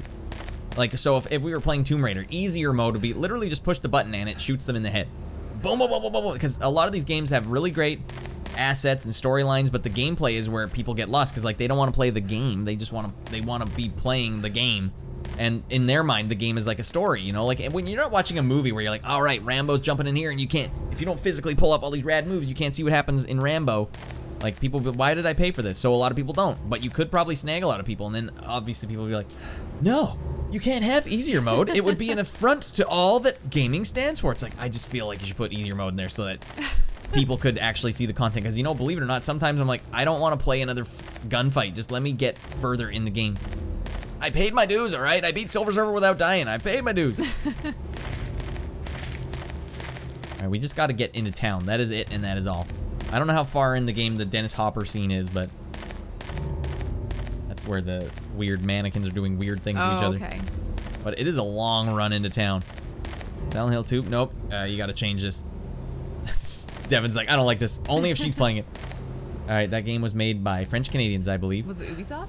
Game developers in the 90s puts fog in game with low draw distance, and now it's a flaw. It's not a flaw, it's a feature. That's true, but that was... Oh, Phoenix, man, that was so cool when this game came out. Yeah, it was... Silent Hill 1 had fog like this, but because they couldn't show you draw distance, like you wouldn't be able to see any further forward. So they put fog in it. It's like, it's just a foggy game. And then the developers said, like, no, we actually put it in there. It was an artistic choice. Like, no, you didn't. But this game, they're like, we put it in. You can see, it's the PlayStation 2. Now you're playing with more power. We can have lots of stuff here, but now they put it in. But this still, the fog graphics in this game still are impressive to me. I didn't expect that, all right? All right, sorry, what were you saying? I cut you off about something. I asked if it was Ubisoft. Ubisoft making what? Heavy Rain. Heavy Rain? No, it was a French company, Quantic Dream. Oh. French Canadians do speak differently than English-speaking Canadians, though, yeah. to be fair. Like, you can easily tell.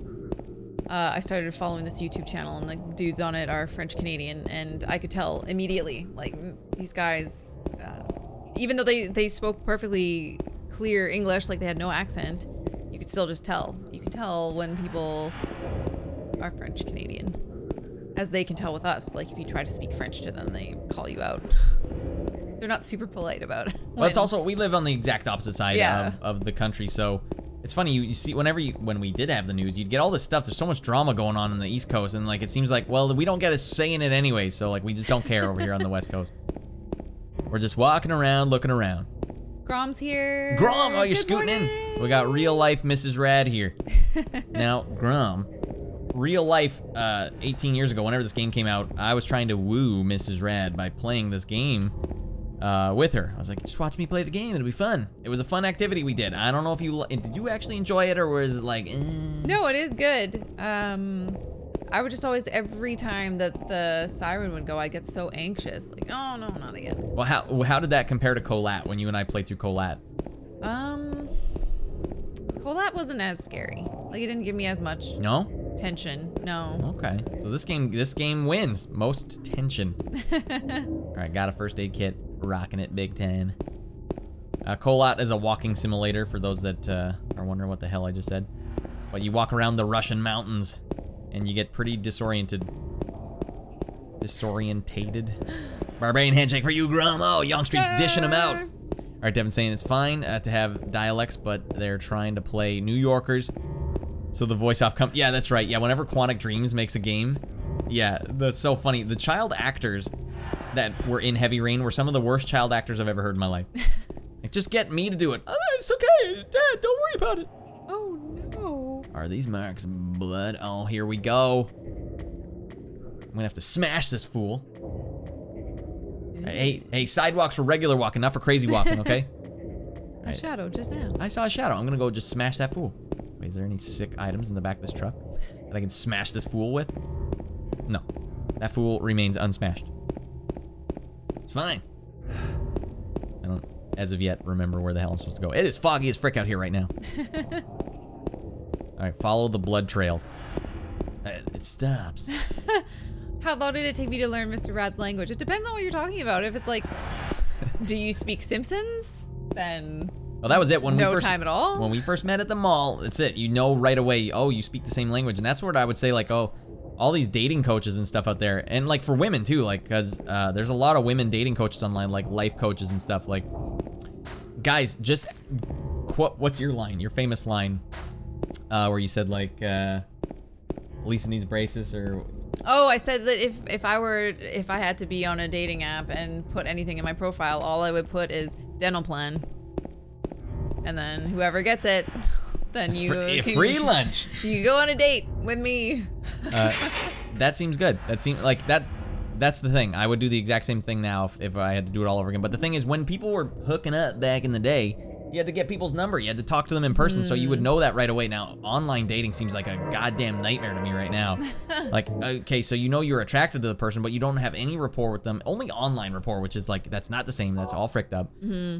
So yeah, I'd have to place all sorts of little checks and balances and sanity checks. Like if they survive this, if they pass this, then we can at least get to stage 2. Well, I don't know. I only see like the selection of worst online dating stuff on like forums and whatnot, and just people like how obsessed women are with height, and then also how obsessed they are with astrology. Oh my gosh.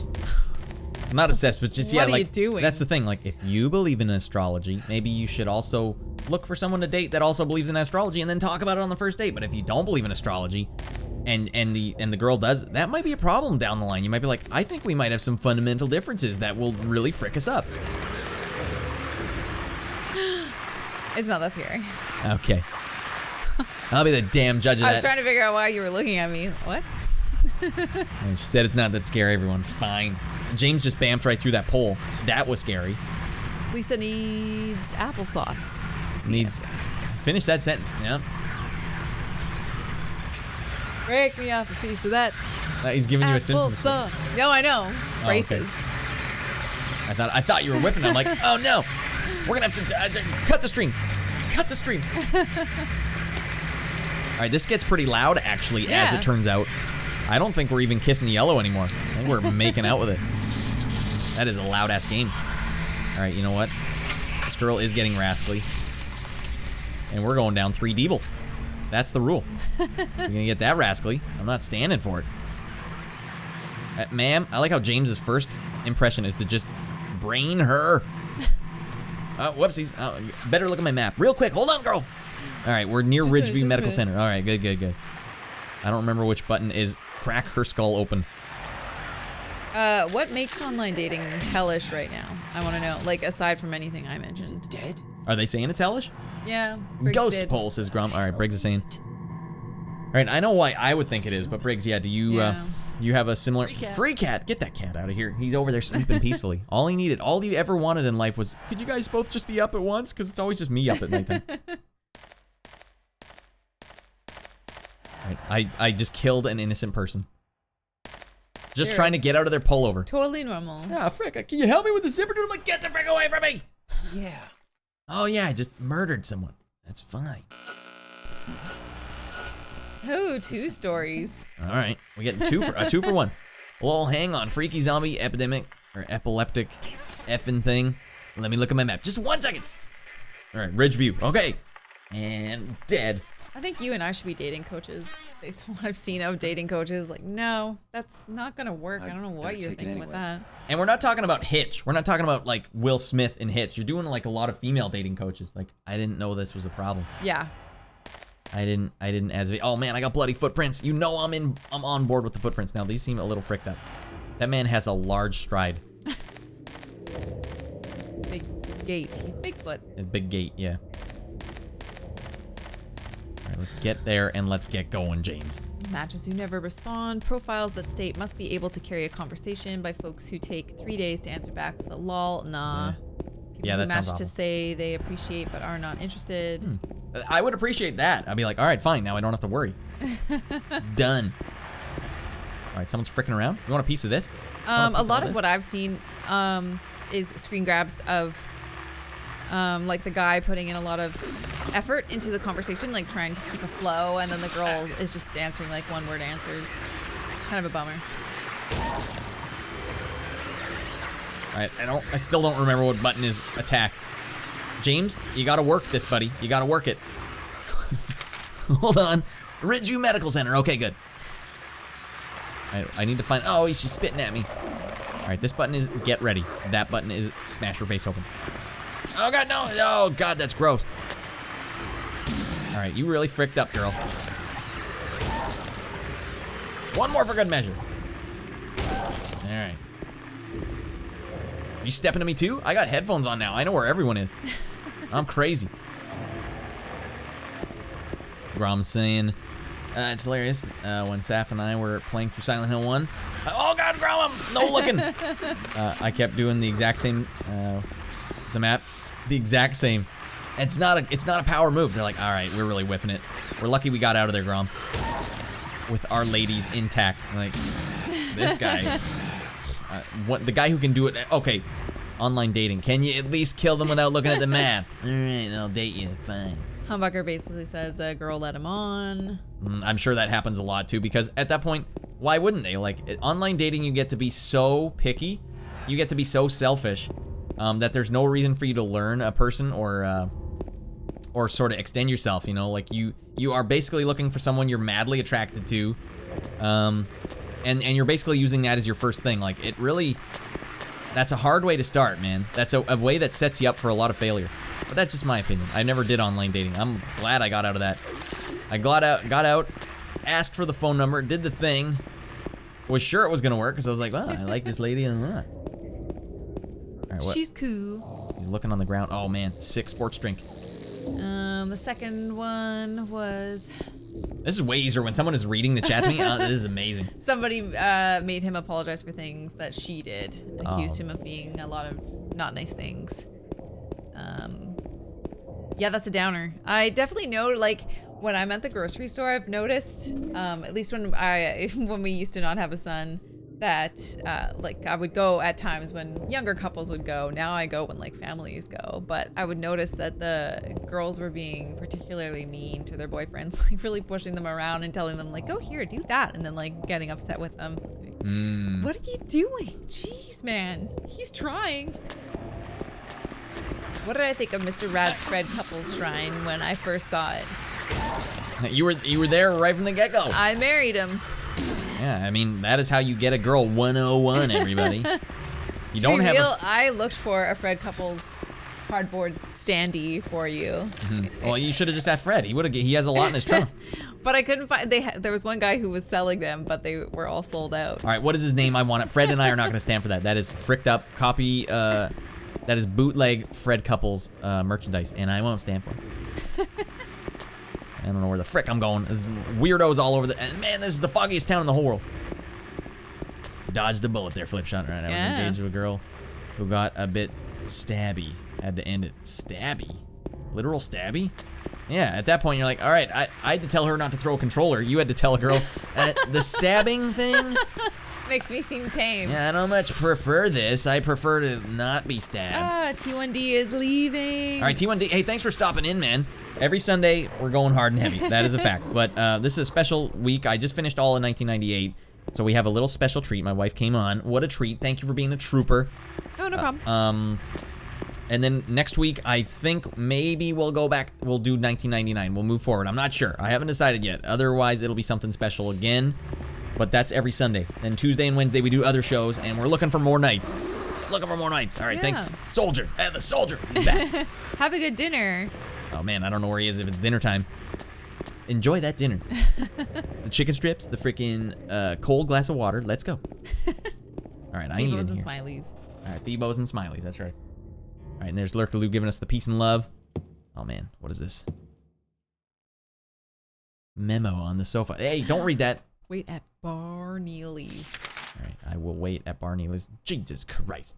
All right, I can go to Bar Neely's now. Excellent. Why did they call it Bar Neely's, but then on the map it's Neely's Bar? Regional? The regional thing? All right, now I need to turn around, walk away, go left, avoid going to Happy Burger, which, by the way, is in Silent Hill 3. SOR2 next Sunday, says Grom. If we can get it working, Grom, we'll have to make sure we get it working before we try. I thought it would be so easy. Steam, he says. Steam it, baby. It works 100% on Steam. I feel...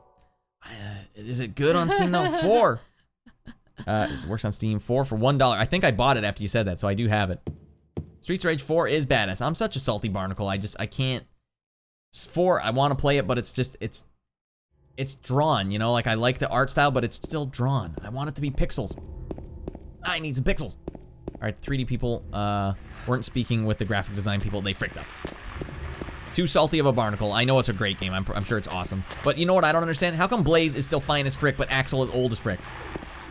All right, Blaze should be a 50-year-old lady. A real... What's her name? Annette Bening. Annette Bening, yeah. She's a real Annette Bening. All right, let me... Hold on, everyone. I gotta pull up the map. All right, I am right at Bar Neely's. Humbucker said that you should do a retrospective of all of the games that stood out to you in 98. Yeah, that's true. I was thinking if when she goes, well, I might even do that after Mrs. Radd goes to bed. I might just, is that Bar Neely's? I'm at Bar Neely's. I might just stay up for a bit and play some of the games that I've missed this episode, or this year. All right, now the reason I want to go here, this will be the last room we go into. I remembered having really good graphics. Really good graphics. There's a map here. I already have a map. All right. This one is dirty. All right. Well, okay. We got some stuff circled. All right. It's puzzles. Light puzzles. That's hot page flipping sound effects.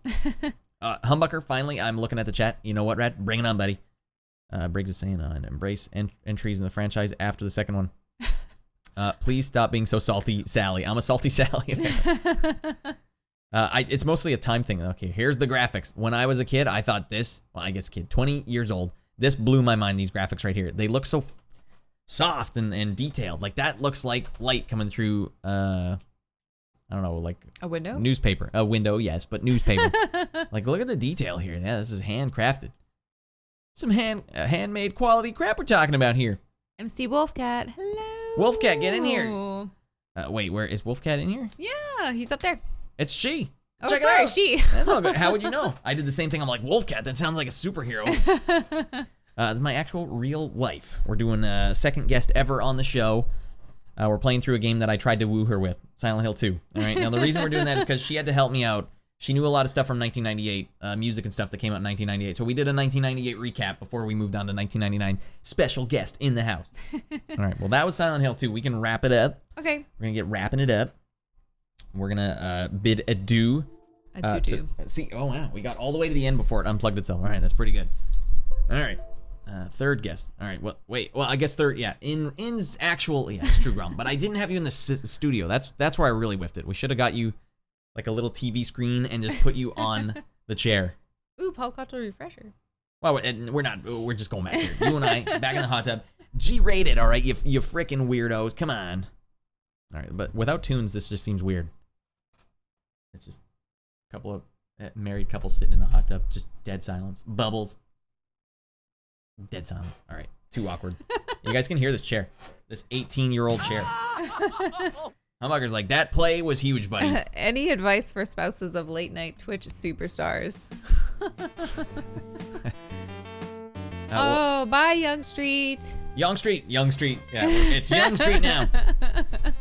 Turn to leave. Enjoy many days together and hard to find. You're very lucky people. All right, well, you know what? You're halfway there, all right, buddy. You show them. You just show them the Fred couples emote. That's step one. You're in. That's halfway there. My advice is that the person has to be, like, as the spouse, you have to be okay with it. A lot of people wouldn't be okay with it, and if it's something that you're like, no, I don't want you to do that, then you're never gonna be okay with it. I don't know. That's kind of my advice for anybody about any relationship. Like, well, if you don't like the way you're being treated by this person and you think it's a problem all the way throughout, then it's not gonna work. Either you have to, like, compromise and be okay with it, or just don't be with that person, I guess. Well, let me simplify it for you. Ask them if they know any Simpsons quotes. That's step one. You gotta start big. You guys get too involved, and then the little things that are linchpins, that are deal breakers, that's gonna be a problem. So you gotta fan it back until you're like, all right. What's your favorite Simpsons episode? If they don't have one, they're out. All right, that's it. I'm gone.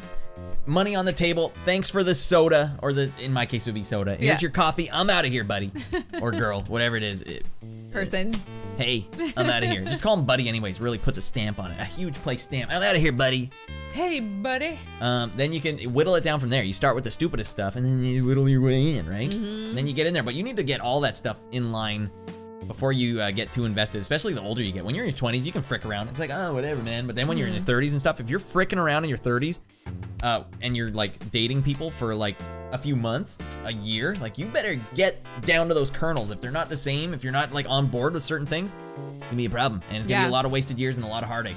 Just start with the Simpsons quote, fiddle your way in, work on the whole thing. It should be a job interview almost if you're doing online dating. Like, because it's really easy, I would assume. And I would assume this. Are they still talking about online dating, sort of? Or is it just randomly? A little bit, yeah. Online dating stuff, it's so easy to be... The important stuff is the last thing you're thinking about. Because you're just looking at a picture of someone. And you know the picture I'm talking about, too. Like, this is the picture. Like, that's not what you look like in real life. That was me being exceptionally attractive, by the way. It's like... That's not the real picture, all right? Show me a picture, like, you know, you're getting the best side of people. People do it on, people do it on social media all the time. They're making it look like they're having a great time. They do it on the dating platforms too. But then also, it's like so much emotion involved. So you know what I would say? Go out in person. See if you can get people in person. And as hard as that is, so what you should do, join a dodgeball league. A little hard in COVID. I understand. Go somewhere where there's a group of people. Anything. Go anywhere that has the similar interests as you. It doesn't have to be beliefs. I'm not like, oh, you gotta stick with the beliefs. Like, no, interests. Like, and whittle your way in, buddy. That's grandma thumbs up. All right, that's Radd's pro tip. All right, That's a good one. See if you go to the mall, if you get one hint of a vibe. Honestly, you know what you do too? Grow your hair long for 2 years. Look like an ugly scrub. All right. 2 years. Keep visiting the same people, and then cut your hair, and then pull the trigger as soon as you see them. Like, check it out, and they'll be like, "You look amazing." You're like, "Lock it up." Okay. Hey, I was dating into my 30s. I don't know, I can't say what you're saying, but I think in your 30s you already are established as a person and like you know what you want, so you are able to weed through the BS a lot quicker. And yeah, I didn't mean to sound like, hey, if you're dating in your 30s, you're freaking up. I didn't mean that. I meant in your 30s, you have to approach dating different than in your 20s. Yeah. If you don't want heartache, man, there could be some heartache. Just dumping it in there, buddy. Like, oh, I didn't want this much. You don't want that when you're eating that heartache. Going for the high score, I guess. All right. About to date in my 40s. Hey, 40s is better because now you know. If you're dating in your 40s, like, hey, we're not fricking around anymore, buddy. I know that fricking around. You want to watch frickin' Superbad the movie? That's for kids in high school, all right? We're 40-year-olds, all right? Yeah. We pay taxes. We probably own some property or own some large purchases, okay? All right? I'm not fricking around. Now, you want a piece of this property? You want to mingle our frickin' properties together? All right, that is intense. So we better make damn sure all the kernels are in line. You might have to skip Simpsons and go right to, what do you know what tank controls is? All right. That might be a deal breaker in your 40s, not when you're with someone for 20 years. All right. And in our 20s, I could ask, like, do you know what tank controls are? No. Who cares? We got plenty of time to figure it out. In your 40s, it's like, you don't know what tank controls are? Hey. All right. Hey. In the freaking coffee shop where you guys are doing a blind date. It's going to be a crazy scene. And that is how you date in your 40s. You just pummel people. No good? God damn it. Well, it's good freaking thing. It's a good thing you're not single. I'm like, what? This dating app is so easy. They just come and meet you at a bar, and then you're just swinging bows everywhere. They meet you, you hit them. Is this not what online dating is? All right, I might have to refresh my sentences there. Radd's gonna recap, bring it back around, come at you with a fresh angle. All right, well, hecka fresh, hecka fun. I don't say hecka a lot, but you know I'm saying it right now. That's been awesome. I'm glad you got to do this. You got to see, guys, honestly, she's right 12 feet away, sleeping peacefully while I'm out here punching sounds. And now she gets to see it from the other side. It's been awesome to have you out here. Yeah, thank you. Does it make any more sense when you see it in action? Like what's going on over here? No, I pretty much already knew exactly what was going on. Mm-hmm. Yeah, I actually listen when you talk. Not me. She said she said something on the couch the other day, and I didn't respond. Oh my gosh, yes. I watched like a video earlier in the day, and I'm with our son all day long, so like I have no one to bounce anything off of. And so I saved up all day, like, oh my gosh, I saw this video, and like I want to talk about it, and like he did not answer me at all. What was it? Okay, well I guess you don't want to talk about it then. I was searching for a YouTube video, wasn't I? Like one that we were trying to watch. Or... You were looking for Seinfeld. I was thinking of Seinfeld. I'm like, season 5 we watched last week, but season 7 we haven't seen in a while. Yeah, that was my bad. She told me about it. I felt awful. So the thing is, like, what I heard basically was internet drama. I'm like, I don't want to hear any internet drama. Like, a YouTuber said this. Like, I couldn't possibly care any less than a YouTuber's opinions, but I didn't know it was like actually something thoughtful to you. So that's my bad. Sometimes I have that, like. So then when you said that, I'm like, so how much does he actually filter out what I'm saying, and like how much of what I'm saying isn't important? No, a lot is important. Well, maybe my like, honestly, I need to get my thing tweaked. I need to tweak it up. Because if real stuff is not going in and out, then there's a problem here. And Radd, self-improvement is a motto of mine. So that stuck. That stuck with me. I'm like, all right, I don't want to zone out. Because I do that sometimes when I'm reading on my computer here, and she's over on a computer over there. I'm like, I can't do 2 things at once. I have to finish reading this, but I should say, like, stop. Is that more rude? Is it more rude to have her in the middle of a sentence be like, stop talking? Okay, what? You just say, just give me a second. That seems hard. I could. I do that to you. Just a sec. Was it Bo Burnham? No, it wasn't. What, Bo Burnham? Yeah, I don't even know what that is. Yeah. Did you say Bo Burnham to me? I'm already in and out. What's the next thing over here? No, it was just something about like a controversial topic and like, I don't know, deep, that I'm like, oh, what's your opinion on this as like another person? That's all. Yeah, as the other adult. See, when she told that to me, I'm like, oh God, like that's like level up, all right? You put the nugget is now floating around in there. You know, sometimes you have to take Flipper with Elisha Wood and just put it aside for a second to add something important in there. And then this Flipper fit back in, like, oh God, just barely. Okay, thank God. All right, and that's that. Make him listen. All right, kick his ass. Okay. Don't judge a book by its cover, all right? She is a good kicker. It'd be frick. But we're not that type of couple, all right? Never even yelling. That was what our parents used to do sometimes. It was the 80s parent thing. Yeah, and I honestly, when I see couples yell now, I'm like, really? That people are still doing this? No. Yeah, Why are you doing that? We peeping Tom to this one couple walk down, like we were on a 4th floor, and yeah, we could hear him coming from blocks away. So we're like, what is going on out there? And then we look out, and there's a couple yelling at each other, walking by our building with like a little 2-year-old in tow, walking behind them with like the hat on, and like, what the hell is going on here? So, yeah. I mean, I don't want it to swing the other way, where it's like sometimes that stuff can scar you straight almost. Like now you're on your right path. If you're a kid, you're like, I don't want that to happen to me. So if you don't give them a little bit of that, maybe they're like, I never had any pushback and now I'm a bad guy. You got to do a little, but like never to the point where it was like, wow. Like what was it The Simpsons said, like Bart and Lisa, whenever Marge said her parents used to yell when she was a kid and she hated it. So now she and Homer would sit in the car and turn the music up so the kids couldn't hear him yelling in the car, but the kids still said, that music is like a dagger. Every note is like a dagger in my heart. Lisa adds to the ball in the attic. So there could be that. Whatever it is. So, but anyways, he has a pretty good life. I mean, for COVID kid, I don't even like saying COVID kid, but for a COVID toddler, like we've given him so much time, so much to do. It is hard, man. It's hard because everything's shut down. You know what you used to be able to do? And we got just a taste of it. We used to take him like, oh, well, it's not roaming rascals. What do they call it when you take a strong start? Oh, in the morning when nothing is open, you can just take your kid to an elementary school and they can play with all this stuff in a room in like the kindergarten class. Like that is amazing. We got a little bit of that when he was like barely a year old or something. And then they shut it all down. Like, okay, so what do you do with your toddler for the first 2 hours every morning when nothing's open? He's gotten really good at going to Walmart. Yeah. All right. Sick. But you have to buy him a little toy or else like, why are we in Walmart? So like, here's another Hot Wheel car. You got 2 giant bins of Hot Wheels cars. It's a good thing he likes them a lot. Yeah, he loves them. So that is a good thing. We never pushed it on him. And we're like, hey, buddy, son, get in the cars, buddy. Because I don't know anything about cars. I don't give a crap about cars. Yeah, he just took it up on his own. We never tried to get him into anything. But I have to say, like, watching him today and how like low-level rambunctious he is. He's like turning out exactly as I wanted him to. Yeah. Oh, he's definitely a little boy. He's very, very little boy-ish. Yeah. And with no, I don't know, maybe we watched a little too much Dude Perfect with him. Maybe. He'll hit something off a baseball tee and then throw his bat on the ground like they'll do. Like, oh, well, all right, that's not the worst thing ever. I have to be like, don't throw it near people, for the love of frick. Love a frick. But just him like running across his mattress and then trying to leap over this stuffed toy that he has. It was like insane. I couldn't believe his moves, but I'm just like, this is fantastic. You're exactly as I wanted you to be. Yeah, I mean, which like as you planned for, like I know what to do if you're into this.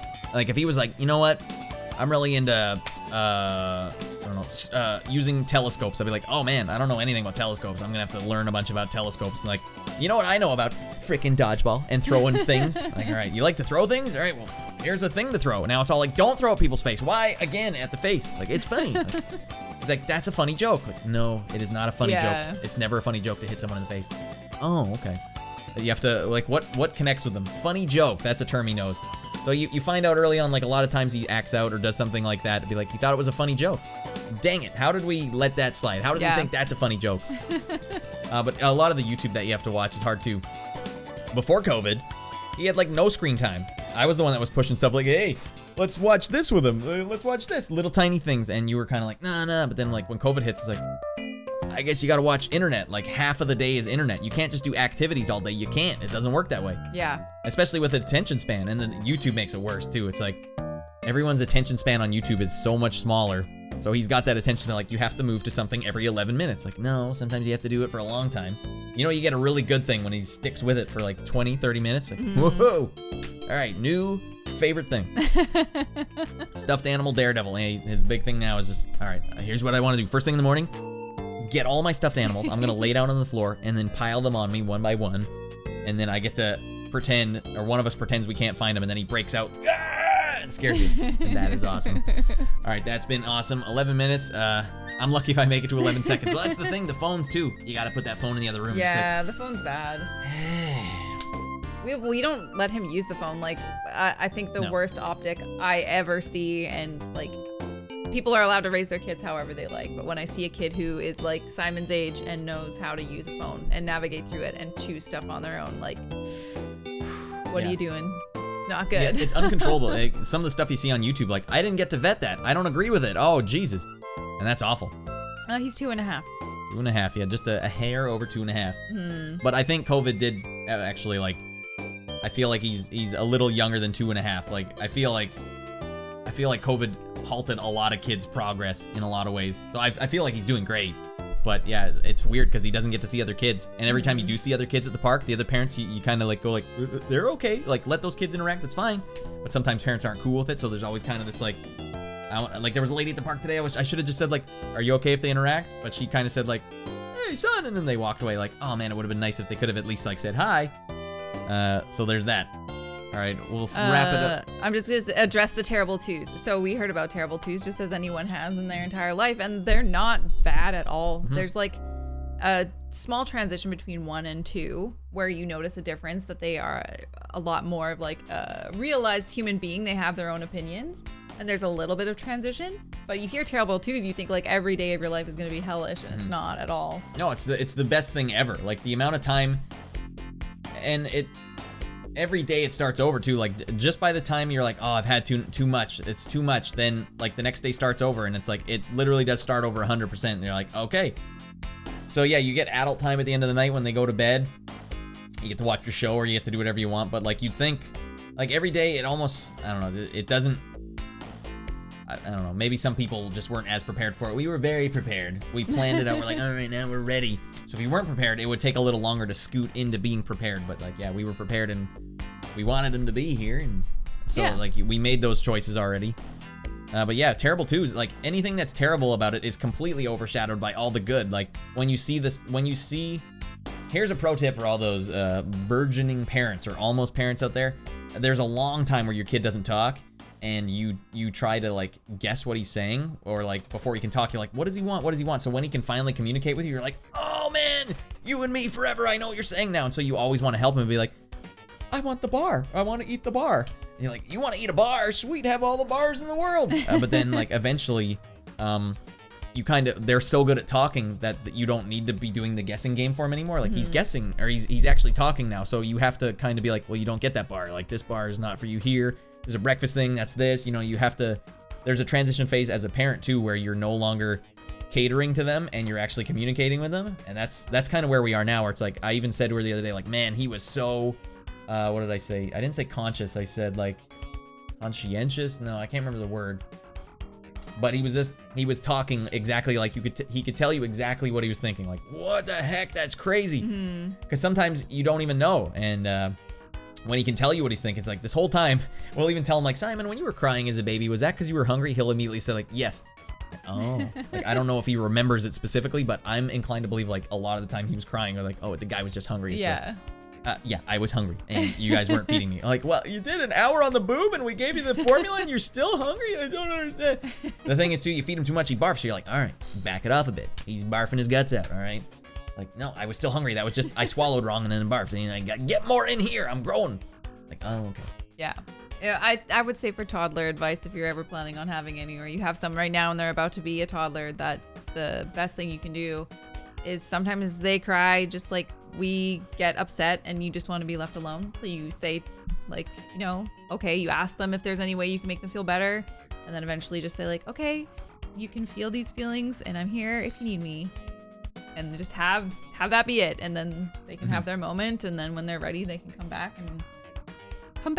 and be happy and positive. Yeah, I mean, and it happens quick too. Like just as fast as he'll be like, I want to watch that, I want to do this, like he'll go through emotions too. Like I've never seen him be bummed out for more than like 20 minutes. Yeah. I've never seen him bummed out for 20 minutes period, unless he bonked his head on something. I don't even think 5 minutes. Yeah, he's like up and down. So that was funny too. We used to have a discussion like, who gets to be the good cop, who gets to be the bad cop? And you're like, I want to be the bad cop. Like, I want to be the bad cop. Like we kind of enjoy discipline as like a philosophy in life. Like you don't want to have like unchecked things. Like if he throws a ball at your head, you kind of have to address it right then and there, or else it's lingering and now it's, oh, I guess I can throw at people's heads. Like immediately I have to say like, all right, buddy. But so he gets annoyed that I'm on his case all the time. Like, don't do this, don't do that. But you get to experiment too, which is the fun part. Like, and that's something I'll tell you all right now. It's the greatest adventure that I've ever had. Second best adventure right here. Greatest adventure having that little goofball. But Thank you. It's the sequel. All right, that was the first one, and then the sequel was it. All right, the sequel was better. It's like Silent Hill 2 compared to 1. Well, maybe not Silent Hill 2. No, Terminator 2. No. There's got to be a sequel out there. It's better than the first one. Just one question to answer before I go. Humbucker asked if I could have one item from any movie, TV show, video game. What would I choose? Humbucker. What would you do? Can you even think? I was trying to think.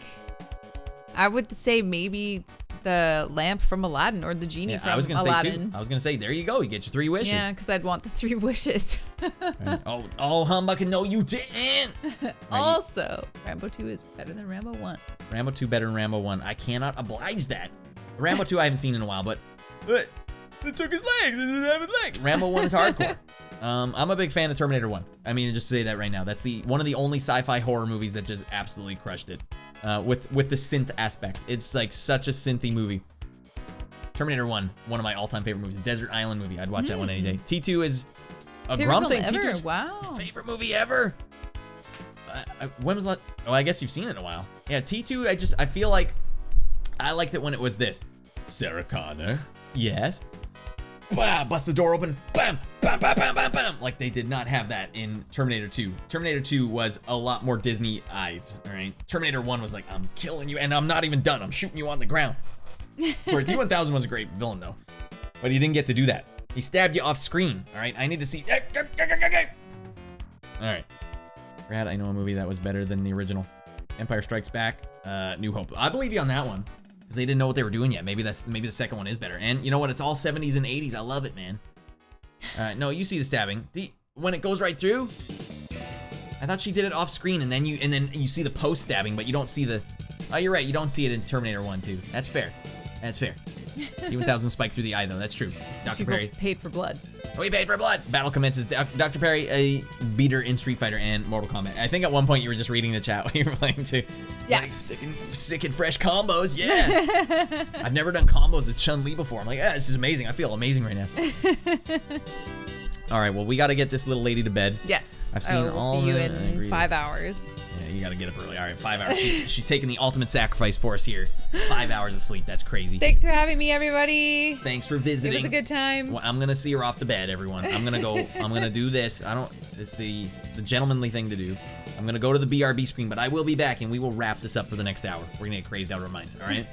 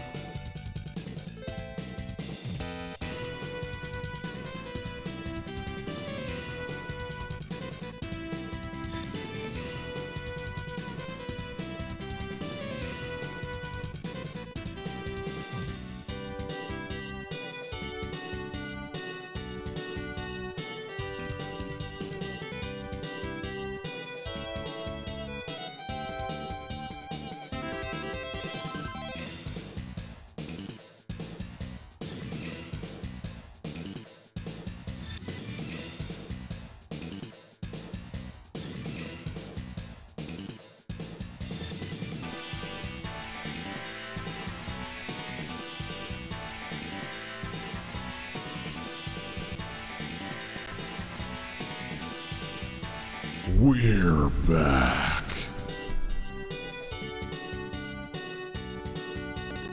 Alright, that was Wife Battle 1. Super fun, super nice to have. Oh no! In fact, this man should be the Mrs. Radd show, and the Mr. Radd is now canceled. God damn it, Grum. Oh, frick, Grum. I get to be a guest star though, right? Oh, Jesus. Alright, now my cameras are gonna all be fricked up, but that's fine. I'm gonna quickly scoot over to the regular reading screen. Alright, let's see how fricked up this is. This is all kinds of fricked up. That's not bad. Alright. I don't need that. I don't need this mic anymore. Yeah. 6 tunes. His fanny has to be this big.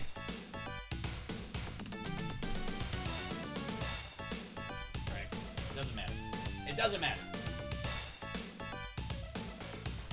Out of hell with it. I'll just move this over here. No, not like that. Like this. Alright, now that feels more like I'm used to. Alright. My cousin is throwing down the glove against you, and it's time for Street Fighter 2 Game Boy. What? Cousin's throwing down the glove against you. You and him, Street Fighter 2 for Game Boy. How does that even work? If we can do it, I'll do it. We are not doing Fallout 2, by the way. That was last week, or last Wednesday. We got raw as frick, as we tend to do. Get off the screen. It is not Fallout 2. All right, there we go. All right, that was fun, everyone. Holy frick. I mean, you go so long doing this thing, and then you don't have your wife on, and then finally you have your wife on. But man, that's fun as frick. I'm out of diet soda. All right, so we have an hour to configure our evening with. Maybe a little more than an hour. A little over an hour. All right, use that mic for the cat mic. He comes in if he wants to play ball. If he wants to play ball, stop freaking around for once. I don't remember this thing sticking that far up. It seems off to me. All right. Want to meet you guys in real life? Well, once COVID's all freaking smartened up. Yeah. It seems like you have a lot of people in this area. A lot of people. All right, so there's been a bunch. Let me look at my actual list. There's a lot here. Let's see what games that I've tested that I never got to play that I thought might have been cool. Going right back to January. Or no, I'll go to January. Fine, whatever. Super fun times, everyone. Thanks for watching. I've been having a great time. I'm having a really good time right now. And sorry for missing the chat too. It was so nice to have her read the comments. You guys know, like, I don't know if there's a syndrome for it, but I can't read under pressure. Like, I read, but I read disjointed. I'm like, okay, I only have 5 seconds until I'm taking too long, so I'll read it in broken, like up, down, I'll go sideways, back, in, forward, front, back, oh, and then by the time I'm like, I've really fricked this up. Start over. Or maybe I'll just be silent. I'll read stuff dead silent, and it'll be silent like this.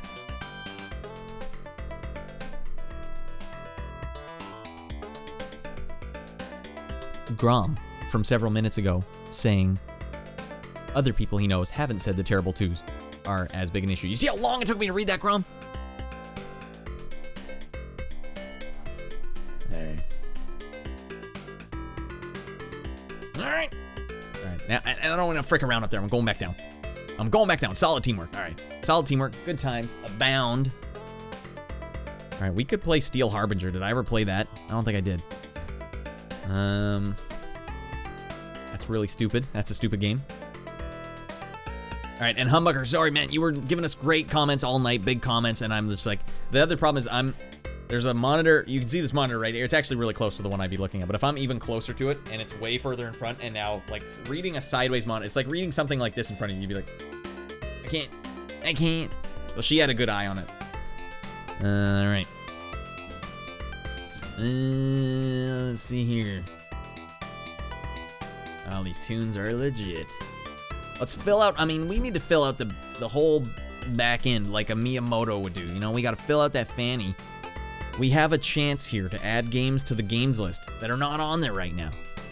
Well, what do you do? Oh, you know what we should probably play? Everyone's probably going to be like, oh, come on, Radd, this sucks. All in it. There's What a Sweetie. It's like, oh, Radd might need another Diet Pepsi caffeine free. Thank you, girl. All right, lock it up, everyone. I'm going double deep tonight. I usually can get 1 glass. I'm feeling very re-energized. All right, cancel England right now. God dang it. Fill out that fanny. It's in England. That sentence doesn't make any sense. Like, you can't be saying that. Breakfast time for me. Get some breakfast, Wolfcat. All right, I don't have my N64 controller plugged in. That really throws a wrench into my plan. I did create my characters in NHL 99 for N64. You know what I mean? I did do that. Dumper is the center. I did also make characters in some other sports games. Maybe that's not the right call. Maybe not the right call. Let me just see if I can get it on. Get it on. Okay. This controller right here. It's not even plugged in. All right, we're going raw. We're just having a good time. We're winding down. You guys, you didn't. If you have a subscription to this channel, you expect a certain hour of Radd every Sunday, and I'm giving it to you. And you're like, oh no, just turn around. Turn around, walk away, Radd. Oh no, you're in the trust tree. Oh no. I have to plug in the N64 controller.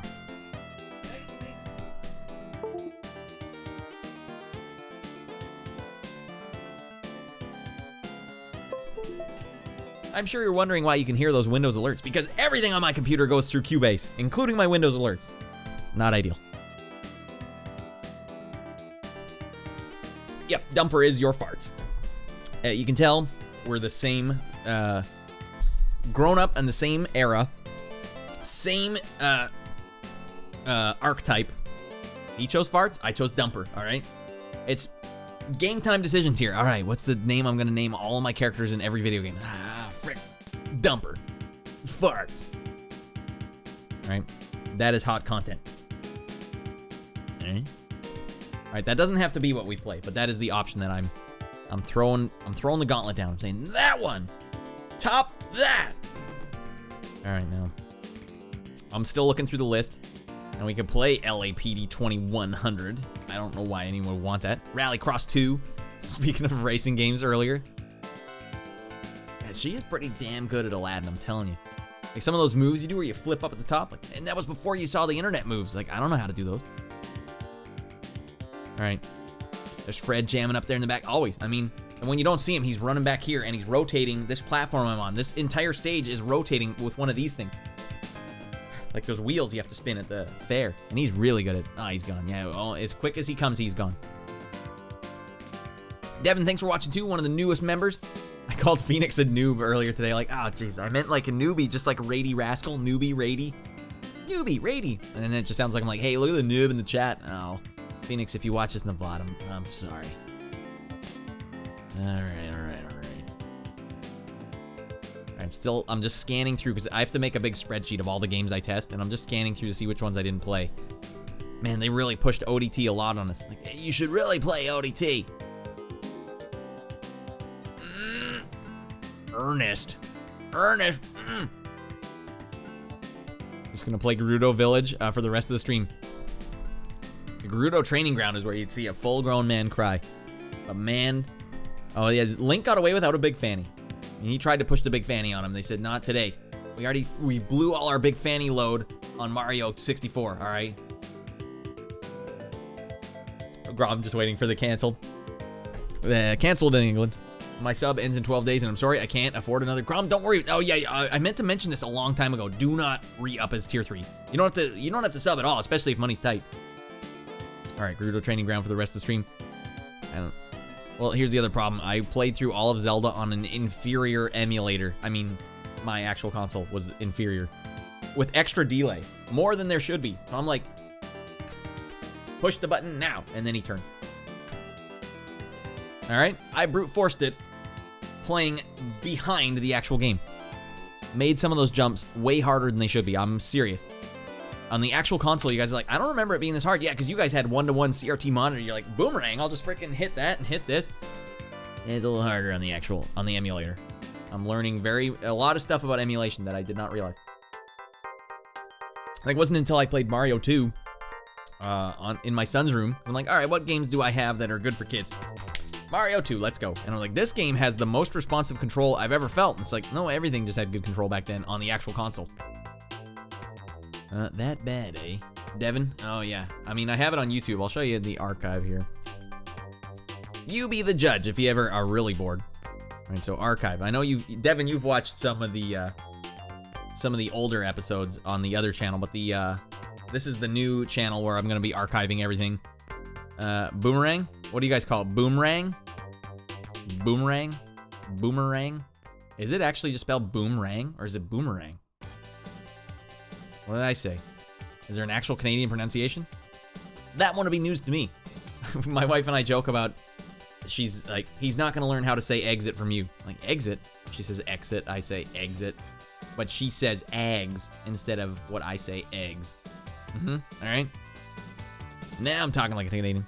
I pronounce it boomerang, says Grom. Alright, well maybe it's an English thing. Alright, we still speak with the imperial language over here.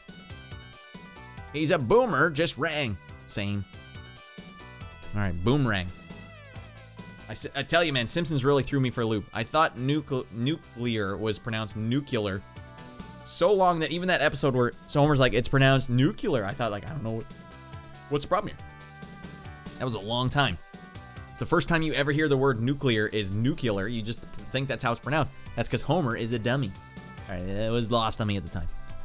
That joke was lost on me at the time. All right, well, let's see if this N64 controller is going to work. If it does, that opens up some possibilities. Big ones, all right? Big old possibilities, all right? Nuclear. Yeah, exactly. Learned from George W. Did he say nuclear? That is unacceptable for a president. That should have been the first thing. They're like, Mr. President, you're pronouncing the word really stupidly. I'm sorry about that, everybody. W absolutely said nuclear. Maybe he grew up watching The Simpsons too. It's one of those subtle things why you don't even notice it. Because you just think it's a regional thing. Like, oh, they say nuclear, I say nuclear. It's fine. You say Ryu, I say Ryu. Obviously one is wrong, but I still will say Ryu because it sounds cool. I should have named my kid Ryu and spelled it differently. Rye bread, Y-E-O-O, Ryu. Okay? And they'd be like, dude, sick name. And I'm like, I know. Barbarian handshakes all day. Or just straight up Van Damme like you always do it. Alright? Pro tip, you hold your arm closer to the camera, it looks huge. Guys, it's just my arm. It's huge. Oh, frick. No one's gonna beat this arm wrestler. And then you pull it back, you're like, oh, it's way smaller. Put it back there, you're like, hey, everybody, no one's beating this guy. Eh, frick. Oh, man, that arm wrestling match over the weekend. Oh, man, I didn't even talk about that. The very last guest. Get on up here. He's gonna play ball. I gotta unmute the mic because he's meowing at me. Hey, buddy, what's this?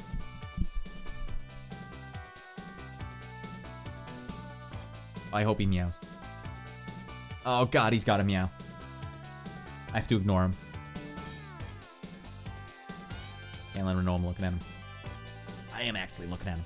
Don't jump down. You got to stay up. It'll be so much fun. All right, now we got a party here. All right. All right, that actually makes me happy. All right, the floof is for... Le floof is her for his cat, Mike. See, I don't know what you said, Grom. Le cat. All right, our enemies are constantly plotting to harm our citizens. And so are we. Our enemies are constantly plotting to harm our citizens. And so are we. Well, that's a funny thing. Oh, he's gone. As quickly as he came, he is gone. The thing with the presidents, like even Joe Biden, like I'm not a fan of Joe Biden. I mean, and I'm a Canadian, but whenever certain outlets or certain, we'll just say outlets, whenever they like cherry pick stupid things that he said, like you could do that for any president. They've all said stupid things. They've also said smart things, and you don't pick those ones up. All right, we don't need that mic on. If he's not gonna be there, the hell. I don't like partisan politics. I'm the one, like whenever they said stuff like, that's what he just said here. And I'll be like, fine. Then I'll sit there and watch an hour-long talk that people do. Like, it's not what he said. It's still stupid, but it's not what he said. You lied to me. All right, is here for his cat mic. Okay, missed the E. All right, well, goddamn it. That's why I read the chat and I'm like, it's not even correct. I don't know what the frick I'm doing. I need big letters, too. These are small letters. Ah, man, I'm sad he jumped down. That would have been awesome if he would have played ball. Just play ball, buddy. All right, so yeah, there was an arm wrestling match on the weekend. I was hyping it up on Wednesday. Devin Larratt and Michael Todd. I'll just spoil it for you right now. Devin Larratt 5-0'd him. 5-0. And the crazy thing was, man, they were like big rivals. And Michael Todd was considered like the best arm wrestler in the world. And Devin Larratt was at one point considered the best arm wrestler in the world. But a lot of people considered him over the hill and that he wasn't strong enough. Like, what? He wasn't this, he was this. They didn't consider him strong. Even though he was one of the best arm wrestlers of all time. But he came in weighing in at 300 pounds. They've never seen him that big. He was humongous. But they're good friends. And after the fight, or the pull, they'll call it a pull. After they pulled, he actually looked at Michael Todd and said, like, you turned my life around, man. And he said that to him because like they had a match in Dubai because arm wrestling's been shut down. And they were both training really hard before COVID hit. And when COVID hit, like, they all lost their purpose, all the arm wrestlers, for a long time. And Devin was trying to travel around to Dubai and like sort of like, I don't know what to do, so I'll travel to Dubai and do collabs with some people on the internet because Dubai's kind of still open. But then he came back and he ended up getting deep vein thrombosis, which is where your blood is turning into porridge, and it almost like sidelined him forever. Like he thought maybe I have to retire, but he cleaned up because of this match because Michael Todd was supposed to arm wrestle Levon, who was the #1 arm wrestler from Georgia in Europe, or I don't even know if Georgia's considered Europe. It's somewhere in that direction, somewhere east from where I am right now. But he's considered to be maybe the best in the world. Him and Michael Todd at the time were like, who's the best? I don't know. And Michael Todd was supposed to arm wrestle Levon, but the league that Levon is with wouldn't let Levon fight him, wouldn't let him pull. So Levon had to F off and go somewhere else, and Michael Todd's like, fine, I need a replacement guy for this big match we're all trying to plan. All right, Middle East. All right, but can you not say Europe? You have to say Middle East straight up? East Europe? It's Middle East? I don't even know what that means, Middle East then. What the hell's East then? What is Europe then? West East? West Europe? I guess it would be, actually. Fine. So now that Levon was out, Michael Todd had to pick another person for this huge arm wrestling match that they were all trying to do. That's why they were all going to Dubai, because they were trying to build up this big match that was going to happen. So he called up Devin, and Devin's like, well, I just had this injury, but you know what? I'm 100% committed. I'm coming back. And at that time, I bet Devin was like, I just have to retire. I got nothing left for me. And so, yeah, after they finished the match, he turned to him and said, like, you turned my life around. And it, like, I got misty-eyed. I got choked watching it. Like, that is so awesome. Man. And to 5-0 him. Holy frick, did he turn his life around. Devin came back. Devin was this. Devin was this. Oh! All right, that's huge, by the way. Out of control. All right, now let's stop freaking around. Let's play some games. Everyone's like, Radd, there's only been like 4 games this episode. That is uncalled for. Unsub. No, god damn it. I brought the comb for you. Okay, here we go. I hate controllers. When you unplug them, when you plug them in, things work, then they don't work. If I could just have the controllers I have plugged in always work when I plug them in like a console, it would be so nice. But it's not that way. And troubleshooting them is a real bee sting. Right. Who authorized this rip and jam? Emulators, for the love of frick. As soon as I start talking, I don't know where the hell I am anymore. Okay. Very slowly opening. That's fine. All right, RetroArch doesn't help anything. RetroArch is the biggest frickster of them all. Middle East is mostly Arab nations, Turkey, Georgia, Egypt, Saudi Arabia, Iran, but they speak Russian there. That's the weird thing, right? Stand by for action. All right. This is the same game as the opening intro song I played. It's a different song. We never get this far. By the way, to use RetroArch, some streamer was playing Super Metroid on her L button was Fubar. Yeah, I believe you, man. It's all fricked up. Frick, this is a great time. I know, but you, TM Vase, is like, I like your Radland show. It's my favorite one. Some people might be like, structure this up, Radd. I'm watching you. Look. Fred, I'm watching you, buddy. You can learn a thing or two from those moves. All right, so let's see. You got to do. I got to go. You also can't use your mouse in RetroArch right now. Anyone use RetroArch have this problem? Where you select things with your mouse and they hover over, everything's fine, and then when you click on it, it clicks something that's actually 4 or 5 selections above. Like, okay, if that was the case, why am I selecting things with the mouse? Like, if you hover over it, it shows it's highlighted. When you double click it, it's actually 5 selections up. RetroArch, I don't understand. You're like really good, but you're heartbreaker. Just a heartbreaker. Now I'm just using keyboard and only keyboard. What are we in the dark ages here? What the hell? Let's get that controller in there.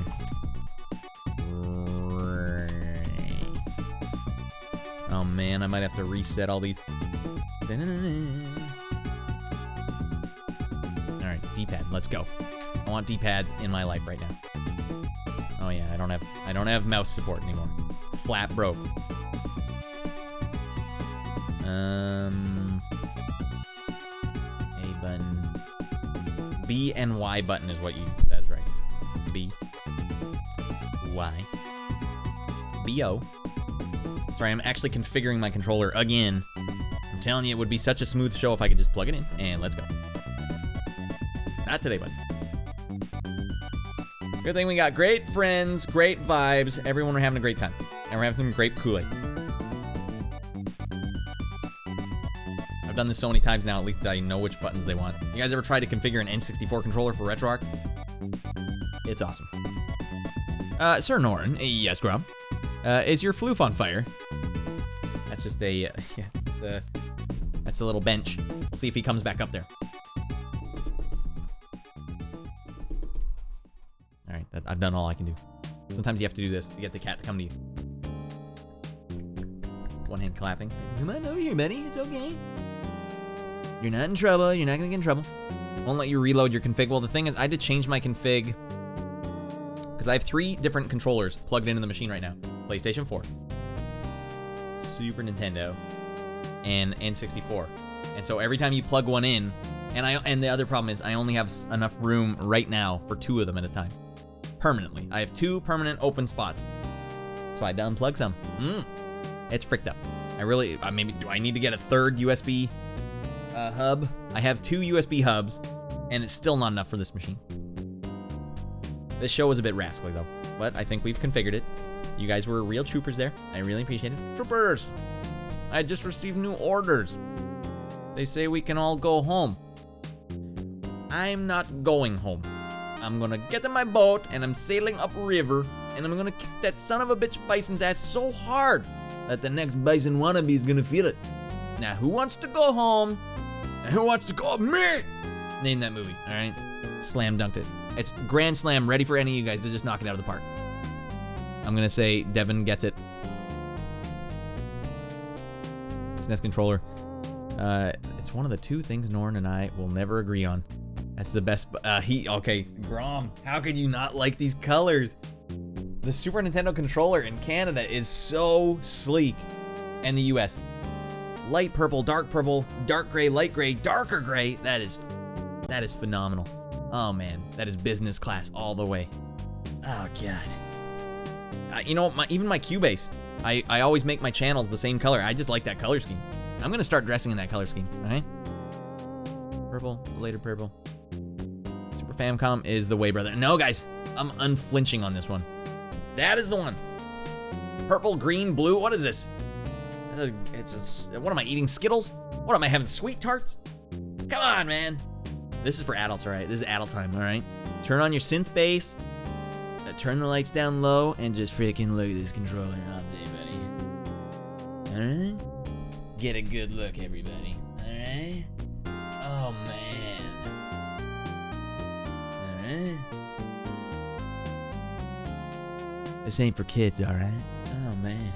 What the hell? Look at all these colors here, including the invisible button. Come on. I don't think I've even ever held a Famicom controller. I will say the Famicom system probably looks a little sleeker, but I like the color scheme on the SNES. The old Western SNES. Radd, when I visit, I'll bring a real effing SNES controller. I know what it looks like, all right? I've seen it. I'm not on board. All right, we're having a synth-based time, a smoky room, all right? We're having cocktails with our adult friends in the 80s. All right? You know what I like also, too? Color scheme. RCA's 80s color scheme. Red, white, black, and gray. Like those old camcorders that they would have with the eyeball thing that looked like it was sucking your eyeball out. Putting whole VHS tapes in there, all right? No, I'm making you play it. What does it play different? What, the colors make it play different, or the controller itself is different? Are you saying the controller itself is different, or is it just colors that are different? Maybe I haven't looked at it closely. I've never looked directly at the Famicom controller. God bless that woman. All right, that's going down smooth as frick. Why don't I just, I'm gonna load into, we're gonna get dumper on the screen, all right? The X and Y buttons are all convex. But outer principle, I wanna say I've seen you play on a go-to SNES pad. You're just being a dick, ignore me. Oh wait, so are they not convex? Guys, you telling me that the Famicom controller doesn't have convex buttons for the light purple ones? Because that is a deal breaker, all right? That is a deal breaker. Oh, they're all bulging. That's gross. I hate that. That is. I mean, we were kind of back and forth. It was just a color thing, but now there's a functionality thing. Do you guys realize you cannot button mash a bulbous button the way I button mash? Guys, this is the technique of the gods. All right, do you want to use your shoulder like some chump, or do you want to use your actual finger vibrating technique? Check this out. You got to go on the convex one. All right, the convex one. And you just vibrate your finger. Guys, I'm pushing fast as frick right now, and I'm talking totally normally, using no muscle at all. Can you even see? Can you see? You want a piece of this? All right, you want a piece of all this? I would smash you fools at a button mashing competition if there were such a thing.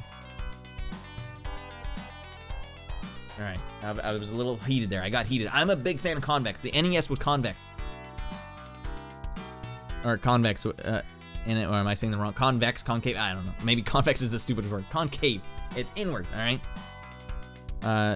Why too? Well, I'll tell you why. Because then now you can get the best of both worlds. If you're a big bulging kind of button person. Now, I don't like the bulge at all. In fact, every controller since the Nintendo has fricked it up big time.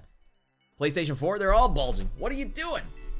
They didn't even give you one on this one. They said, we don't want that. No, none of them. The NES, okay, Famicom NES, did it have scooped out buttons? Concave, which is good. Right. What do you guys have against concave? You're like, oh, my finger just keeps staying right in the middle and not slipping off. I hate that. Why are we playing ending jams right now? Thunder Force, what the frick? Alright, one of the best bad Genesis tracks right here. And now I'm finally gonna get to a game. Alright? Oh yeah, mouse doesn't work. Oh,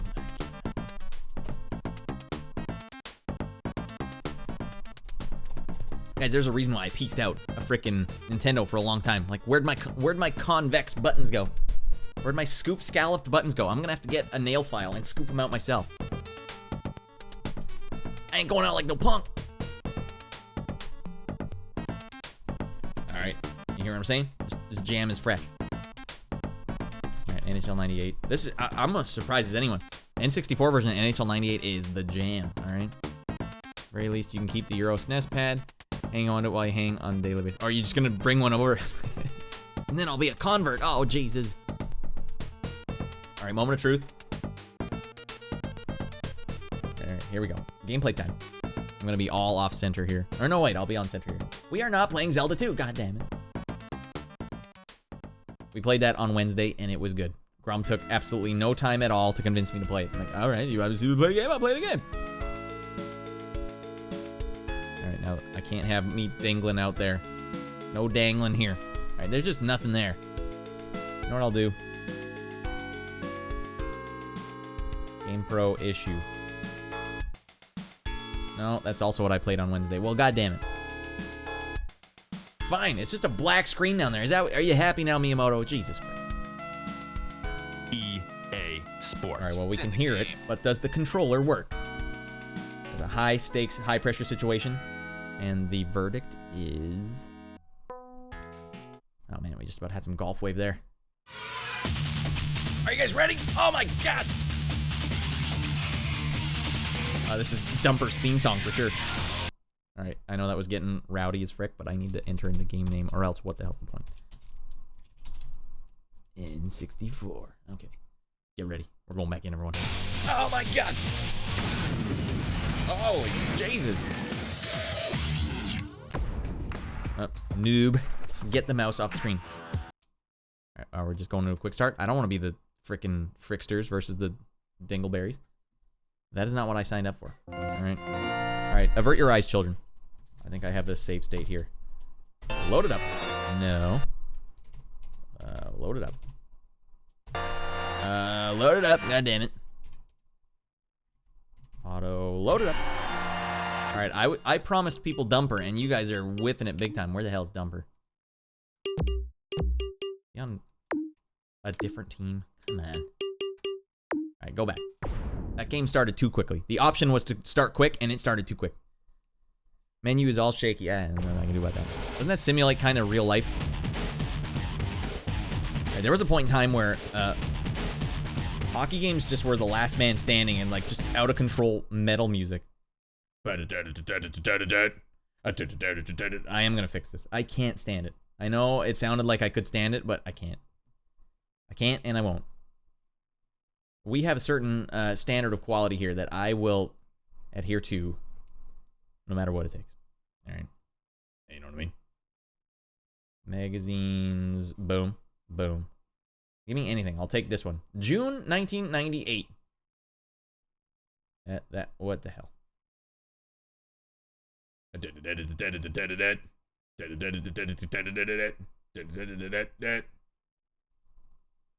Zelda, you gotta go. I know we promised you a seat at the table, but you gotta go, buddy. You're whiffing it too hard now. Alright, now you can get in here. This is not the magazine we'll be playing from, but you know what? It doesn't matter. That is awful. Old Radd the Perfectionist. You guys are seeing the birth of the beast right here. Alright, that feels right. That look right? It feels right. It looks right. Alright, let's... don't worry about my controller pack, alright? I know a thing or two about this game. Good lord. Is this 1999? No, Humbucker, we're not scooting into 99 just yet. We're not gonna do that just yet. Maybe next week. I guess I gotta get the Canucks.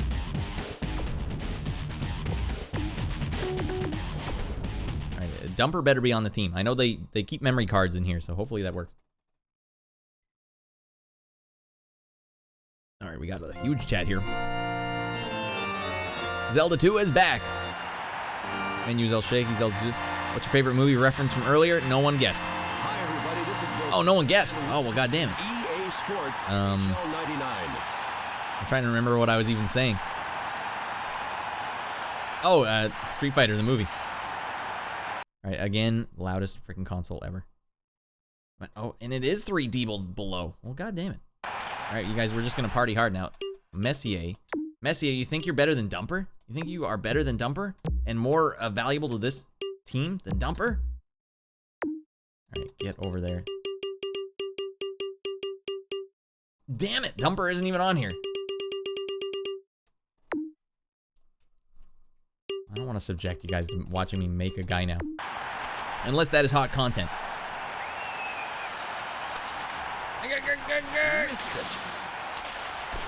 Man, I scored goals with him and everything. Ah, this is all fricked up. All right, Beret, get your ass in gear.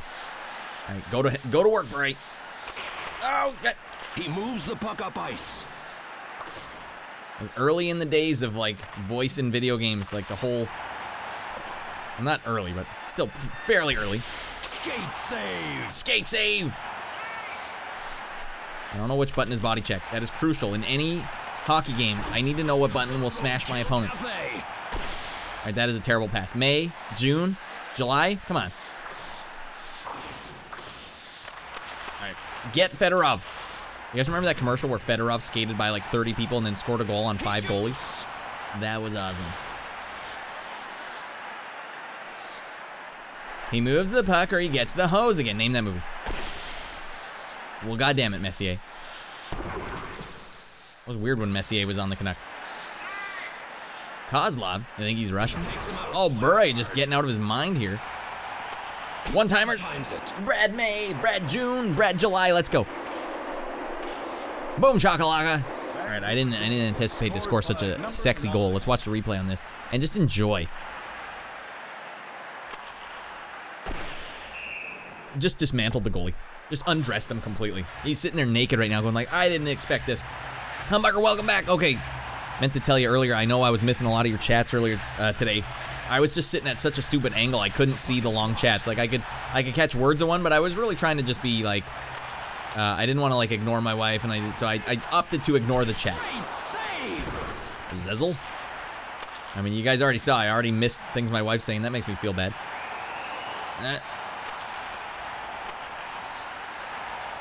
On occasion. Only if I sense there's internet drama, then I'm like, this, come on. So my calibration needs to be checked. I don't want to miss actual important stuff. That is not a rad prep. All right, McGillney, get going. All right, pass it back to Brown. Hey, just one time to Brown. Hey, Brown, you want to go score a goal? Here you go, buddy. And all alone. Great. Okay, who's the goaltender on this team? They're fricking it up galore. I'm not gonna stand for it. All right, he moves the puck or he gets the hose again. Was that from Happy Gilmore? Is that an actual quote from a movie? About sports games are months before the actual year. Right. That is right. 99 is before that. Yeah. Was that Street Fighter the movie? Yes. But Devin, you gave me the Ken thing right after, so I thought you got it. All right, I don't know who the hell Charizard is. Bertuzzi was a bruiser.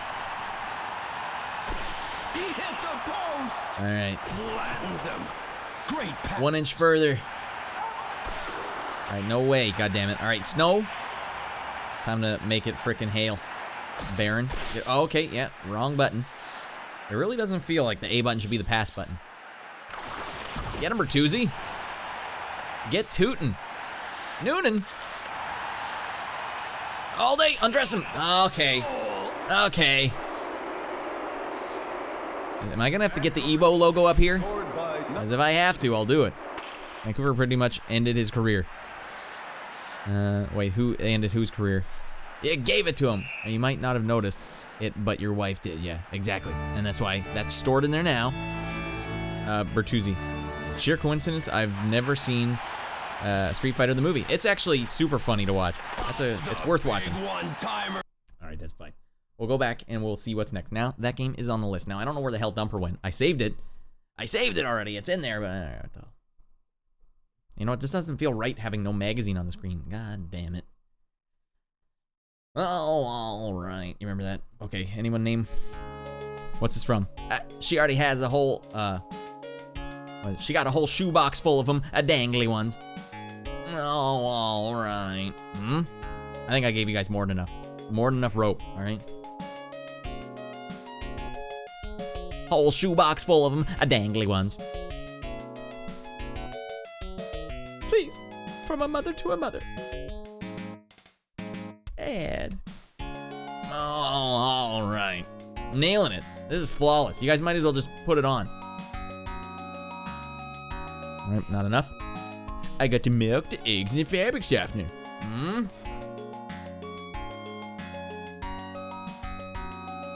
Netflix. Radio. All right, let's scoot forward. It wasn't as, I mean, if Dumper's not on the screen, that is not high octane. That's minimum octane. He's supposed to pop a wheelie with minimum octane. Some sort of sad wheelie. Making kids cry. I'm an uncultured swine, apparently. Devin, I don't know how old you are. Maybe you missed the boat on this one. Guys, I'm gonna give you 5, 4, 3, 2, 1. That's Home Alone. Nailing it. Fuller? If he has too much to drink, he'll wet the bed. He'll pee all over me. I know it. I can't even do it with a straight face. That's quality film. Quality film. All right. You know what I have to do? All right. Now this is happening. And this is gonna bite me in the butt. I know it. Home Alone. And Jig's got it. If he's on the 40-second delay, he would have got it. I'll give you full credit, Jigs. I'll probably regret this, everyone. Don't make me regret it. Alright, you know what we haven't seen officially on this program yet? I'm all over the place. Well, first what I'll do is this. We'll find a game first. Alright, everyone. This is what I'm looking at. These are my notes. It's what I have to do every week. I got, every game that's in these lists I've tested. So should theoretically work on the show, unless they're blacked out. And if they're purple, that means I did already play them. Green, it meant I wanted to play them, but I didn't get around to it that week, but I might have done it the next week. You guys tell me if something stands out. All right, shopping now, but got it in the delay. Nice. play Mike Piazza's Strike Zone? Oh, man. There's just a lot of sports games, I guess. Hot Shots Golf we missed? All right. Cyberdeck. All right, this is our last chance to get these games in, everyone.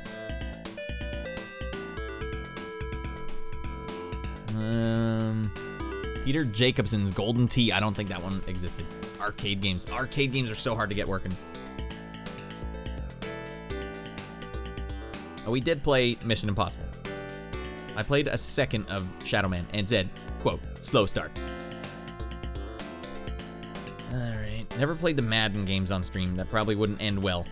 You had to know too much about football to play Madden at that point. Like, you have to know what this actual play is. Played Twisted Metal 1, says don't touch that door. I played it, Twisted Metal 1. I even have, I have like a 20-minute long or 30-minute long highlight. If you go into my About section in the highlights under videos, I did Twisted Metal 1 and I just rocked it big time, buddy. That's a great game though. Twisted Metal 1, all-time fave. All-time fave. Like on the list of. Not the all-time favorite game, but all-time favorite list. For sure. This is my dilemma. I played too many damn games. We're almost at 600 games. That is a ridiculous stat. Have you played Wave Race yet? Not since I was on board with the N64. Should I play some Wave Race? I might actually end up on the... Yeah, we can play some Wave Race. I don't care. I don't care. I think the game is actually pretty damn good. If you want it, don't touch that door. You just let me know. I'll pull the trigger. And you're saying, so Vancouver pretty much ended his career. Did he injure himself, Bertuzzi? Or, he just wasn't good again after that? He was a big boy. Wave Race is probably the best racing game on the console. I'd buy that.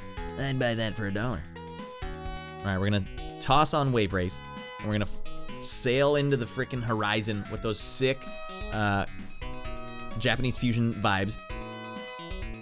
Oh, the sucker punch on Steve Moore. I didn't see, my brother Dingledude was way more into hockey than I was, so I knew enough of hockey peripherally, but I didn't know anything on my own. I was like, oh, the playoffs are on? I guess I'll watch the playoffs.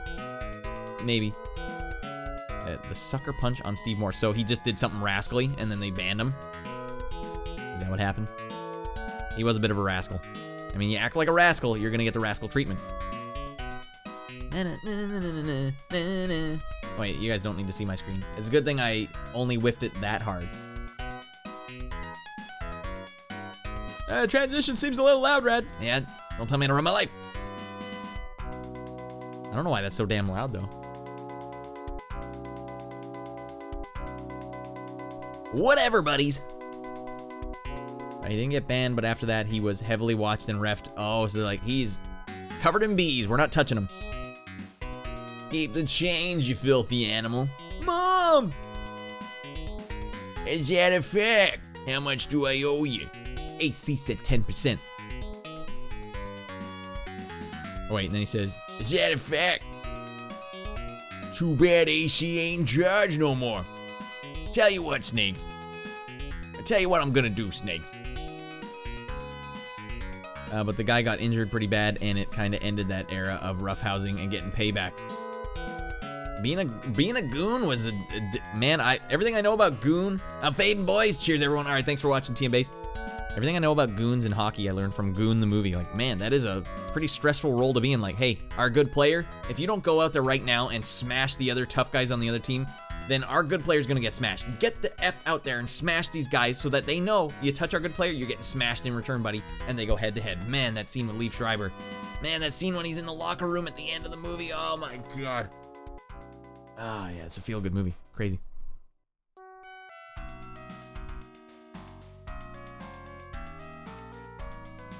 What the hell?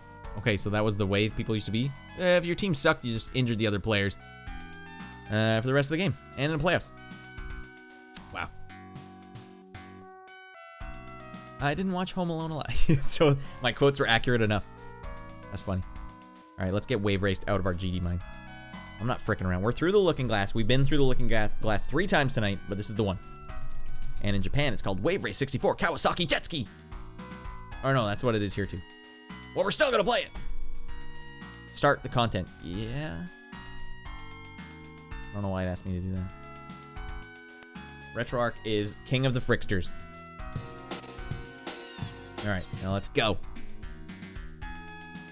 forgot I still had that on. God damn it. I'm gonna have to change that. Okay. And now I'm gonna have to change this. Oh, fine, I have to change a bunch of stuff where I can actually damn well play the game. We're off the rails. We're not through the looking glass. We're off the rails. All right, Wave Race 64. We're bringing it home. Bringing it goddamn home. With a good racing game on the N64. All right, these tunes are out of control. Someone better control these tunes. Man, that guitar tone is velvety smooth. Oh, man. Have you ever had issues where buttons wouldn't map like you want? Not after I've set them, usually.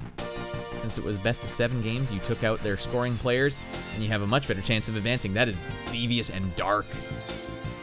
That's the opposite of Goon. Goon wasn't necessarily that. Goon was like, just make sure our star player... Well, that's the thing. What were the Goons on the other team doing? You gotta get your ass in gear, guys. Start the race. I don't need a damn well warm up. Watch, I'm gonna pull 360 moves no one can believe. All right. Hey, Stewart. All right, I'm gonna be the pink dandy. Doesn't even really matter who you pick, I guess. Okay. Now, you know what's really throwing me off? I got a splitter here. I'm gonna unsplit my mic. All right, there's no audio right now. I'm without audio. Until I get this plugged in, I got no audio. All right. Oh, God, that's loud. Okay. 3, 2. Oh, sorry, I know. Now I'm turning it up. So it turns out it's only loud for me, not for you guys. All right, now let's go. Wave race! Oh, God. Doesn't it sound like we're watching the show right now? All right, don't forget the L over here. And don't forget the R over here. L, you got an L. 2 L's in a row? What is this, amateur hour? Alright, they're powering me down. Right, they think powering down is gonna hurt me. They don't know who the frick they're dealing with. Alright, we're maximum power. We're going for out of control power here. Alright, I'm redlining it. Hear this engine? This thing is about to just, like, I'm about to take off into the stratosphere. My wife and I had an argument, like, is stratosphere a real word? I'm like, I'm pretty sure it's a real word, but not a real thing that people are using, like, because I was saying atmosphere. It turns out the stratosphere is a real thing. It's like a thin layer between 2 other spheres. Like, all right, I knew it was a word. I knew people use the word. I just, like, I don't think stratosphere is what people mean to say when they're usually saying stratosphere, unless you're being really specific. But she was right. I was wrong. And then here we go, girlfriend. All right, it just feels like I'm watching my show right now, and I should be turning. Oh, frick! You look away for 1 second and you power down. God damn it. Whoa, watching this on TV is the way to go. Oh, Jigs is finally not on his laptop anymore. Oh, you mean you were at work or out and about? Jigs, are you gonna actually go to that bathhouse? I think that would be sick. Get some freaking behind the scene content.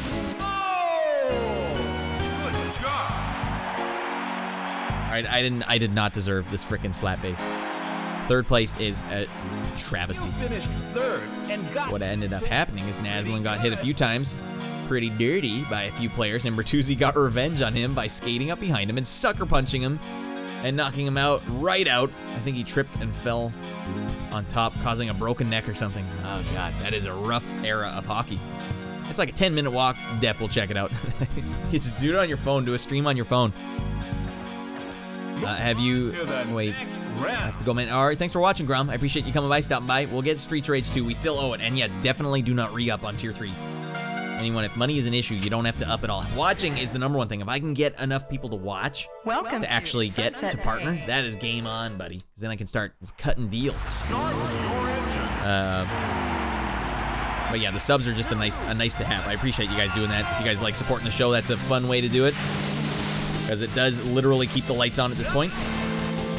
Whoa, whoa, whoa, whoa, whoa! Wow, you let everybody. Oh, I thought that was a wall I couldn't go over. Oh man, she got airtime galore there. Yeah, for like water physics, for actual waves, they did a good job of not making the waves feel, oh, nice lens flare. The waves don't feel like they're, oh, frick me. All right, fine, power down if you must. The waves don't feel unfun to go over. I played other games like this where the waves just don't feel fun to go over. They slow you down, they frick you around. Ay, ay, ay, ay, ay. All right, they're coming behind me fast, hard and heavy. All right, pull some sick moves, girl. I don't know which button does moves, but all right, that's not the move you want to pull. All right, she's hurt pretty bad. First of all, her feelings are hurt pretty bad. Oh, she's not recovering here. She is not recovering. All right, you got to pick it up, girl. I need max power, and I need it right here. I need more lens flares, if nothing else.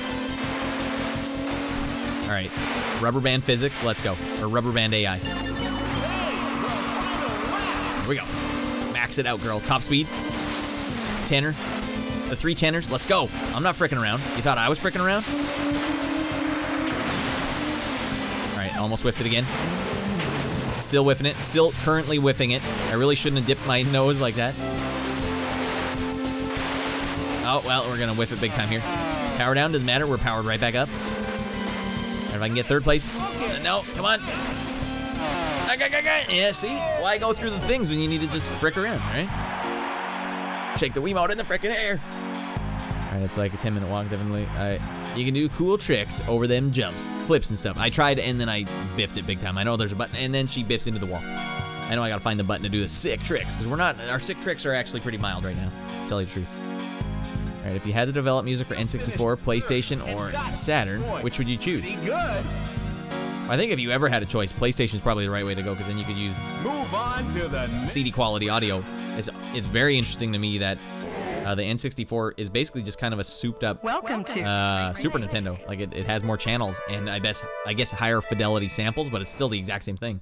Samples, buddy. But I don't know what the specs were. Actually, you could do great stuff with this. I would like to work on the N64. Man, I blasted by them. Still pretty goddamn good graphics too. This is nice. Just like cruising. Nice little cruise, this game. Oh my god. Alright, well, what's the point? I'm already max power. Oh, here we go. Alright, girl, you're gonna have to try harder than that. Man, I was floating, buddies. I was just floating. Now we gotta deal with 3rd place again. That is fricked up. Alright, yeah, a little tap there, little love tap. Let them know you're there, right? Not against the rules. It's part of the game. Nope. Cat's rascal me.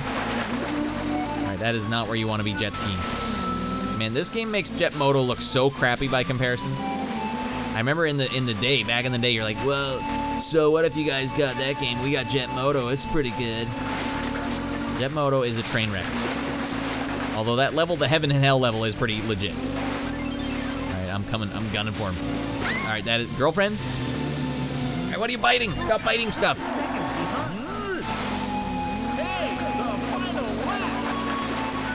Alright, I'm coming for you, number 1. Alright, rubber band AI, don't fail me now. Let's go. Like the reflection in this game too. It's already impressive.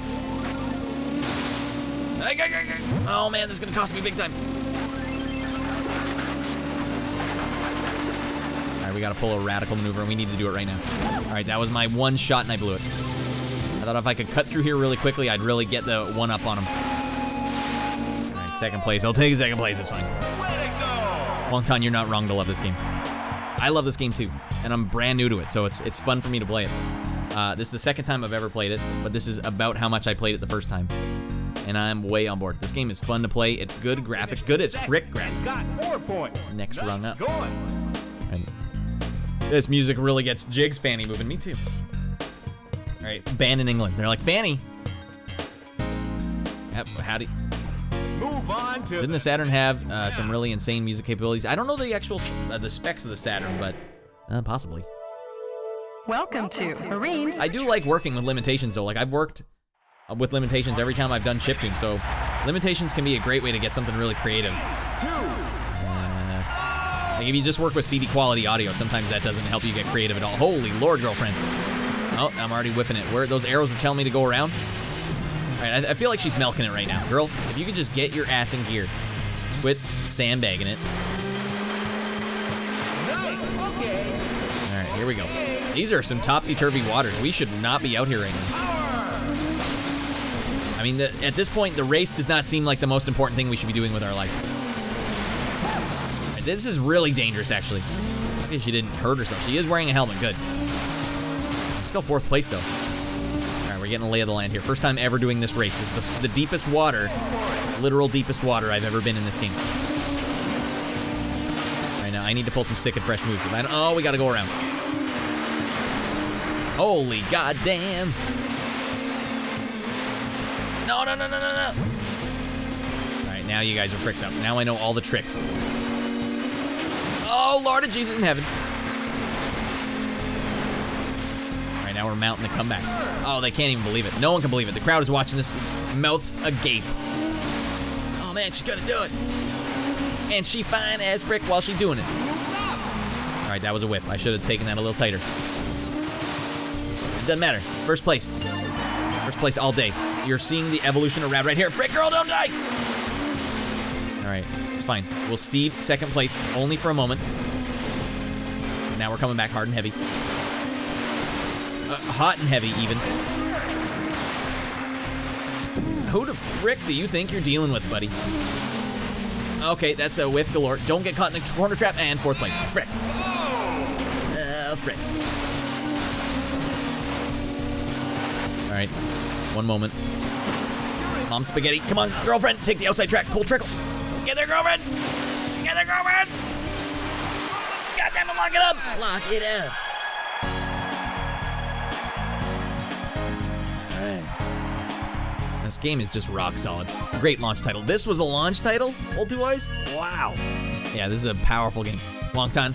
And I assure you, there was no rubber band AI helping me out back there. All right, come on. What's up? What's up? Alright. Alright. It's hard to control if I remember. Yeah, I think very vaguely you can kind of look where the waves are and try and catch the waves that groove you in the right way instead of groove you the frick off the course. Alright, A. Stewart. Mountain a comeback. Alright. There you go. Yeah, exactly, Devin. She fine as frick.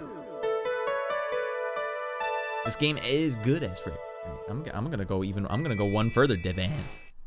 I'm not fricking around here. She fine. She, lowercase, fine, capital case. All right. Boom, boom.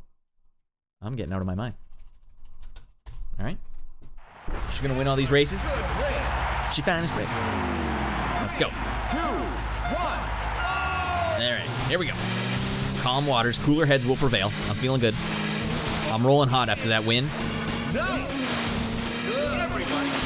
Like any racing game you can do well in, first time playing it, that's actually a sign of a pretty quality racing game. I don't know where the hell I'm supposed to go. This doesn't seem like a great place to be racing either.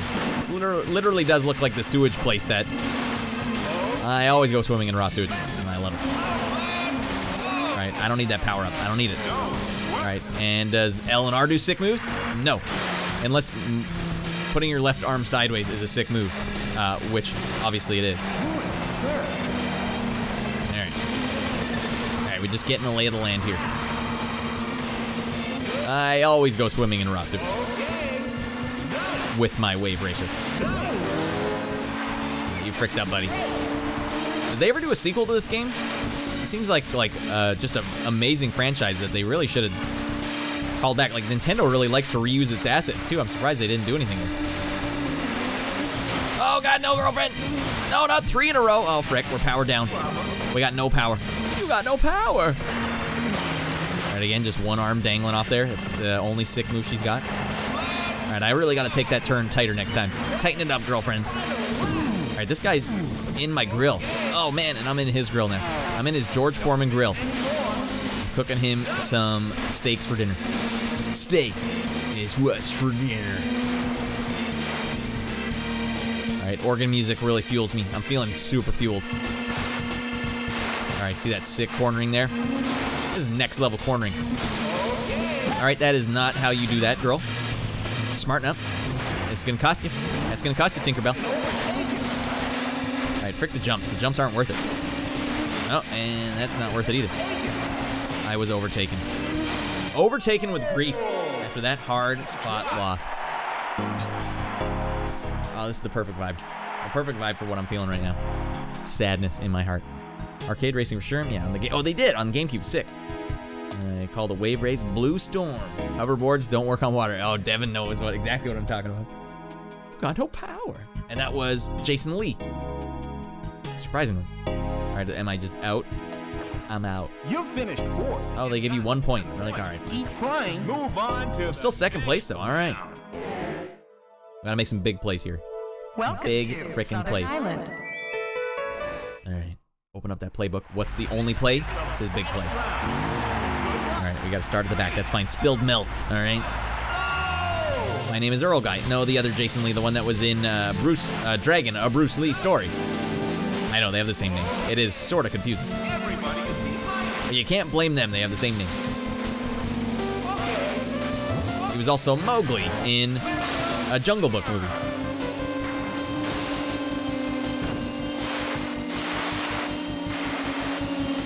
Oh man, I got so much power, it's out of control. This hoverboard does work on water, goddamn. I'm floating, buddies. I gotta pit maneuver this guy, he's getting in my grill. This grill does not move for anybody, alright? This grill will literally move into you. Oh, frick, get there, girl! Oh, that's a chip tooth for sure. At the very least, that's a chip tooth. Alright, low tide, everyone, low tide. Get in there. Don't mess around. All right, you can't go up there. All right, there's literal sharks over here. Don't get eaten. Killer whales. Kill or be killed whales. All right. Drive by, give me a quick. All right, here we go. Get in there, girl. Final lap. Man, these races go by fast.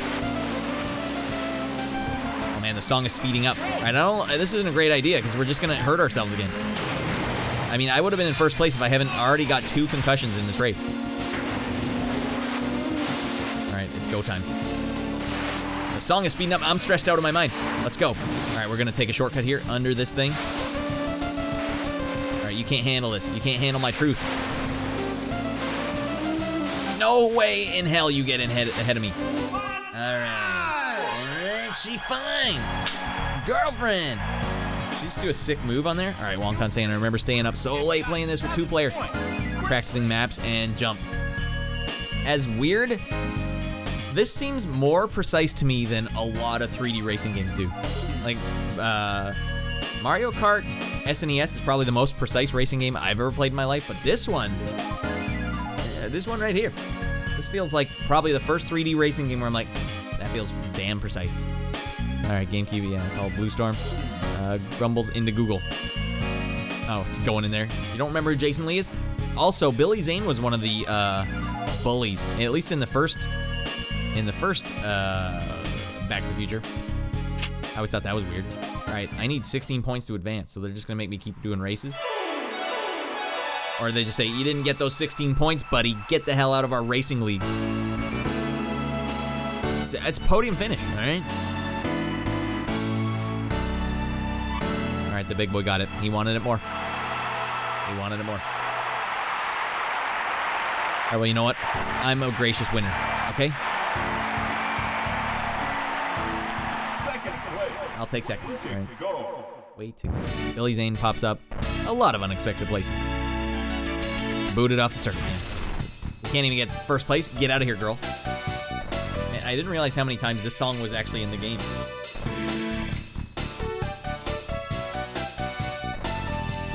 Feeling it.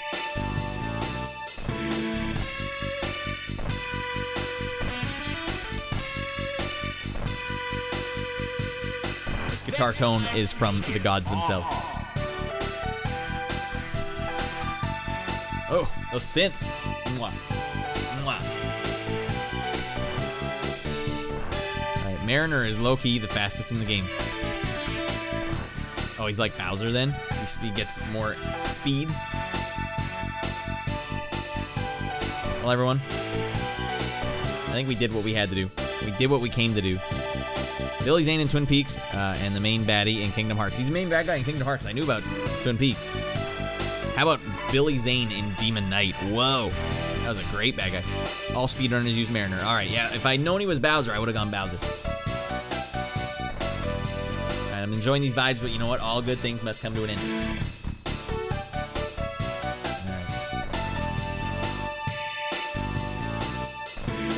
Let's get over here. An oldie but a goodie, okay? Still a little choppy. I'm gonna make them non-choppy. All right, we gotta get our own tunes going here. Right, did we already get to the ending jams? Nope. Nope. All right. Well, I'm a burgeoning speedrunner for Wave Race 64. All right, you guys heard it here first. All right. Now let's get over here. You know what we haven't seen in this show yet? We'll move. A lot of you haven't seen this yet, but spent a bit of bank. Just 1 second, everyone. We're gonna actually use an old transition, or the main transition. I need to set it up real quick. All right, don't you go dying on me now. All right, we'll see you there in a second. It's my sick new freaking monster truck. It's pretty rad. It's pretty out of control, actually. I need to zoom in a bit. If you get, I'm on this mountaintop quite a lot. I go here to think sometimes. Just think it out, Sometimes you gotta think it out. All right. I had to move it over here when my wife was here. Now it's a little fricked up. But we'll fix that right now. There we go. Sick and fresh, man. All right, here we go. You gotta ride it like this. All right, this is my new monster truck, buddies. All right, actually, my son likes monster trucks a lot. He's 2.5 years old, so I'm like, you know what I'm gonna do? You know what I'm gonna do for you, buddy? I'm gonna render you a monster truck so that I can plop you into the Radd zone and then just get you in a monster truck. He loved it. I send him to the bathroom sometimes too. He's like, but also play the song, the farting song. He loves that a lot. Monster Truck Madness N64. Is that an actual N64 game? Sick, yeah. All right, sometimes I just come up to the mountain to think, That's what I blare in my song, in my monster truck. Ah, frick, that feels good to me. Right, let's get back to the reading. This one right here. All right. Gravedigger for the win. Such a great show tonight, Radd. Hey, thanks, Wongton. Thanks for saying that. I know you got like a legit stream. Like, I know Twitch has kind of like an idea for what a streamer should be doing, and I know I'm not doing what a streamer should be doing. So the fact that anyone watches it at all is like really nice. I appreciate that. But as for Twitch streams, like, man, I was super blown away when I saw your stream. Like, this thing is legit. I don't know why you don't have a blown up channel. Some of these guys with the top views, like, this guy's killing it, and you're doing, like, me talking to the other channels now, like, guys, you gotta pick up your game. Wongton's coming for you, buddy. He's freaking coming for you. And you got a great Discord, too. You're doing good work. You should be on the front page, man. Well, if they put me on the front page, they'd be like, we don't know what we're doing anymore. This guy's making YouTube content, but he's doing it live, and I don't know what we're supposed to do here. It's not a TV show. That's kind of what I'm trying to make it. I'm like UHF. All right. I'm freaking Weird Al and UHF, and I'm like, all right, what night? I got another night. How am I gonna do it? So I was talking with Dingle Dude. Dingle Dude was like, we should do a nightly or a weekly thing for Brother Battle. I'm like, all right. Jigs going live? All right, Jigs, let me just do a real quick check. I want to see if there's anyone that absolutely needs to get raided. You gotta play the game, right? Tickle my throat. You gotta play the game, but I'm pretty sure that there will be no one outrageous that needs it. Jigs has been working on his own stream too. Jigs is getting out of his mind. I'm happy to give Jigs a big old raid. We'll wait for you, Jigs. Don't rush it.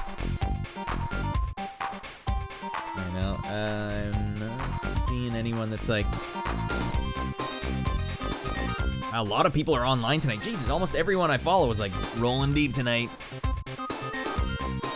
Well, not almost everyone I follow, but more than usual. All right, yeah, Jigs, we're coming your way, buddy. Lucky to find this fine program after using Twitch for a couple weeks. Nice, you're brand new to Twitch too. All right, as you'll note, this is not a normal Twitch program. I don't know. I don't need this. What Twitch really needs is like a category for TV shows. That would be awesome for me because then I would lean harder in this. Because yeah, I mean, there's a precedent for it, right? Like I like content. I came from a YouTube background. I was a YouTube guy, and like I just like making vids about me playing synthesizers. I'll be like, this is what I did on YouTube for like 5 years straight. All right, I'll buy a synthesizer, a software, and then I'll play it live and record myself doing it and then edit it after. But I realized like, all right, if I wasn't doing something that was like, people will watch those videos not because they like your show, but because they want to buy the software, so they watch it to see what it sounds like. So I'm like, all right, I get some views on those, but not a lot. But anything I did that was creative, like no one would watch it. So I'm like, oh, well, yeah, goddammit. So then I noticed I get way more people watching on Twitch, and I don't have to edit it after. It's like, all right, then my brain started thinking like, well, then try and make it as good as you can without having to edit it. So that's why everything just starts falling into place. TV tag would be a great ad. Yeah, I think people would lean into it too, wouldn't they? They'd be like, all right, if it's a TV show, then I'll... What? I don't have my huge play thing? All right, goddammit. I'll hook you up. Trigger Fire's way down here. All right, Trigger Fire. If Don't Touch That Door is doing a huge play, I'm getting him. You're gonna damn well see it. All right. And that was a huge play. Victor was making an out-of-control catch. I am wearing the Dodgeball shirt. Production value's over 9,000. Here's the secret, everyone. You just gotta render some backgrounds and then surgically edit yourself into them. And that's an Axel Foley. All right. Love the stream. Well, I love you guys. It's a big part of the stream too. Like the big transition from YouTube to Twitch was like, oh, when people are chatting, that's how you have a live show. Because if you don't have that, then it's really just me going like, oh, frick, and frick again. I know you're like, well, that is what you do already, Radd. But the thing is, you guys, you create little branches that I follow. You guys say something, I'm like, what did I say in the chat? Oh, let me respond to it this way. You guys are the endless content creator by giving me things to actually create content about. It's like a modern day video and arcade top 10.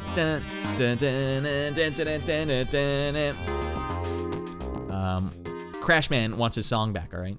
We had a show in Canada called Video and Arcade Top 10 with Nicholas Pickles. It's letter time, it's letter time. That's what he's referencing right there. It is. That was a good show. Watch it all the time. All right, everyone, we're winding down these vibes. We're waiting for Jigs to get established. Dr. Perry, here's a Dr. Pepper for you. I know it's supposed to be Diet Pepsi caffeine free, but you know what? I was saving one for you. Ice cold. Boom. All right, I saw Knockout City, the Dodgeball game, right? I did. I haven't played it yet. I should probably check that out. Maybe we'll do that at the end on a Tuesday stream. But yeah, the thing is, as a Dodgeball player, I just know it would not be Dodgeball approved. Like throwing a ball at someone, that's fine. Okay, well here's the thing.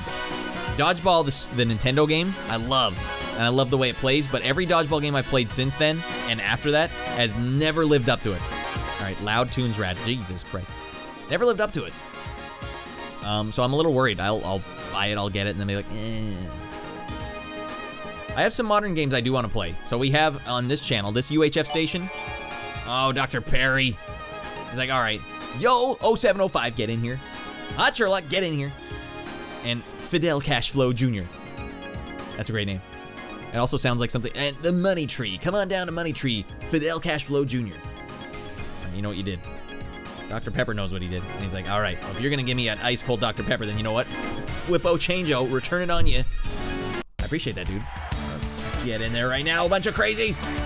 Fred's in TV with me tonight, everyone. He's just dancing in front. He's a show stealer today. I can dig it. You got to give the crowd what they want, all right? Dr. Perry, I appreciate that. All right, so let's talk a little. While we're here, everyone, let's talk. 1999 is coming up. I didn't plan for this. I always pictured the show being a 90s show. I started with 95, crushed it. 96, crushed it. 97, crushed it. 98, we crushed it. It's going too fast. It's been a hell of a year, man. And it's all been COVID. None of the show existed before COVID. That's weird also. So here we are. We're sitting here about to go to 99. Y2K is coming up. What? That doesn't make sense to me. What the hell am I supposed to do now? So PlayStation 2 works. Dreamcast works. We're able to keep going basically until the games don't work anymore. But what I do want to do, I do want to change this setup. Now, I know we all love it. We know it, we love it. I think I've run out of gags. I got nothing left. Fred's in the TV with me now. That was the final frontier. Fred, oh my God. We got to come up with something else. I want something that's maybe not as show-stopping. It's good because I'm easily distracted though, right? I'm thinking I'm probably going to have to do something smaller in scale, still special. I want everyone that subs to know, like, God damn it, that is really above and beyond. Or everyone that gives subs. We're gonna have to come up with some new stuff for 99 because the show has to stay fresh. And now we have Wednesday. What's going on Wednesdays, Radd? I thought we were gonna vote. Yeah, we might vote, but I think I might have to pull rank just for the narrative of everything.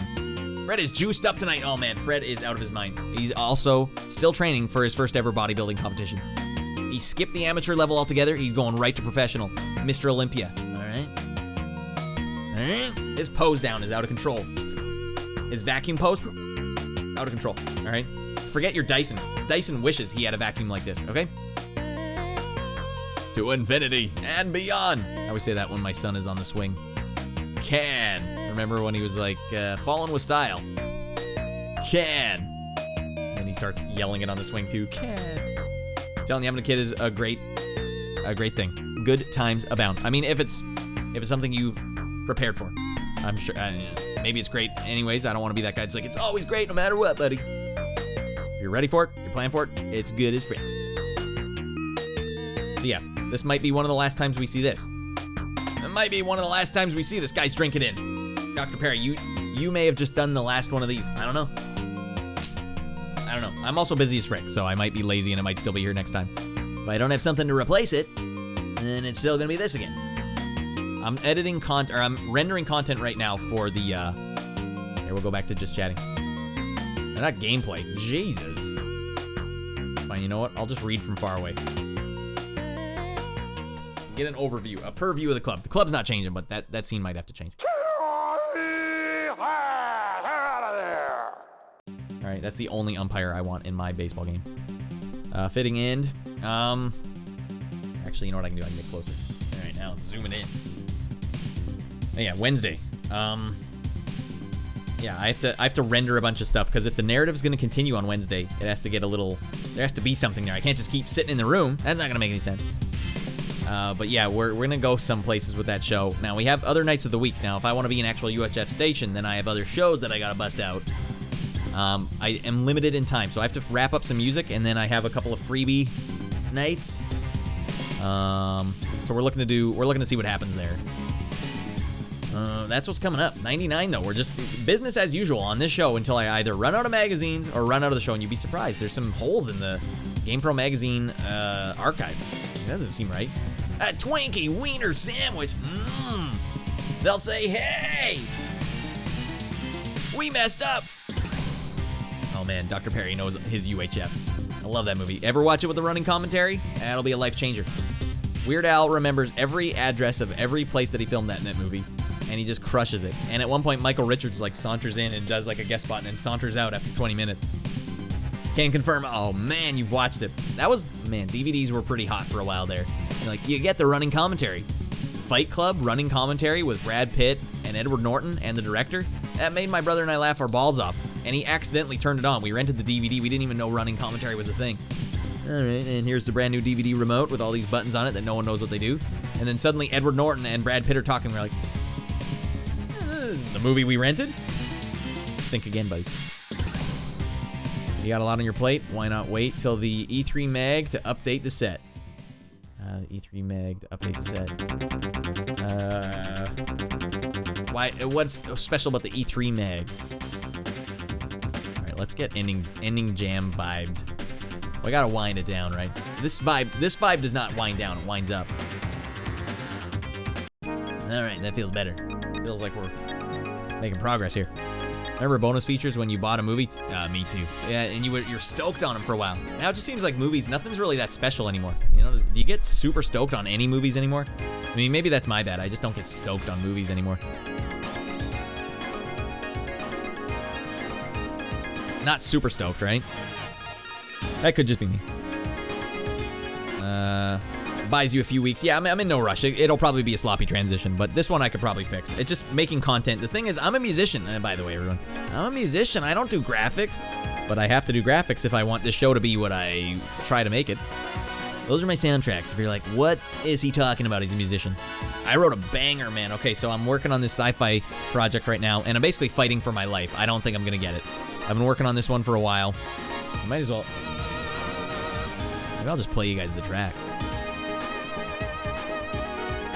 Oh, wait, maybe I can't. I can't play it yet because it, as of yet, has not been accepted into the game. But I'm going to send them to that right after I'm done this. I'm going to polish it up because it's almost done.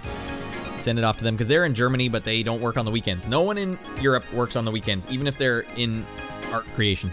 Nope, the weekends are off limits, buddy. I'm sitting here going like, frick, I don't ever get a day off. I haven't had a day off in 10 years, I don't think. So yeah, I'm fighting for my life for a project because they brought in another composer because they're like, Radd's not getting it, man. He's whiffing it. I'm like, I'm trying, but you guys are giving me different descriptions and I can't meet what you're trying to get. So this is my last hurrah. They said, look, we'll pay you for 2 more tracks. One of you guys is getting it after this, and I think they're just gonna go with that guy, probably because like I've already tried like 8 tracks for him. it is cool. I like working on music, man. Music is my passion, but the thing is, I came from a chiptune background. Long time, I don't know if you know what chiptunes are, but it's where you like try to emulate old console sounds. So I started doing Nintendo music, but I didn't do it on hardware. Like a lot of chiptune people are like, I hacked and soldered into my own stuff so I can play on their chips. Like, no, I did it all in software, but what I did was not even software. I just took samples from the game and learned what the limitations of the console were, and then just tried to make music using their limitations. And I did that for long enough that I eventually broke into the gaming industry. And the first game I ever worked on is not on my Bandcamp because I don't own the rights to it, but it's Retro City Rampage. I did the most music in that game. I wasn't the marquee musician though. Vert was the marquee musician. Yeah, I've been at it for about 8 or 9 years now. Just got to a point where I was able to earn a living at it. Very modest living. Modest. But then COVID hit and it's like, everyone stopped making their games. And I'm like, oh, shoot. Anyways, what you're doing when you're making chiptunes is, the way I'm making them anyways, I'm a good brute force kind of guy. If you give me like just the slightest little technique, I'll be like, oh, you know what? I'm going to use that technique until my computer breaks. That's how many of those techniques I'm going to apply. So that's what I've done with this show. Like, I know how to render backgrounds. You guys, you just use pre-made assets, but I figured out how to fiddle with them till they look like I need them to look. Without doing any modeling or anything, it's just adding new textures, putting the textures in, mostly Photoshop stuff.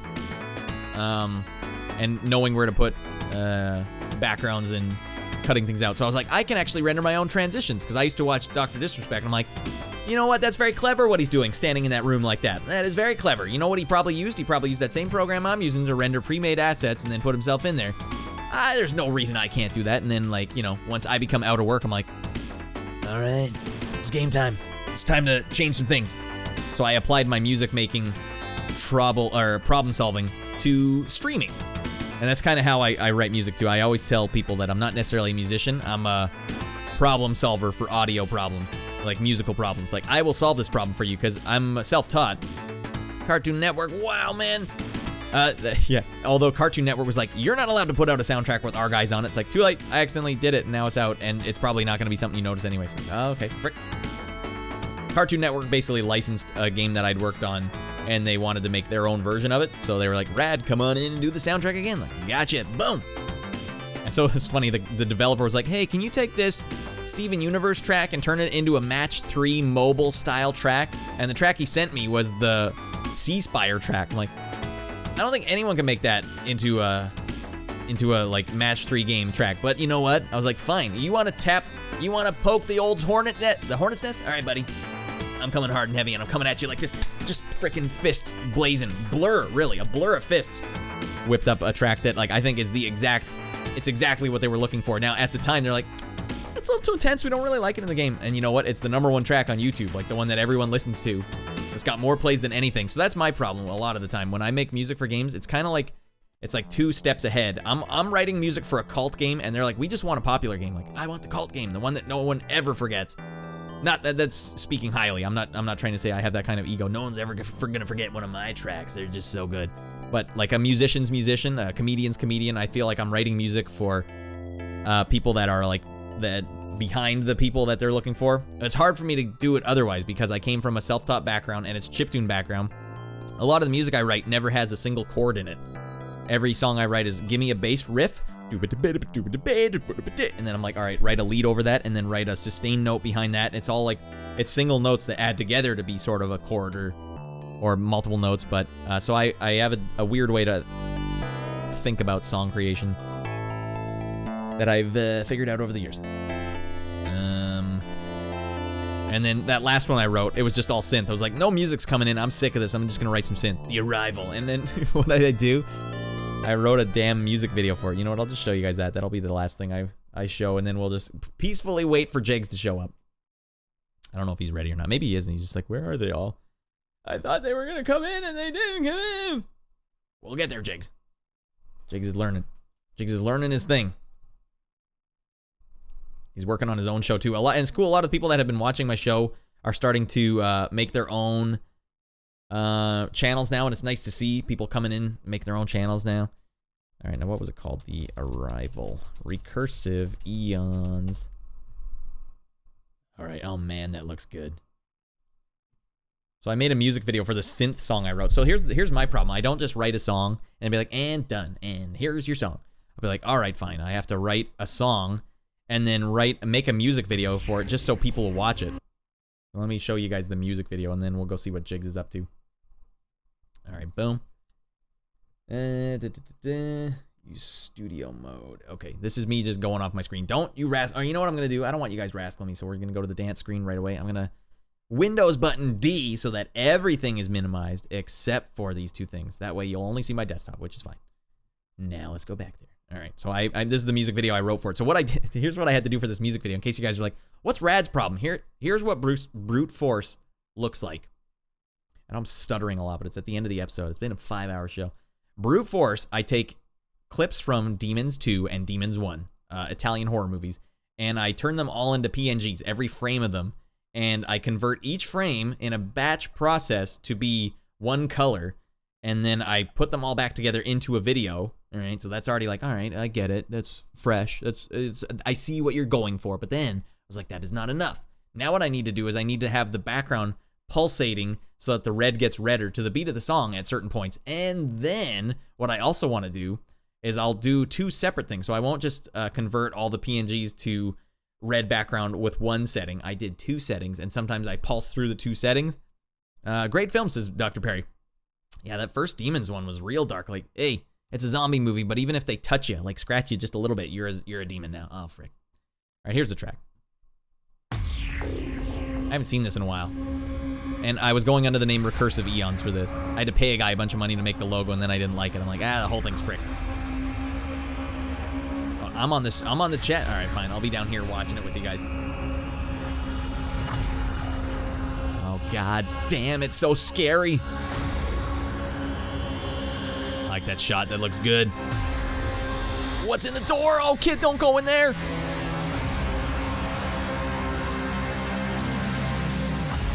Oh, they're coming to get you, buddy. Oh, God, this is not good. All right, this is where it starts pulsing. Oh, man. I had to do that myself. Oh, God, no. You guys recognize that sound effect?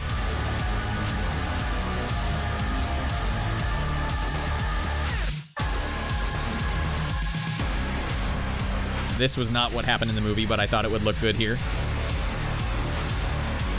So I also had to add an effect behind and then convert everything with the effect on it. That did not happen in the movie.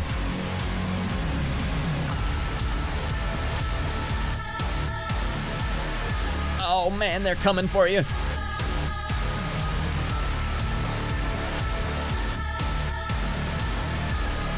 Oh, someone fell down the stairs. Oh no. It wasn't the kid. My wife said that she thought it was the kid. Like, no, it's just a body.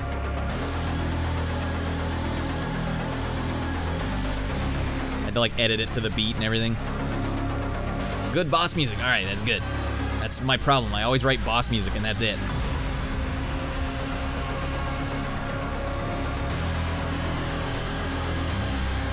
I had to try and tell a little story with my cuts here. Oh no! Boom!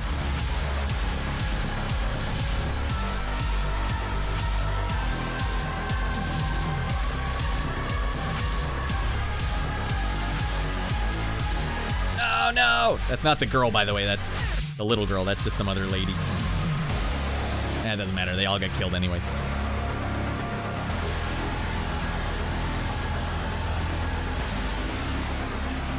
All right, so not only that, I'm like, all right, I did all that. Now I need to have an ending sequence that has my logo, but I had to score that as well. All right, I don't hear anything, Radd. Huh, I had to write a song for it and then create a graphic for this. That was the logo. I didn't like what he did. I thought it would be way better than that. Oh, well.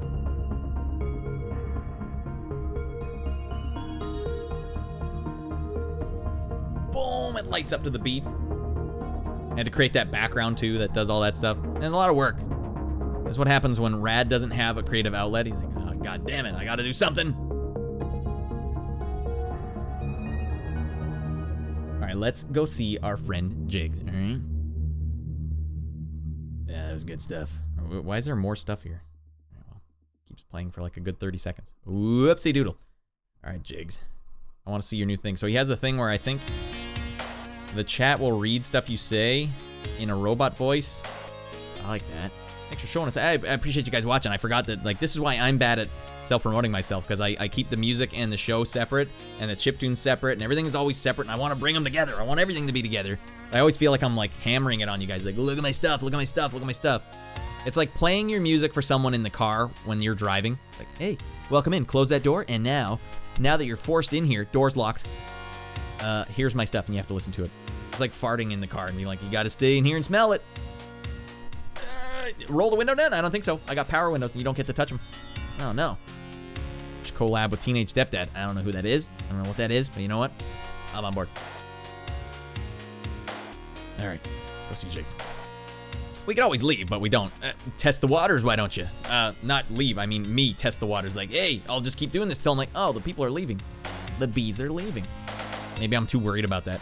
Maybe I should just dive in. Well, the other thing is I don't have advertisements on anything, so I'm so bad about doing that sort of thing. Like, I don't even advertise my stuff, which has probably kept me out of the, like, algorithms on everything. Like, YouTube's like, well, he's not showing advertisements. Why even show them to someone? Oh, man. All right, Jigs, we're coming for you, buddy. All right, there it is. I'm out of here. Thanks for watching, everyone. Thanks for meeting my wife. Good times. Twitch outro. There we go. And you know what we need? We need Fred doing a frickin' Swizzler here. Oh, God. Especially to this song. This song's out of control. Oh, man. All right. Big swizzles all the time. Fred, we love you. Oh, Fred loves you back, buddy. All right. Peace and love, Lurkaloo. Thanks for watching, buddy. All right, now I still have to type in Jigs' name. That's still gonna take a second or two, but I'm a man of my word. Not Kiggs, Jigs. Oh, fine, we'll go see Kiggs. What do I care? All right, starting that raid. He's only got one person in there. We gotta go over there and be like, Jigs, we're getting crazy. Let's go, Jigs. We need to just get out of our minds right frickin' now. All right, 5, 4, 3, 2, 1. Thanks for watching, everyone. We'll see you next week, and we'll see you on Tuesday and Wednesday still for something, at the very least. Okay, get over there now.